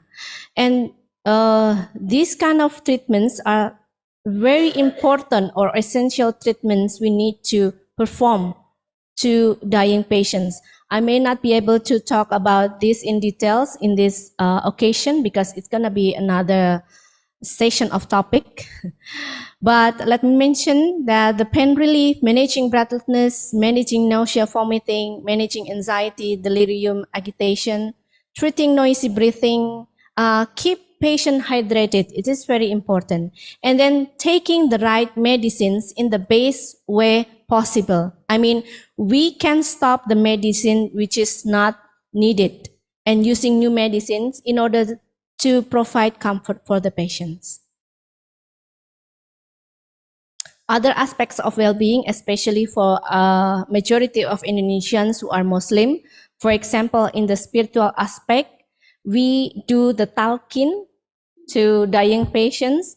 We hope, or the family hope, they can witness the patient in the very last moment to do the talqin. And then the social aspect that we can probably say to them or help them is to have the death will or wasiat in Indonesia. So if we are able to break down this bad diagnosis or bad news to the patients and families and make them understand that this is actually good for them, this kind of well-being can be helped by healthcare professionals. So they won't have a, disappointment in the end of life. But Indonesia's situation is very complicated because we have quite limited resources to help those kind of dying process. For example, I can share here the resources that we have in the numbers of healthcare services. According to Badan Pusat Statistik in 2021, Indonesia only has 3,112 units. Probably it's already some more because now it's 2023. Among those 3,000 hospitals, there are only 2,514 general hospitals and the rest are specific hospitals. And you can see here the ratios of physicians and nurses to 1,000 Indonesian people are actually still not enough. But it's not one of the things that can stop us for providing good palliative care and end-of-life care for Indonesian patients. I'm showing you here the challenges in palliative care in Indonesia. For example, the government policy. From the first speaker has mentioned that palliative care policy has been mentioned in the Peraturan Menteri Kesehatan in 2007, but it's still not enough yet. And then lack of palliative care education, healthcare professional skills that still need to be increased, and then the general society condition. probably we are still not familiar yet about the palliative care, because majority of BPJS or national coverage is still used for curative treatment instead of palliative care. But we also have facilitating factors or supporting factors that Indonesia have. For example, strong family support, the government policy or regional government policy, and then volunteer as well as regional organization support. And the last slide that I can show to you is the biggest lesson learned from palliative care is what is certain is uncertainty. And then don't live with regret when have the opportunity available to live your life. And the last is when you are working in palliative care, you must make your peace and develop your own understanding about death. Yeah. Thank you, moderator, for giving me opportunity to share the topics in this afternoon. Yeah, thank you very much. Your presentation is very good. Yeah. Okay. The last session from presenter. Yeah. We will going to the topic. The last topic from Prof. Karabelli, PhD, RN, MN, PG certificate from University of Birmingham. The title of her topic is The Future of Palliative Care Post-COVID-19 Pandemic. And I will read her curriculum vitae. Prof. Karabelli, PhD, RN, MN, PG certificate from University of Birmingham. Her PhD from University of Nottingham, MN from University of Nottingham, RGM from University of Nottingham, and PG certified from University of Birmingham. Teaching responsibility, Prof. Kara leads a number of postgraduate modules and contribute to teaching in research, leadership, end-of-life and palliative care, self-awareness and resilience coaching and clinical skill, predominantly and the following program, MSc, MRS, and MSc Advanced Practice in Healthcare. Research area, end of life in the emergency department, the quality of end of life care in community and hospital setting, and activities right now. She is reviewer from Journal of Advanced Nursing, and she also have a lot of research publication. Okay, right now we will continue the next speaker, Prof. Karabelli, PhD, RN, MN, PG certified. The time is yours. Hello there, my name is Professor Cara Bailey. I'm a Professor of End-of-Life Care in the School of Nursing and Midwifery at the University of Birmingham. Birmingham is based in the middle of England in the United Kingdom, and it is my absolute pleasure to join you at your conference today. I hope you're having a wonderful day.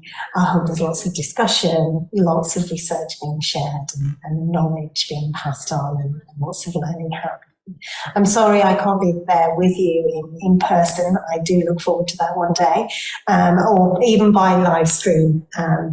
But I do hope what I'm able to share with you over the next few minutes about a recently completed research project will spark some interest, some debate, and hopefully some further collaborations. Our project was looking at hospice care during the COVID-19 pandemic, and what I'd like to suggest is that there are lessons that can be learned to help improve practice. The experiences for those who are providing that care and also those receiving it. I'd like to just share my screen with you, if that is okay, so that you can see the slides.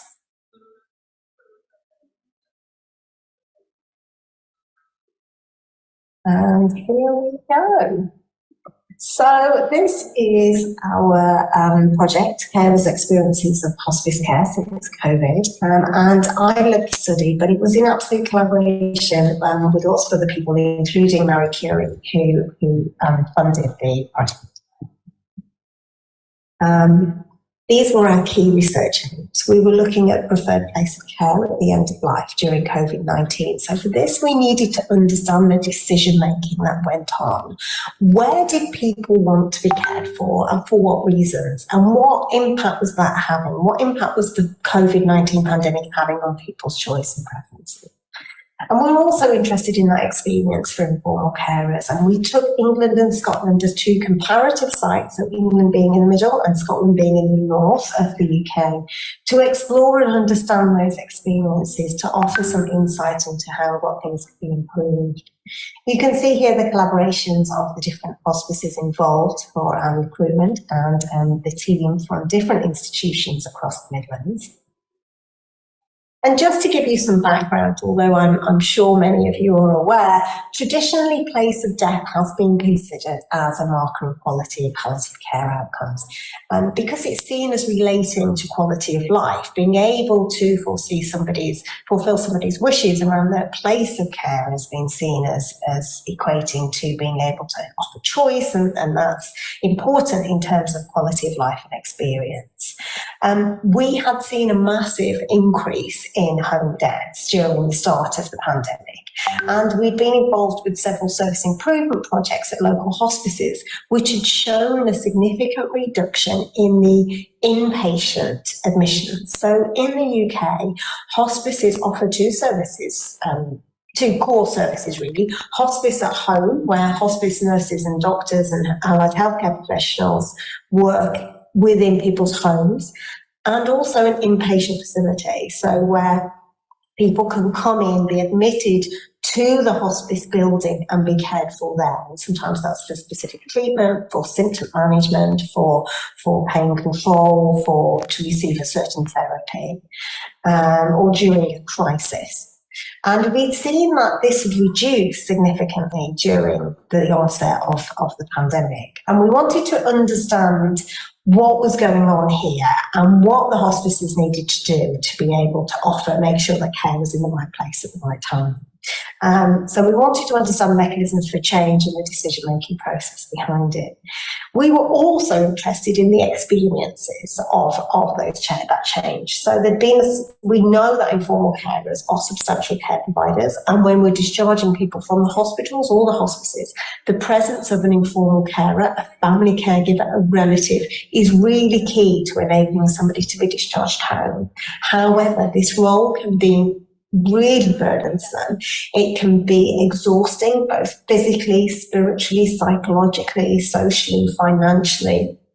And we needed to understand the impact that this was having on some people who'd become carers overnight. So what was that type of support in place? Where was it? Where were the gaps? What needed to be done about it? Now, problems existed before the pandemic, but they have been exacerbated. And the longer term implications for carers and where health and social care services and community-based packages can better support people is really crucial to understanding in order to offer the right palliative and end-of-life care support, where it needs to be, what it needs to look like for who. So this is what we did. We did some evidence reviews about the factors that influence place of end-of-life care and about the experiences. And then we did some online interviews to be able to investigate that further. And we've worked really closely with policy teams to be able to see what can be done and the impact it can have directly. And we did 37 interviews in the end with carers and staff, and those were thematically analysed. We've had a really good PPI group, so patient public involvement has been key all the way through, and they've helped us in terms of the design of the methods and also how we can be disseminated, and working with the policy teams within the UK to ensure that this can have real direct impact and be benefit to patients and carers. You can see here some trends analysis that we did, and you can see the increasing percentage of the home deaths in the dark blue line. That was the sort of 15 to 19 average, which is the light blue line, and the dark blue was the percentage increase of the all-cause death, not just COVID-related deaths, but all-cause deaths at home.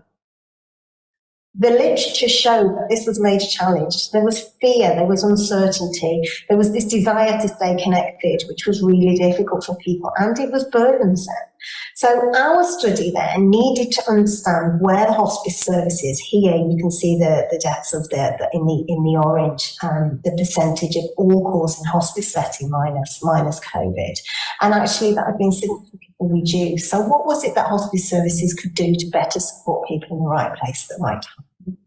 So before I go into the study findings in more detail, the study shows that the pandemic had a major influence on preferences. Being with the person was really rated highly, and great sacrifices were made by carers and staff.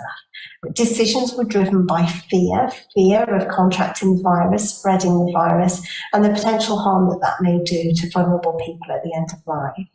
The impact was immense on both home carers and qualified staff working in hospices and working out of hospices in people's homes.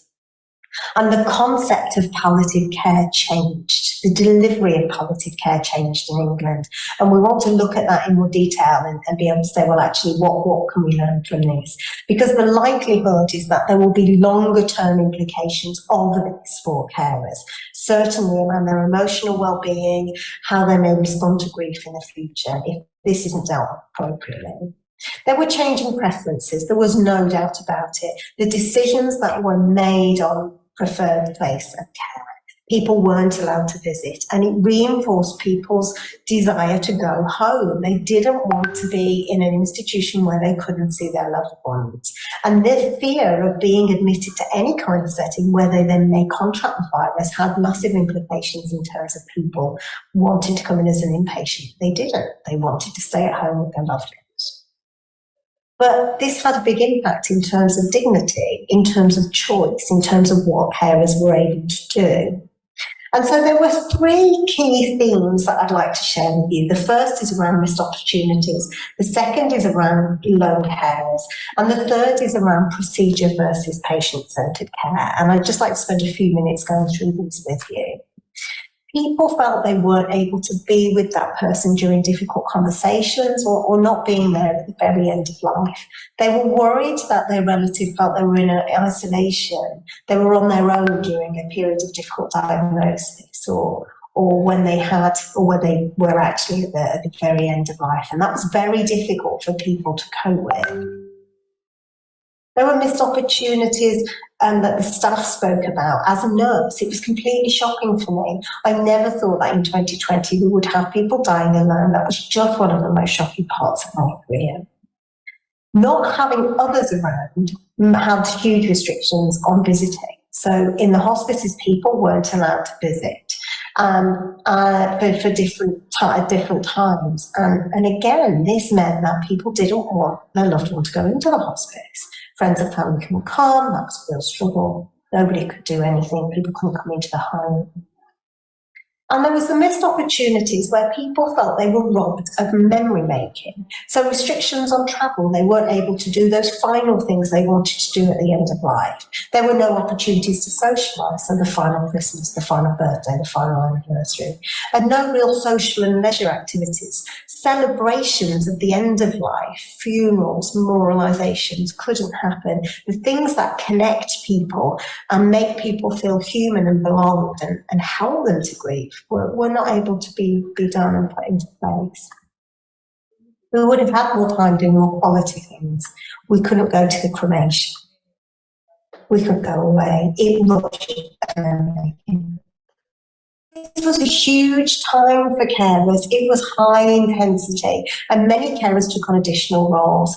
But the care out in the community was rather fragmented because of changing roles, because of changing rules. And the responsibility fell for the family members and the carers at home. It was much more intense. They were constantly questioning themselves, are they doing it right? And a lot of people early on felt quite abandoned. It was a time of reduced support. Services were changing. Emotionally, people didn't feel they had the support that they needed.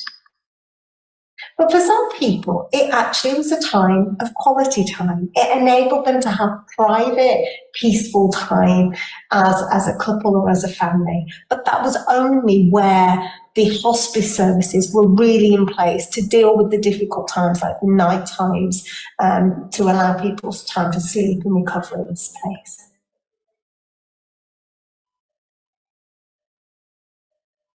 The final theme was that around questioning the future of palliative care in many ways. So we found that procedure took priority over patient-centred care, and that was to stay safe. So there were rules around visiting. People weren't allowed to visit into hospitals and into hospices. There were rules around the wearing of PPE, which we saw globally. There was a focus on risk assessment, and that was all done to keep the hospice safe, to keep it running and to be able to provide services and support for staff and patients. But the changes were coming every day. The team were responsive. They were phenomenal. They worked really well. But the focus on risk assessment was in order to keep people safe. And here you saw that for some of those restrictions, some of those rules, it actually had an impact on communication. We've seen and we've heard how PPE did become a barrier to some people. It took longer to engage, staff were worried, and risk management overrode. And what impact has that had on the core of palliative care? So care became system-led. Physical care was prioritised, and the non-essential services, things like alternative therapies, massage, Reiki, things that are highly valued by patients and carers, were stopped, and in many places have not been reinstated. And this really is not the palliative care culture that we are used to. You see here the quotes that physical care was as it always was, but holistic care, the spiritual, the mental, that's every bit as important. But that wasn't true. It was the physical, measurable that counted, the physical care that was prioritised. So despite great efforts by staff to provide high quality care, palliative care was reduced to the essential, the physical components, and the psychological suffering may need longer term support mechanisms, which may need more tailored support, especially if people are still grieving. And policymakers, what we've suggested and through our policy roundtables is that actually policymakers need to consider those resources, and that may be around carer identification, it may be around assessment, it may be around wider education for palliative and end-of-life care, and a public health approach which could share that knowledge, maybe not just with healthcare professionals, but employers, volunteers, people within the community, citizens that are able to recognise and support people who've been impacted by this. And our policy roundtables discussions so far have really alluded to that technology has a huge place, but it does not replace human connection and the value of the therapeutic setting. And patients and public still need that therapeutic setting to be reinstated. Yes, there were sacrifices made, and the lockdown stopped the exposure to the realities of social loss, and that could have implications for the complex and prolonged grief to come. So carers may need further financial benefit.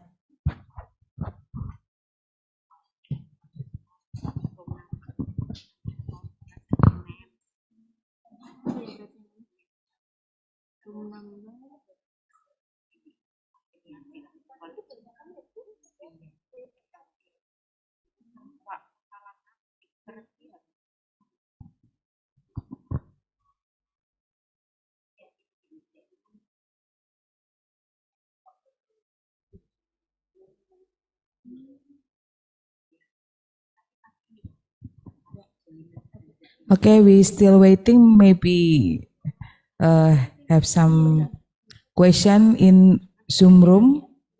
You can write on the chat, yeah. But this is not finished, okay?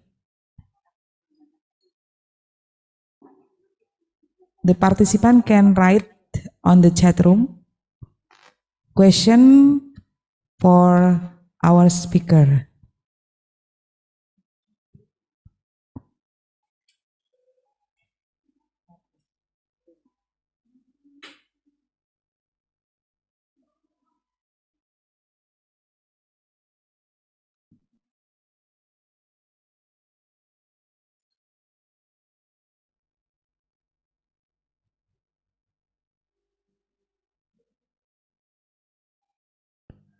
And there was the missed opportunities where people felt they were robbed of memory making. So restrictions on travel, they weren't able to do those final things they wanted to do at the end of life. There were no opportunities to socialise, so the final Christmas, the final birthday, the final anniversary, and no real social and leisure activities. Celebrations at the end of life, funerals, memorialisations couldn't happen. The things that connect people and make people feel human and belonged and help them to grieve were not able to be done and put into place.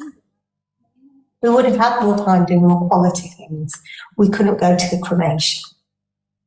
We couldn't go away. It robs you of memory making. This was a huge time for carers. It was high intensity, and many carers took on additional roles. But the care out in the community was rather fragmented because of changing roles, because of changing rules.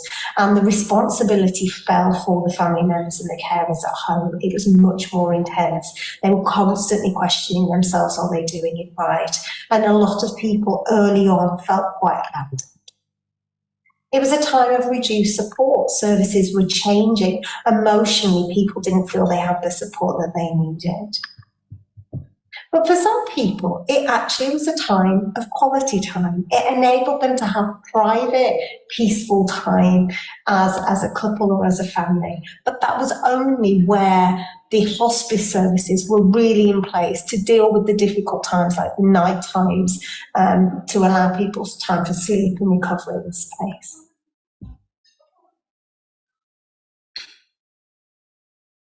The final theme was that around questioning the future of palliative care in many ways. So we found that procedure took priority over patient-centred care, and that was to stay safe. So there were rules around visiting. People weren't allowed to visit into hospitals and into hospices. There were rules around the wearing of PPE, which we saw globally. There was a focus on risk assessment, and that was all done to keep the hospice safe, to keep it running and to be able to provide services and support for staff and patients. But the changes were coming every day. The team were responsive. They were phenomenal. They worked really well. But the focus on risk assessment was in order to keep people safe.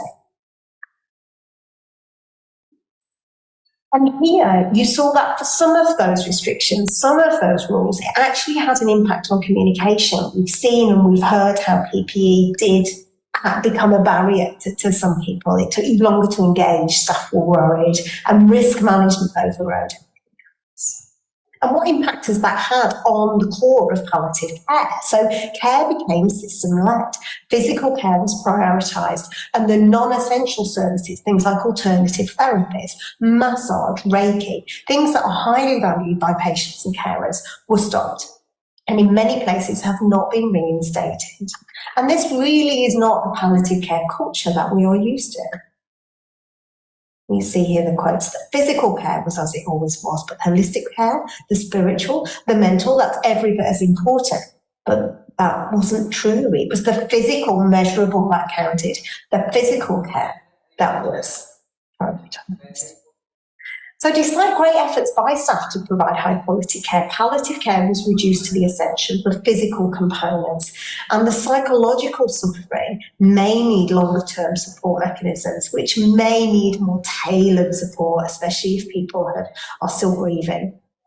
And policymakers, what we've suggested and through our policy roundtables is that actually policymakers need to consider those resources, and that may be around carer identification, it may be around assessment, it may be around wider education for palliative and end-of-life care, and a public health approach which could share that knowledge maybe not just with healthcare professionals, but employers, volunteers, people in the community, citizens that are able to recognise and support people who've been impacted by this. And our policy roundtables discussions so far have really alluded to that technology had a huge place, but it does not replace human connection and the value of the therapeutic setting. And patients and public still need that therapeutic setting to be reinstated. Yes, there were sacrifices made, and the lockdown stopped the exposure to the realities of social loss, and that could have implications for the complex and prolonged grief to come. So Carers may need further financial benefits. Employers may need to look at support, longer term support for people who are grieving. And health and social care staff have experienced significant challenges working in the pandemic in different roles in different ways. And that has had a huge impact in the UK on recruitment and retention, particularly of nurses within the hospice area. And for carers that have had people die during that time, they've missed out on important life moments. The caring experience was a lonely one. It was very system-led. And that requires a whole system approach, an integrated approach to rebuild public attitudes and opinions. So we are calling for integration in terms of palliative care. Policy needs to recognise that integrated care needs to happen, but it concerns more than healthcare. It needs social care to work with healthcare and social and healthcare to work with communities. And unfortunately, those things do not always work smoothly together. And when it doesn't work well together, it threatens high quality care, it increases the burden to carers, and it increases the risk of hospitalisation at the end of life. And as a carer said here, I still have a massive sense of frustration where this has become the norm and it shouldn't be the norm. The issue is the space of end-of-life care. Where does it fit? Is it in healthcare? Is it in social care? Is it in communities? And actually, end-of-life care is all of these things. All of these things. So as cogs in a whole wheel, they need to work together. They need to talk together, and they need to work together more transparently. I would like to very much thank you for your time. I hope that I have given you some food for thought in terms of what we do now with palliative care based on the research findings that I've been able to share with you. And I hope you enjoy the rest of your conference. Please do email me your questions and your thoughts. I'd love to hear from you. My email is just there. Have a great day, everybody. Thank you very much. Okay, thank you for the presentation from Prof. Kara Bali. It's very nice presentation.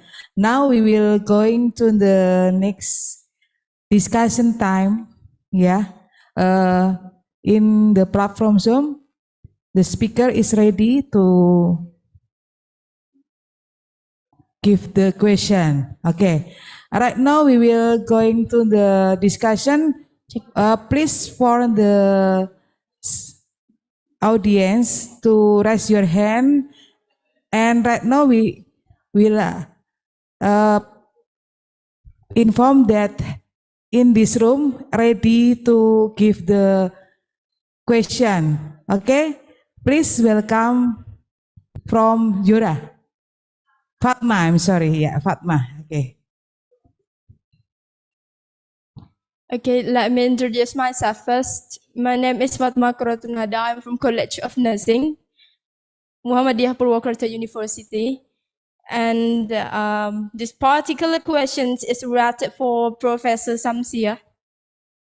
So my questions is, as we know that Malaysia and Indonesia has the similar roots of the culture, and their biggest population is Muslim. So I would like to know what the implementations of home palliative care conducted by nursing and other health professionals, specifically using spiritual approach and a holistic approach. So I can simply say that I want to know the implementations of home care palliative care and specific professional using spiritual approach and holistic approach. I think that's all my question. Thank you. Okay, the question refers to Dr. Samsia. Yes. Okay, thank you. And the others question? I think people in audience from the platform Zoom ready to give question.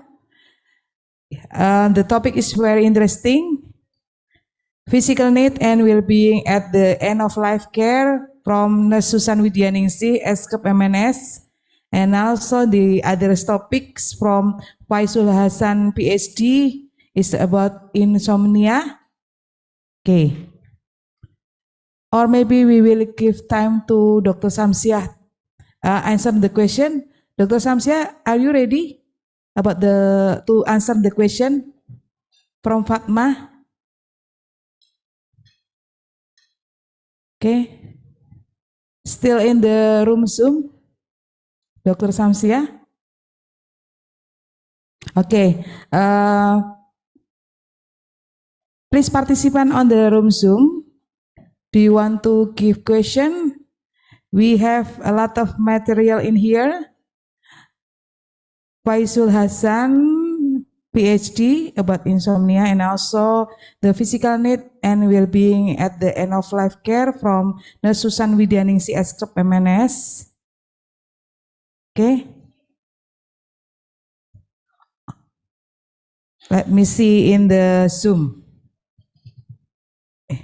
Still for Dr. Samsiah, yeah.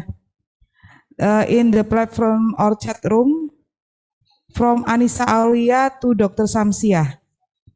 Some palliative patients feel stressed, anxious, and depressed, which has an impact of reducing the quality of their sleep. How can patient, family, and nurse overcome this issue? Yeah, this is question from Anissa Aulia from RPL Bachelor Nursing UMP. Anissa still on? Hello? Oh, okay. This is from the chat room. And then the third question from Nursidik. Nursidik give question to Associate Professor Dr. Samsia. What factor cause heart attack to cause depression and mental health the most? Okay. The question, three question to Dr. Samsia. Okay. Yeah, we will stay in discussion panel. In here, ready Nurse Susan and also Faisul Hasan. Yeah. Still join in Zoom room ya. Yeah. Okay. Any question? Yes, thank you for this occasion. Let me introducing myself first. My name is Joy Angelita. I'm from Indonesia. I want to ask with Ma'am Susan. Okay. About another aspect of being palliative patient is about social. Is it culture included? What is the culture and how is applied in improving of well-being to the palliative patient if the culture included? Thank you, ma'am. Yeah, the question to Nurse Susan Widyaningsi. Do you want to answer the question or maybe we will ask the audience to give question to another presenter? Okay.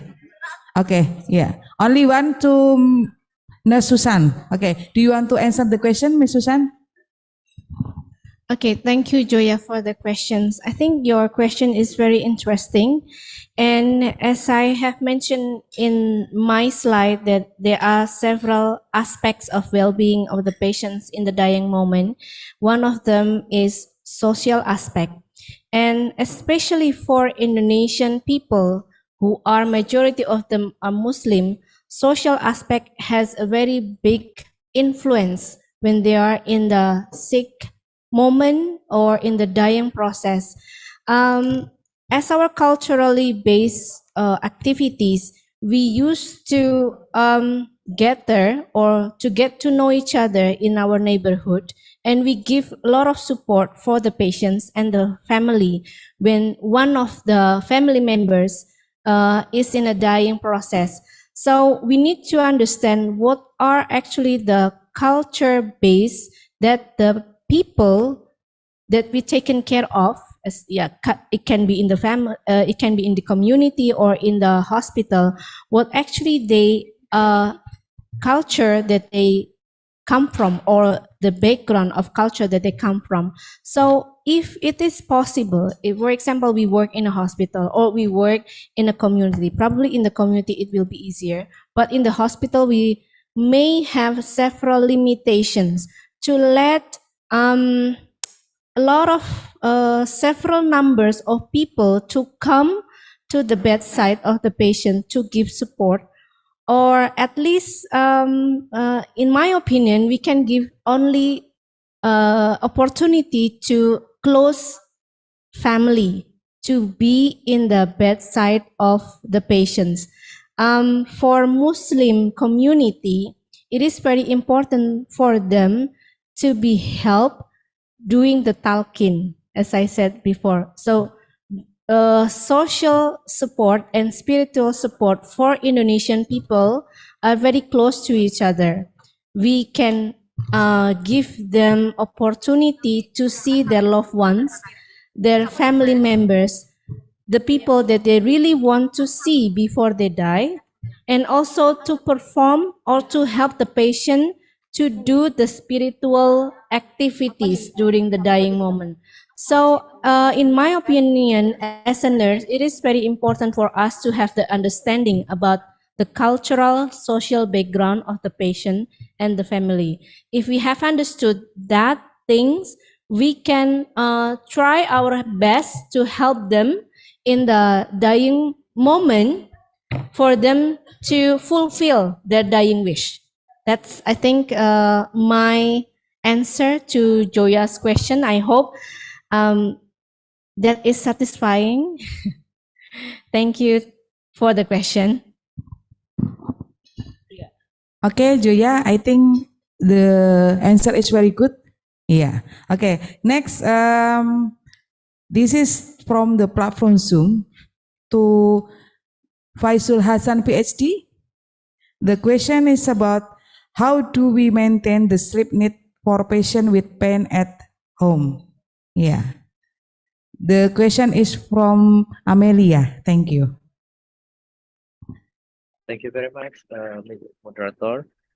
So the question is very practical and very important.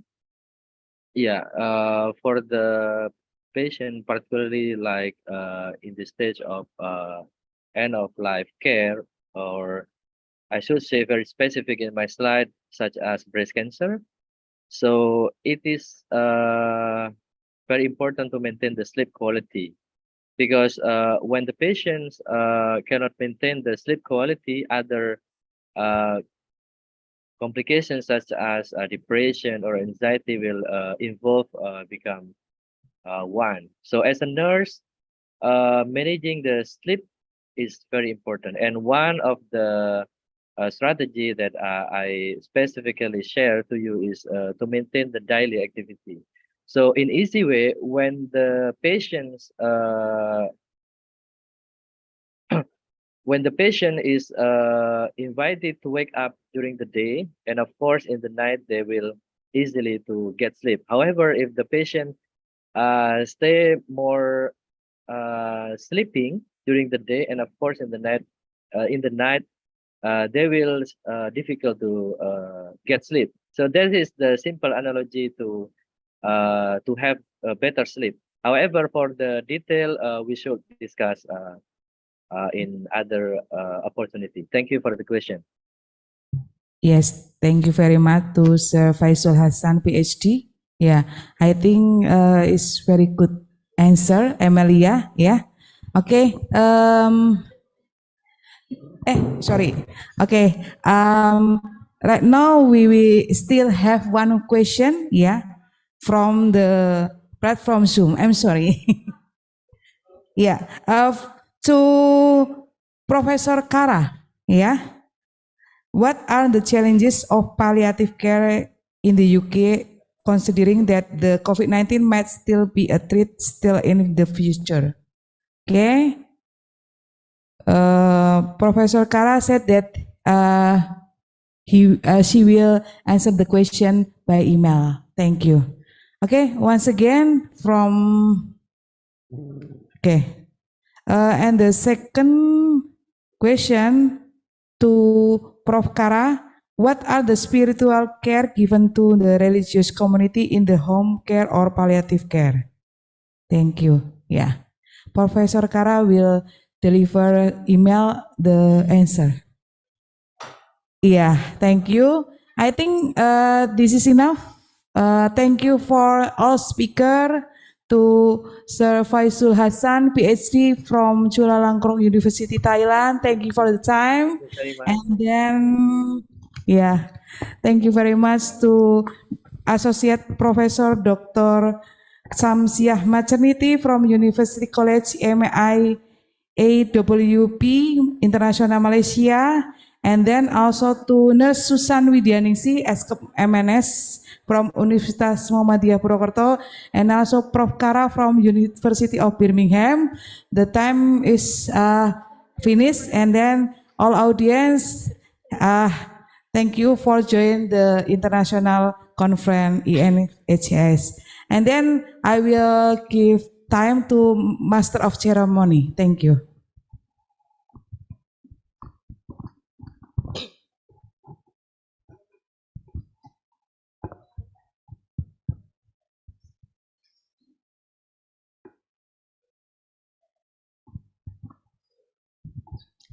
Thank you, Mrs. Davita, for the moderator who has guided the panel and discussion sessions.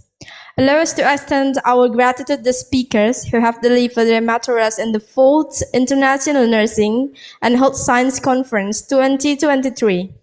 Before we end the panel sessions, we will hand over the certificates for the conference speaker and the moderator virtually.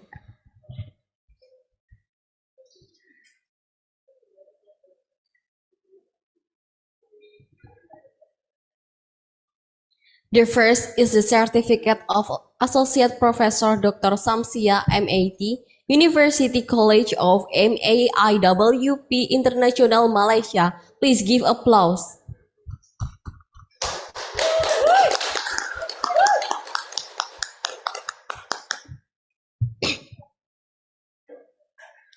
The second is the certificate for Faizul Hassan, PhD, RN, International Faculty of Nursing, Chulalongkorn University, Thailand. Give applause for him.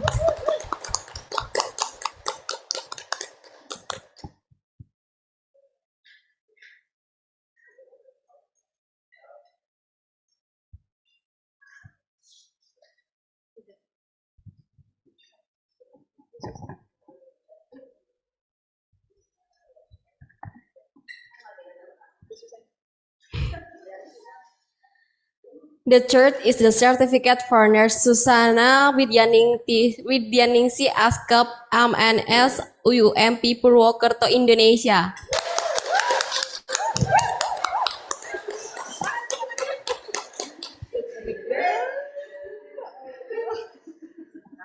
And the next certificate is for Professor Kara Bailey, PhD, RN, MN, Research, LTHA, University of Birmingham, United Kingdom.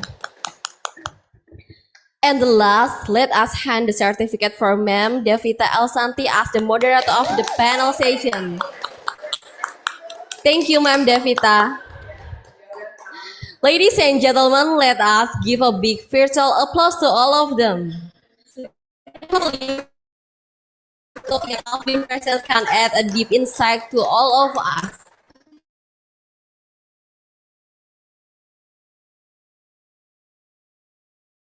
And now we are present. International Nursing and Health Science Conference Rules. Panel session for remember the participant.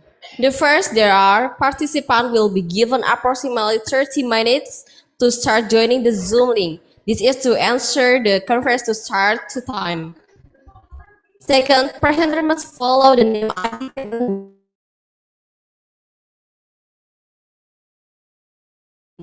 below the underscore presenter's name.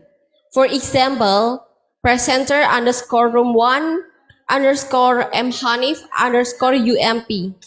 The third, presenters will be required to also use a laptop or personal computer. And the fourth, participant or non-presenters who want to join concurrent session or break room are required to name their Zoom ID as that below.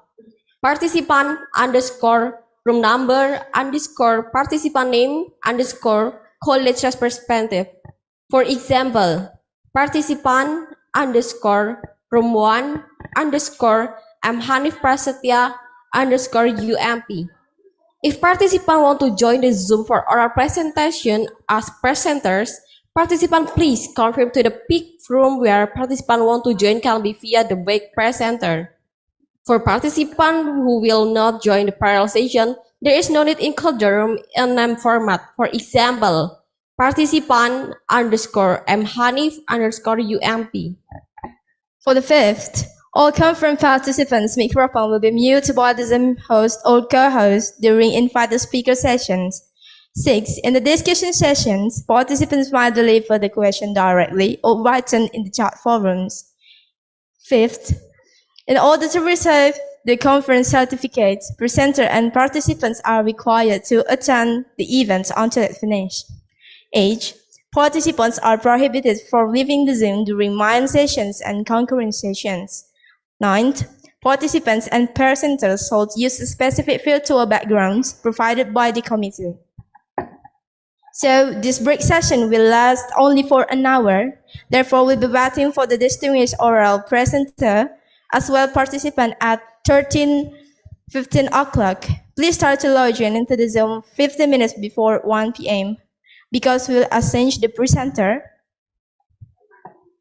and participants into 5 break rooms. We will start our presentations at 1 p.m. o'clock sharp. Thank you.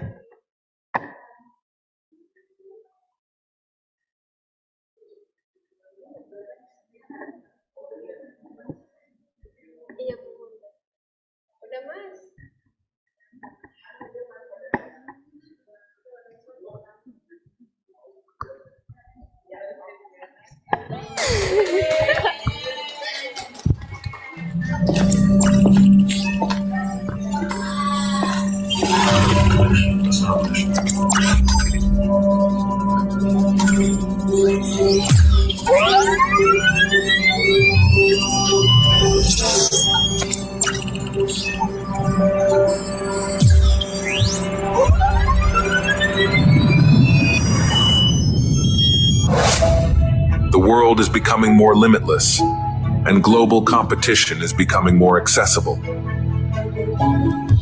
But that doesn't mean compromising our essence and abandoning our cherished values. Instead, it's an opportunity to showcase the greatness of our diversity to the world. Globalization demands that we stay abreast of the latest scientific developments to meet the needs of our time and serve humanity.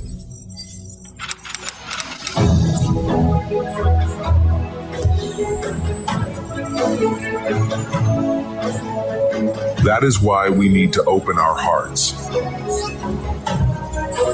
continue learning, and never be content in our quest to become individuals who are excellent, modern, and guided by Islamic values.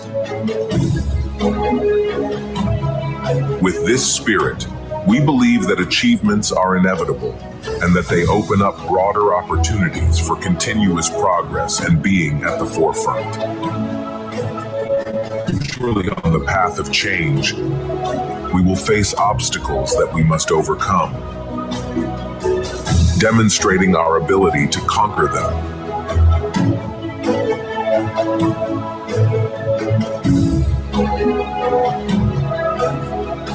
Health, environment, economic development, and other areas in need of improvement.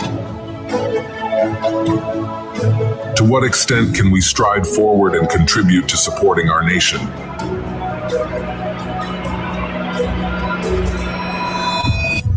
We simply need not hesitate to try, for today belongs to us.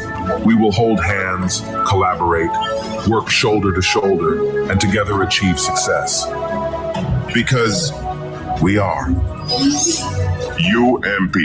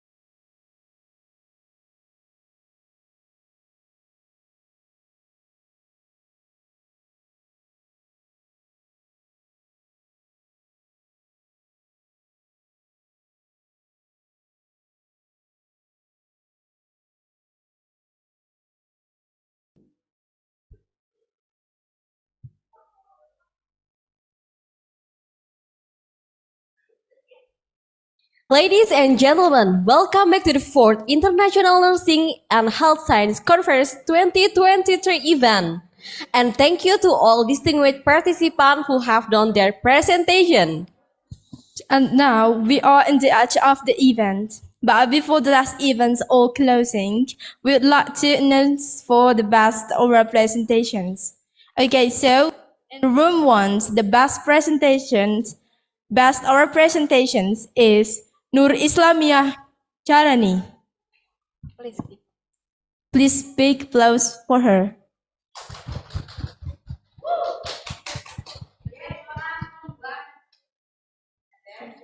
And the next best oral at the rooms 2 is, her name is Patty Valerie. Please give applause for her.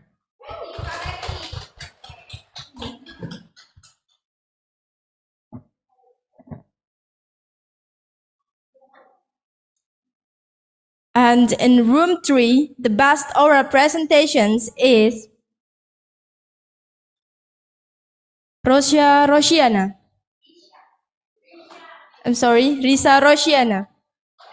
Give applause for her. And the next in room 4, congratulations for Bintang Kuku Iman. Please give him applause. And in the room 5, the best oral presentations is Rizka Agustina. Give applause for her. Okay, the last event is closing. Let's close the 4th International Nursing Health Science Conference 2023 activity on the first day by reading Hamdalah together. Alhamdulillahirabbil alamin. I'm Joy Angelita and my partner Fatma Kuratunada. As the master of ceremony, on behalf of all the event committee, would extend our appreciation and apologize if there have been any shortcoming from this event. Billahi taufiq wal hidayah. Wassalamualaikum warahmatullahi wabarakatuh.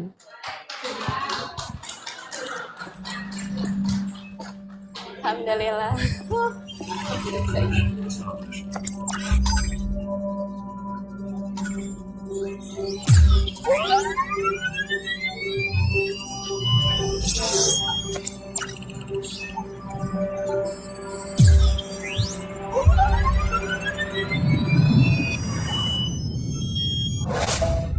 The world is becoming more limitless, and global competition is becoming more accessible. But that doesn't mean compromising our essence and abandoning our cherished values. Instead, it's an opportunity to showcase the greatness of our diversity to the world. Globalization demands that we stay abreast of the latest scientific developments to meet the needs of our time and serve humanity.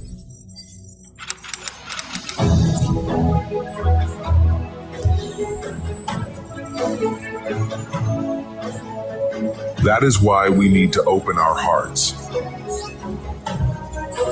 continue learning, and never be content in our quest to become individuals who are excellent, modern, and guided by Islamic values. With this spirit, we believe that achievements are inevitable and that they open up broader opportunities for continuous progress and being at the forefront. Surely on the path of change, we will face obstacles that we must overcome, demonstrating our ability to conquer them.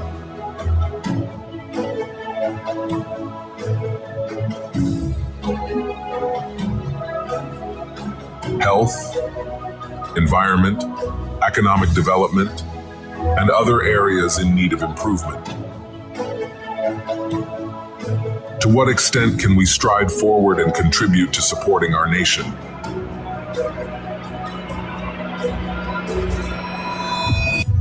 We simply need not hesitate to try, for today belongs to us.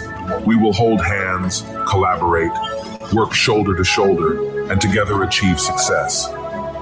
Because we are UMP.